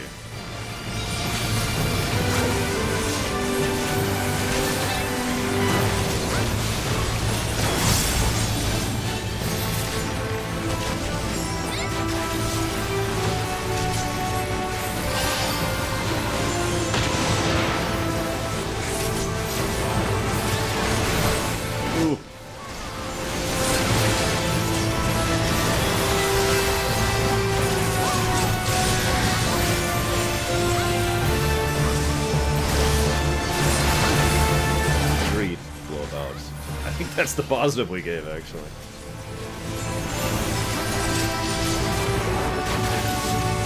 Yeah, this feels very heel checky, which I'm okay with. It's just, whew, working on it, you know.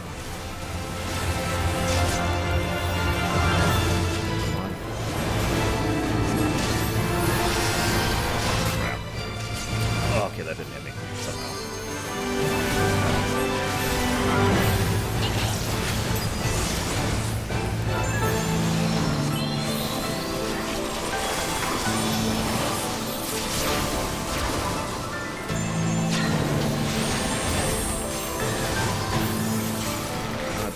Casts.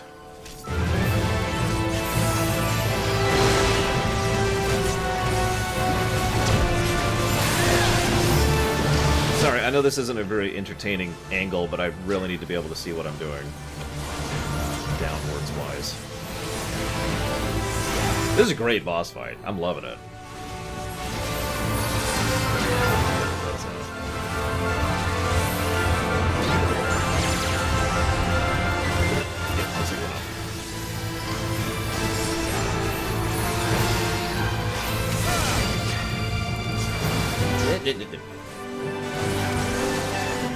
One second. No, you don't.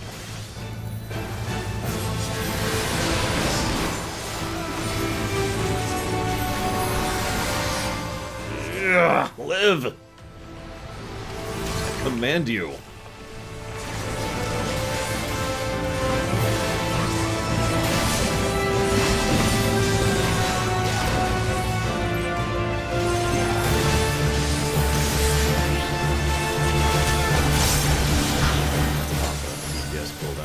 Everyone go nuts for a second. This is about to happen.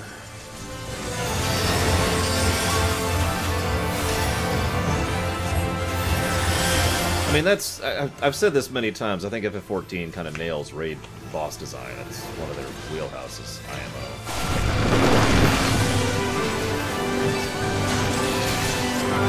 IMO. Ugh. Oh, that's brilliant. That's brilliant.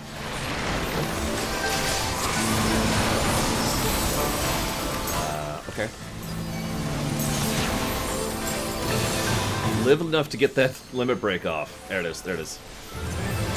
Get up. No! No, I died casting it. I died casting it. I didn't even see what killed me.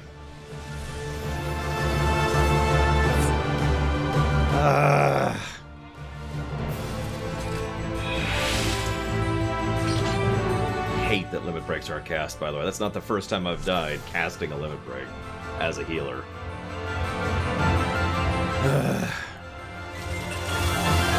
Round 3.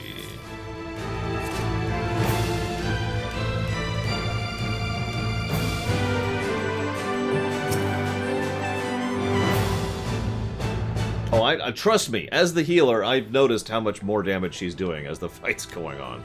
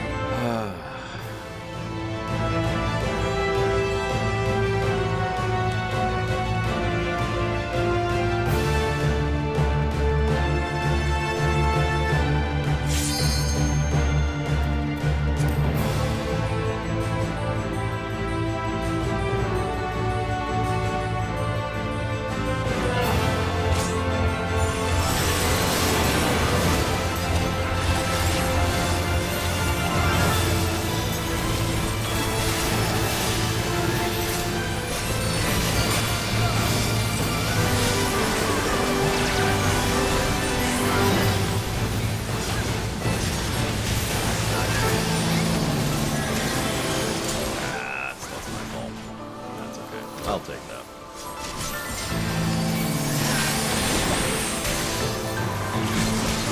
Now, this is a problem I have in single-player games, too. If I get close and I'm doing well in a boss fight, my next attempt, I just don't have the ability to pay as much attention. You can tell because I just got hit twice for things that were very easy to dodge.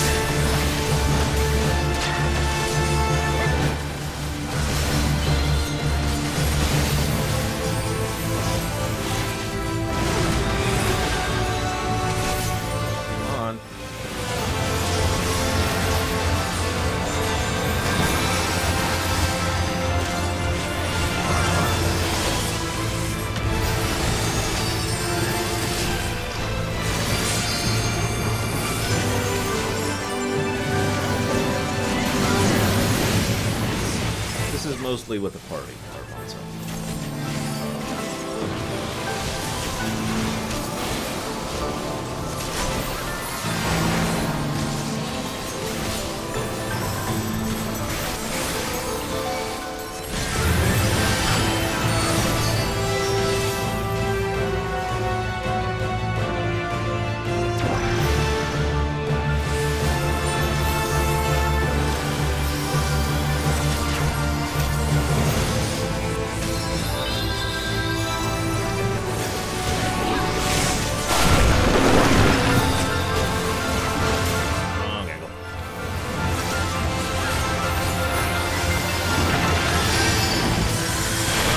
Everyone but the tank. That's something.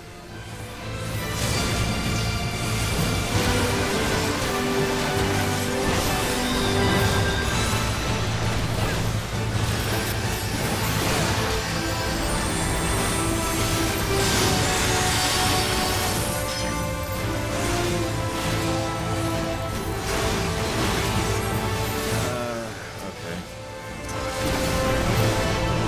I'll live for a second. For 5 seconds.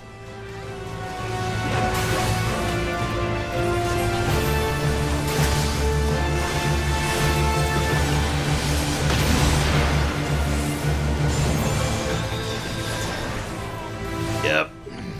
Wasn't even looking. I was paying attention to the health bars. Like I said, my ability to concentrate is going down here.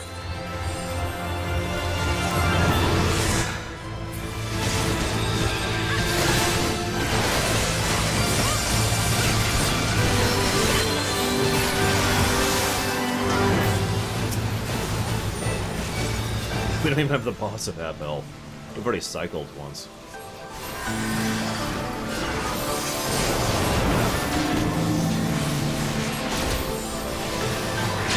I am an astrologian, aka a healer.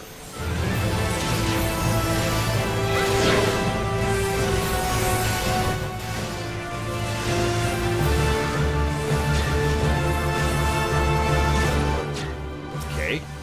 Oh, I'm out of...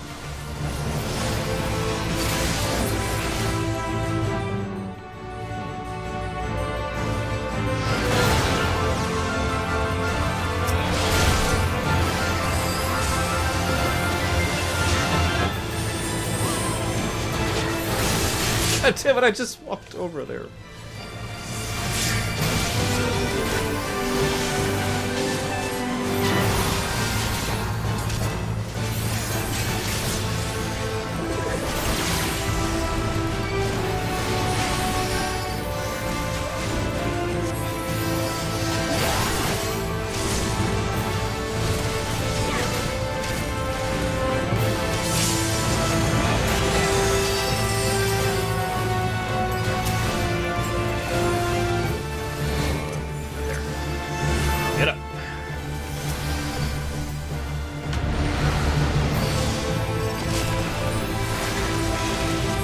You can see how many story pluses we've given Armanza, so that probably speaks for itself.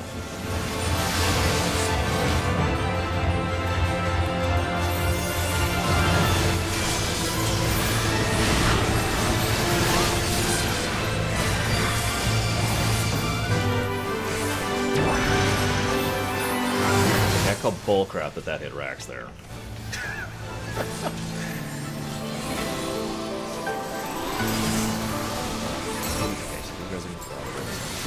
I'm on the wrong position.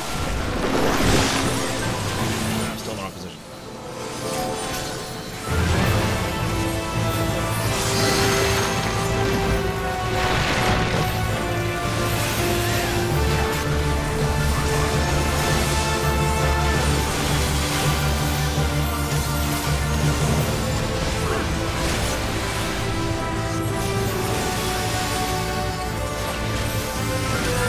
Get up, someone.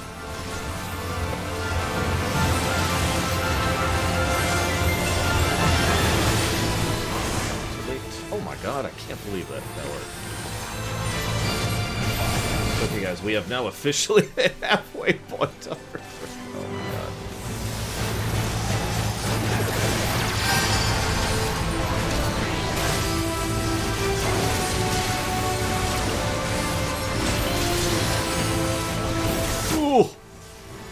And gone.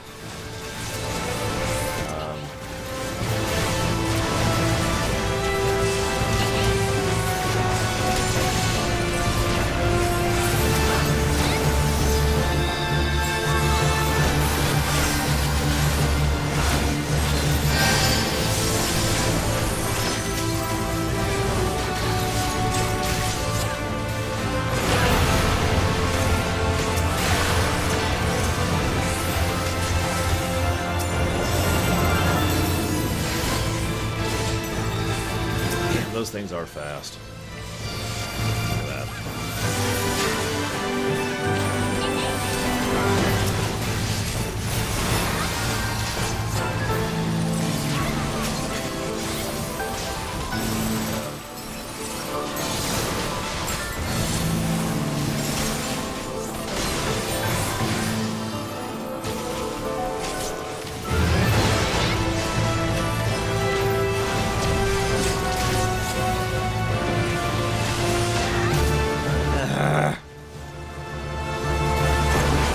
Somehow that didn't hit me.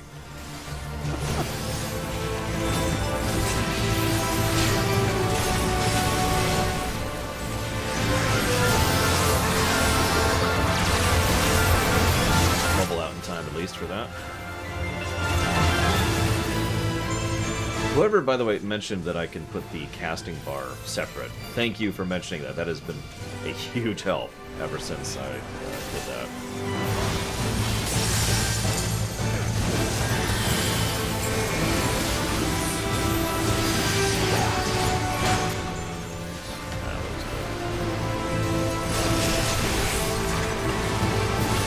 For a moment.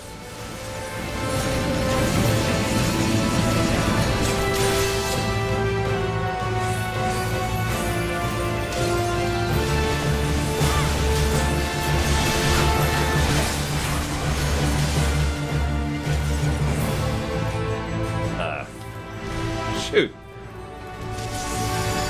She was facing the other way. That's fine. Whatever.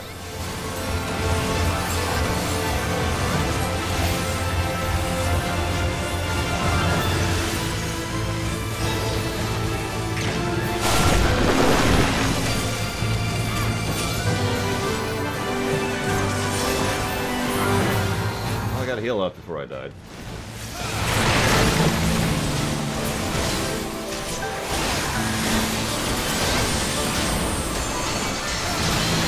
It's the first time I've died this one.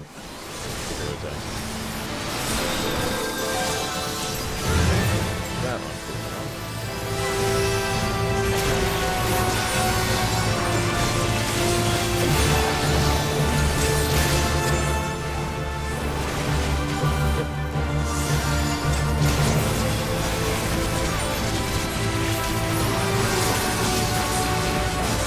Good damn batch, Jason Barrow, what can I say?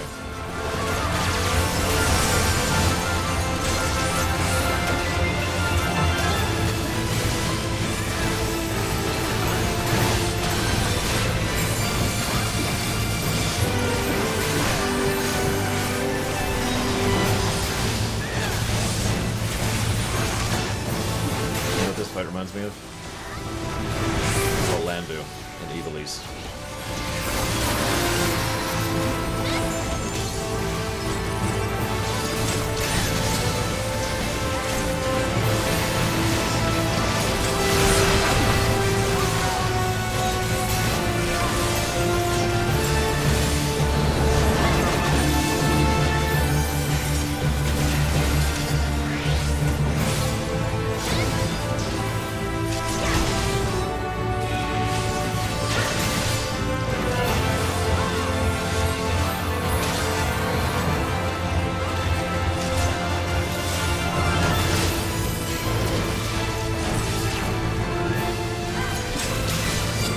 Sadly, no.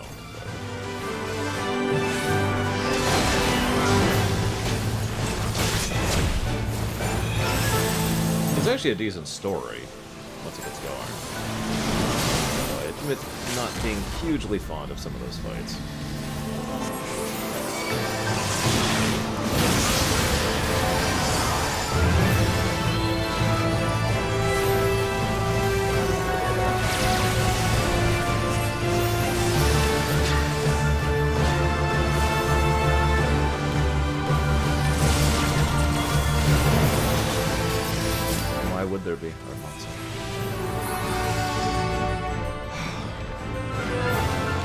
little too long on that fight. Holy crap.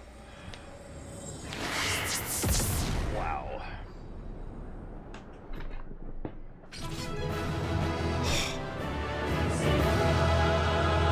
Longest ever been in a boss fight? Oh, geez, I don't know. Probably back in the vanilla days of World of Warcraft.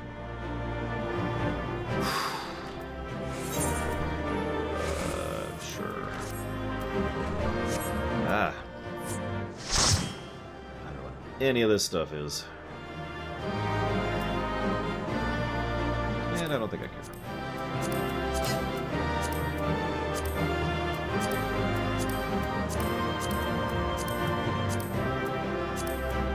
So I've been meaning to ask, is it one per raid? As in, effectively trial at this point? One per boss? Or one per group of bosses? Because those are very different equations.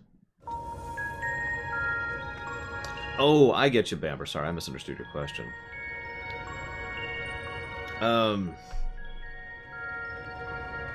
That's a good question. It depends. But 5 minutes, actually 6 minutes, is a really good roundabout number. It also, 6 minutes also ties in neatly with 30, 60, 90, and the big cooldowns. So 30 seconds, 60 seconds, 90 seconds, and the 5 minutes and the 10-minute cooldowns. All of those neatly slide into the 6-minute bracket if you do that. Okay, so here's what I'm thinking. Considering the timeline there, let's go ahead and do a cutscene. And then I'll go ahead and break for lunch. Because we still got the Void Quest and all that stuff. So we're just going to make a 2-day shift of it. So let's do these cutscenes, unlock the next boss fight, break for lunch, come back, continue. And hopefully succeed. That went surprisingly well, says you. Of course, we have Lore to thank for slaying it. I'll take some credit. That was a little challenging from a healer perspective. I'll admit it. Good night, Omega Legion. You guys were getting shreked. No offense at all. Just she did a lot of fun AoE damage. You weren't so bad yourself. We make quite a team, don't we? We certainly do.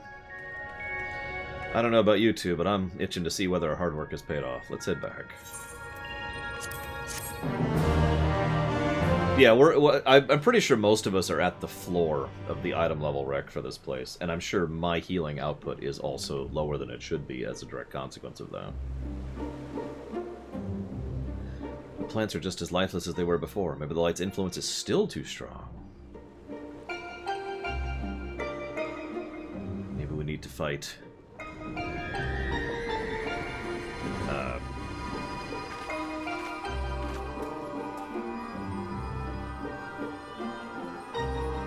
if you turn the camera around... Hey! It's the RGB lighting! In fleeting hues and endless warmth, the gentle light watched over me. A glimmer of hope once lost. That someday, people will appreciate FF8. Took a few years.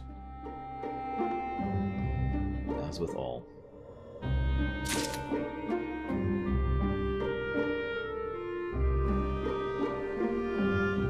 Round 2.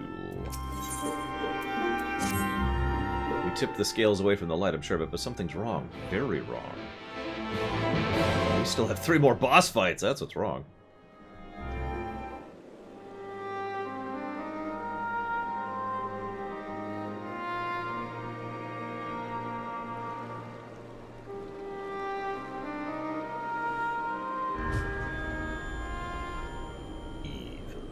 For 100 long years, I have waited for this moment. I knew it. You've been hiding inside Eden this whole time.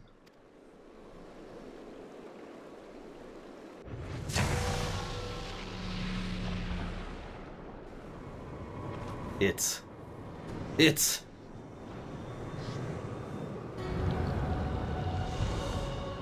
What?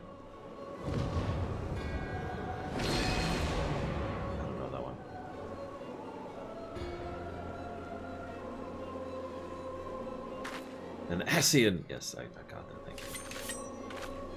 I am Mitron, servant of Zodiark. The voice that has whispered to me all my life. Indeed, and thanks to you, I am but free of my prison of light.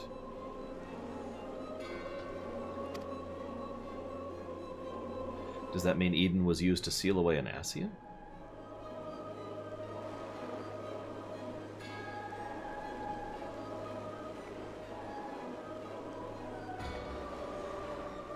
Aha! So this is Chaos, to continue the FF12 parallel with these Ascians. This is Chaos from FF12. That's what I was wondering. Anyways, that is Eden, an Ascian transformed into a Sin Eater.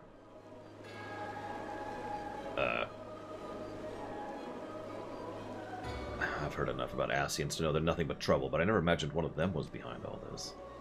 I thought the Restoring Darkness was my idea, but it was your plan from the very beginning.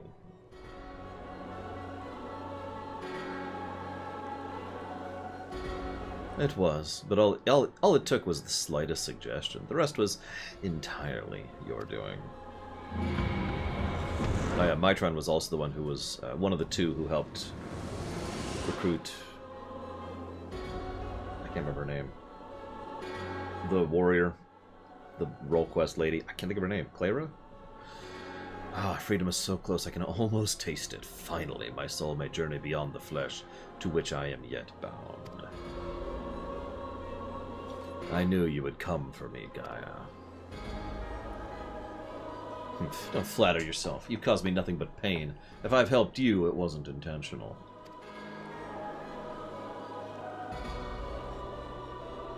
Even now, your memories elude you. Hearken unto me, Gaia, and remember.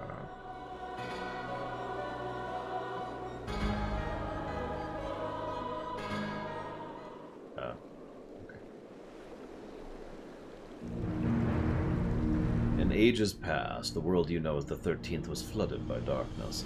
Like ripples in water, the repercussions were felt in other shards, none more so than here on the first. It became perilously imbalanced and susceptible to the influence of the light. Were the light to consume the first, as darkness did the 13th, it would likewise become a lifeless void, lost to our cause.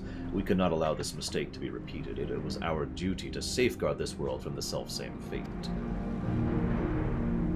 After a time, Emmett Selk conceived of a plan to trigger a rejoining, utilizing the very light we had labored to keep in check, and tasked us with bringing our plan to fruition.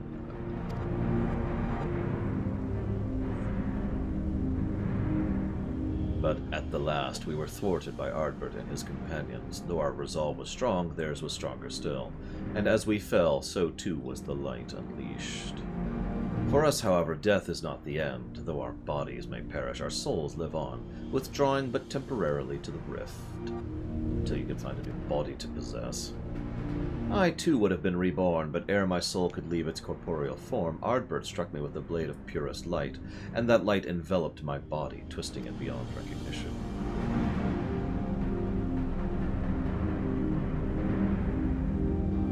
Eden, the first Sin Eater. My soul felt such agony as I had never known, and then I knew no more. In my insensate, instinctive state, influenced by Arbert's fervent desire to banish darkness, I unleashed the light burgeoned within me, and it spread in an all-consuming wave to every corner of the world.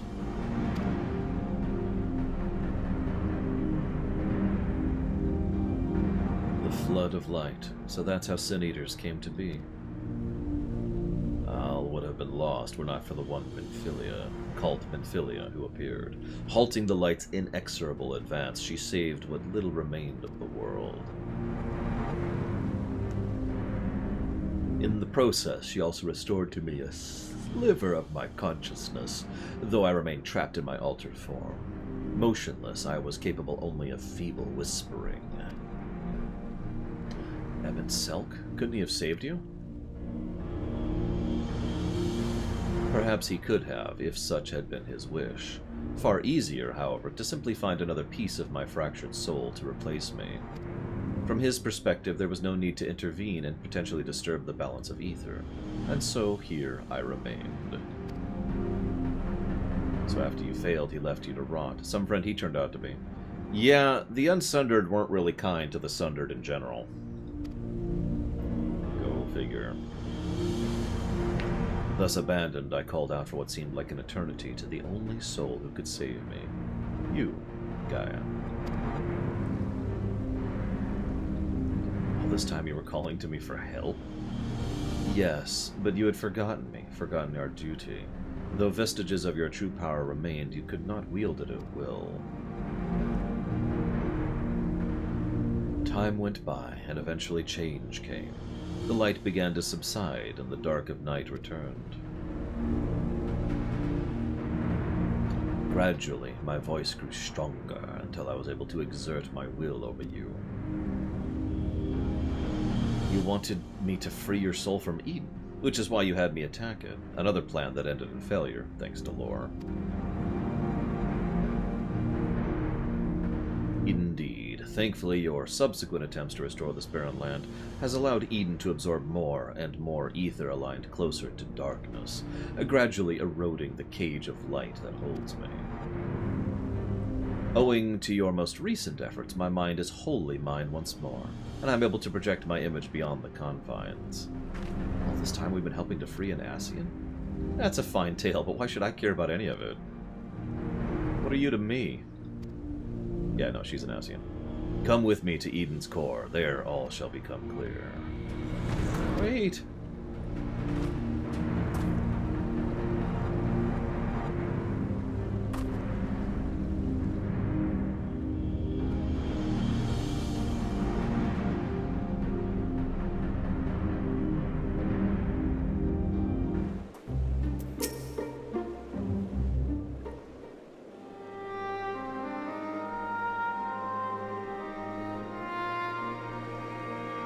Just realized something. If Eden has been absorbing all the rebalanced ether, that's probably why we've struggled to restore life to the empty. I suppose we can think about that later, though. More importantly, it seems I've lost control over Eden, most likely because of the Ascian. Urianger specifically warned us not to listen to the fairies' honeyed words, so we'd better think this through before we go rushing in. If only he and Thancred were here now. I can go question them, you know, just get their advice. What are you talking about? I'm sorry, Gaia. Yeah, I shouldn't be so quick to lose heart. What? No, that's not what I meant. I mean, who are Urianger and Thancred? What?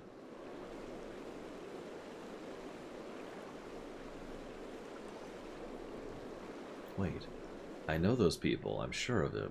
But why can't I remember them?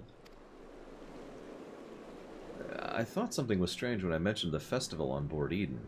It's as though you had no recollection of our earlier conversation. This is most likely connected to Mitron. Damn it all. What more is the Fiend gonna take from me? To tell the truth, the thing that frightens me most is you might forget about us.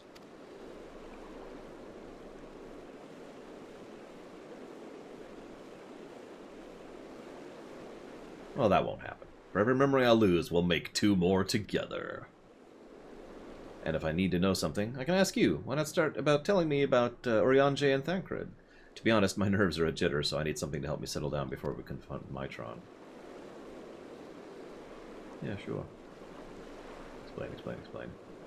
So he's your dad and he makes bad jokes? Oh, the worst. They're wonderful. Urianger is probably the most intelligent person I know. He spends a lot of time reading, but he also says you can't learn everything from books, and has encouraged me to go out and see the world for myself. Sounds sensible to me. Much better to experience things firsthand than to read about someone else's. Like all those coffee biscuits. No book could ever describe how good they taste. Is there anything else you can tell me about him, Lore? He can walk on water. Until he can't.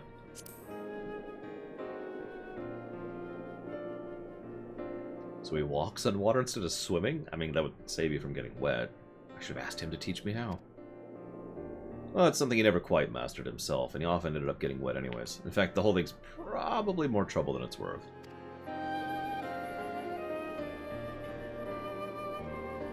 As for Thancred, he's the one who freed me from Yulmore.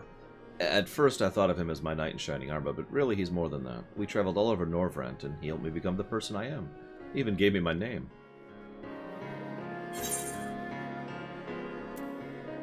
His gift for song won the heart of many a fair lady, or so he claims. Singing? That doesn't sound like the Thancred I know. He seems like he has a way with words. That must be how he was able to choose such a pretty name for you.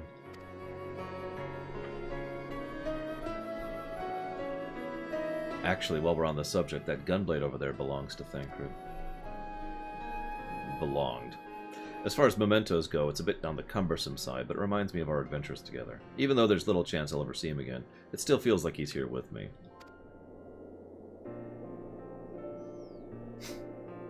Keep your memories close. Why don't we have a journal that we'll never reference again? Sorry. You know what? I should keep a diary. Even if I forget everything, at least I'll have something to look back on. It's a brilliant idea. Since we're going to be making lots of new memories together, maybe I could write in it too? As long as you improve your handwriting before scrawling all over it. I'd like your entries to be vaguely legible, if you don't mind. Of course, your ladyship. Yeah, sorry, the junctioning FF8 basketball parallels are real here. I don't know if they're doing it on purpose, but considering the FF8 theming, I assume it is. I was just trying to look for the perfect time to slide in that joke. But before that, we've got an Ascian to deal with. Let's get this over with. Excuse me.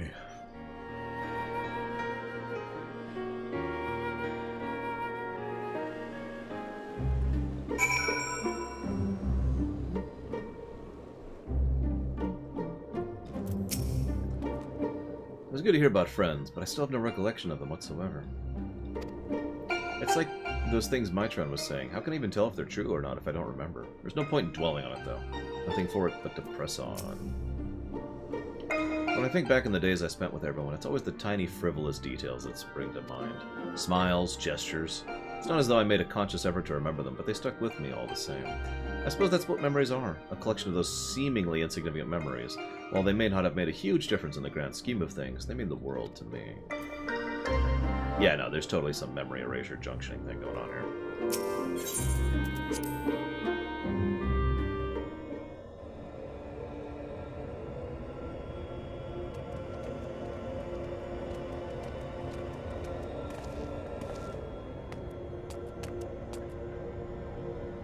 We came as you asked, so start talking.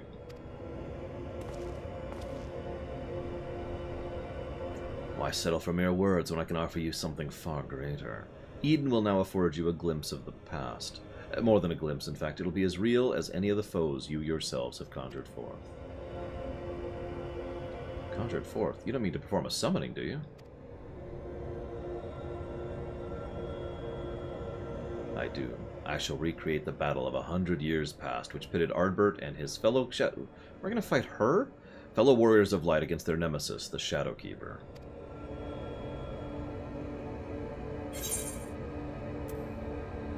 Silva. That was her name.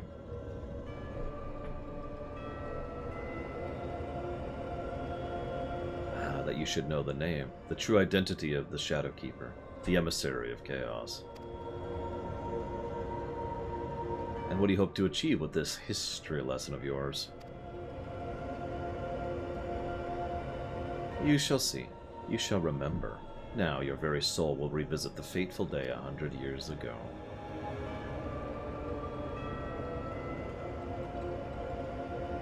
Gaia, you can't trust Mitron. If you do, you'll end up being manipulated again. Green. You're right. My days of being controlled by this demon are over. I have a new life now, and I won't let anyone take it from me. And then she's killed. My will is my own. You have no hold over me.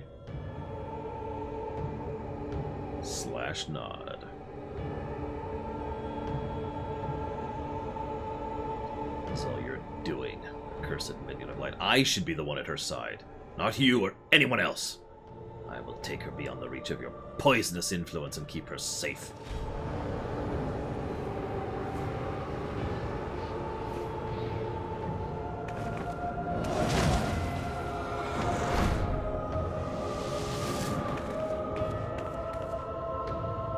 What have you done with Gaia? Nothing yet, but soon I will restore her true self. And you will help me do so by conquering the adversary I present before you.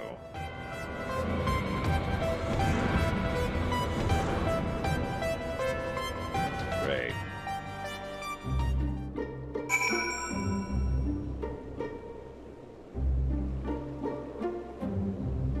Dude, we should totally have man with a machine gun. But first, more cutscenes.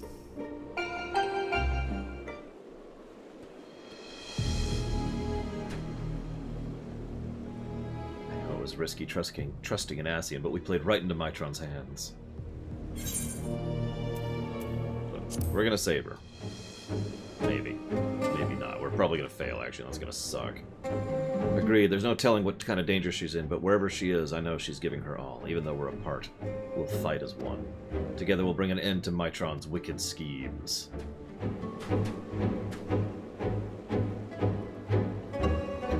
Mitron's grip on Eden has loosened somewhat, perhaps to allow me to send you to the battlefield. Once you get there, don't let your guard down. While this may be a reenactment of a moment of history, the threat you face... Yeah, I know how this works. This is our 10th boss. I get this. Let's go. Litany. And we'll be fighting Sylva in about an hour.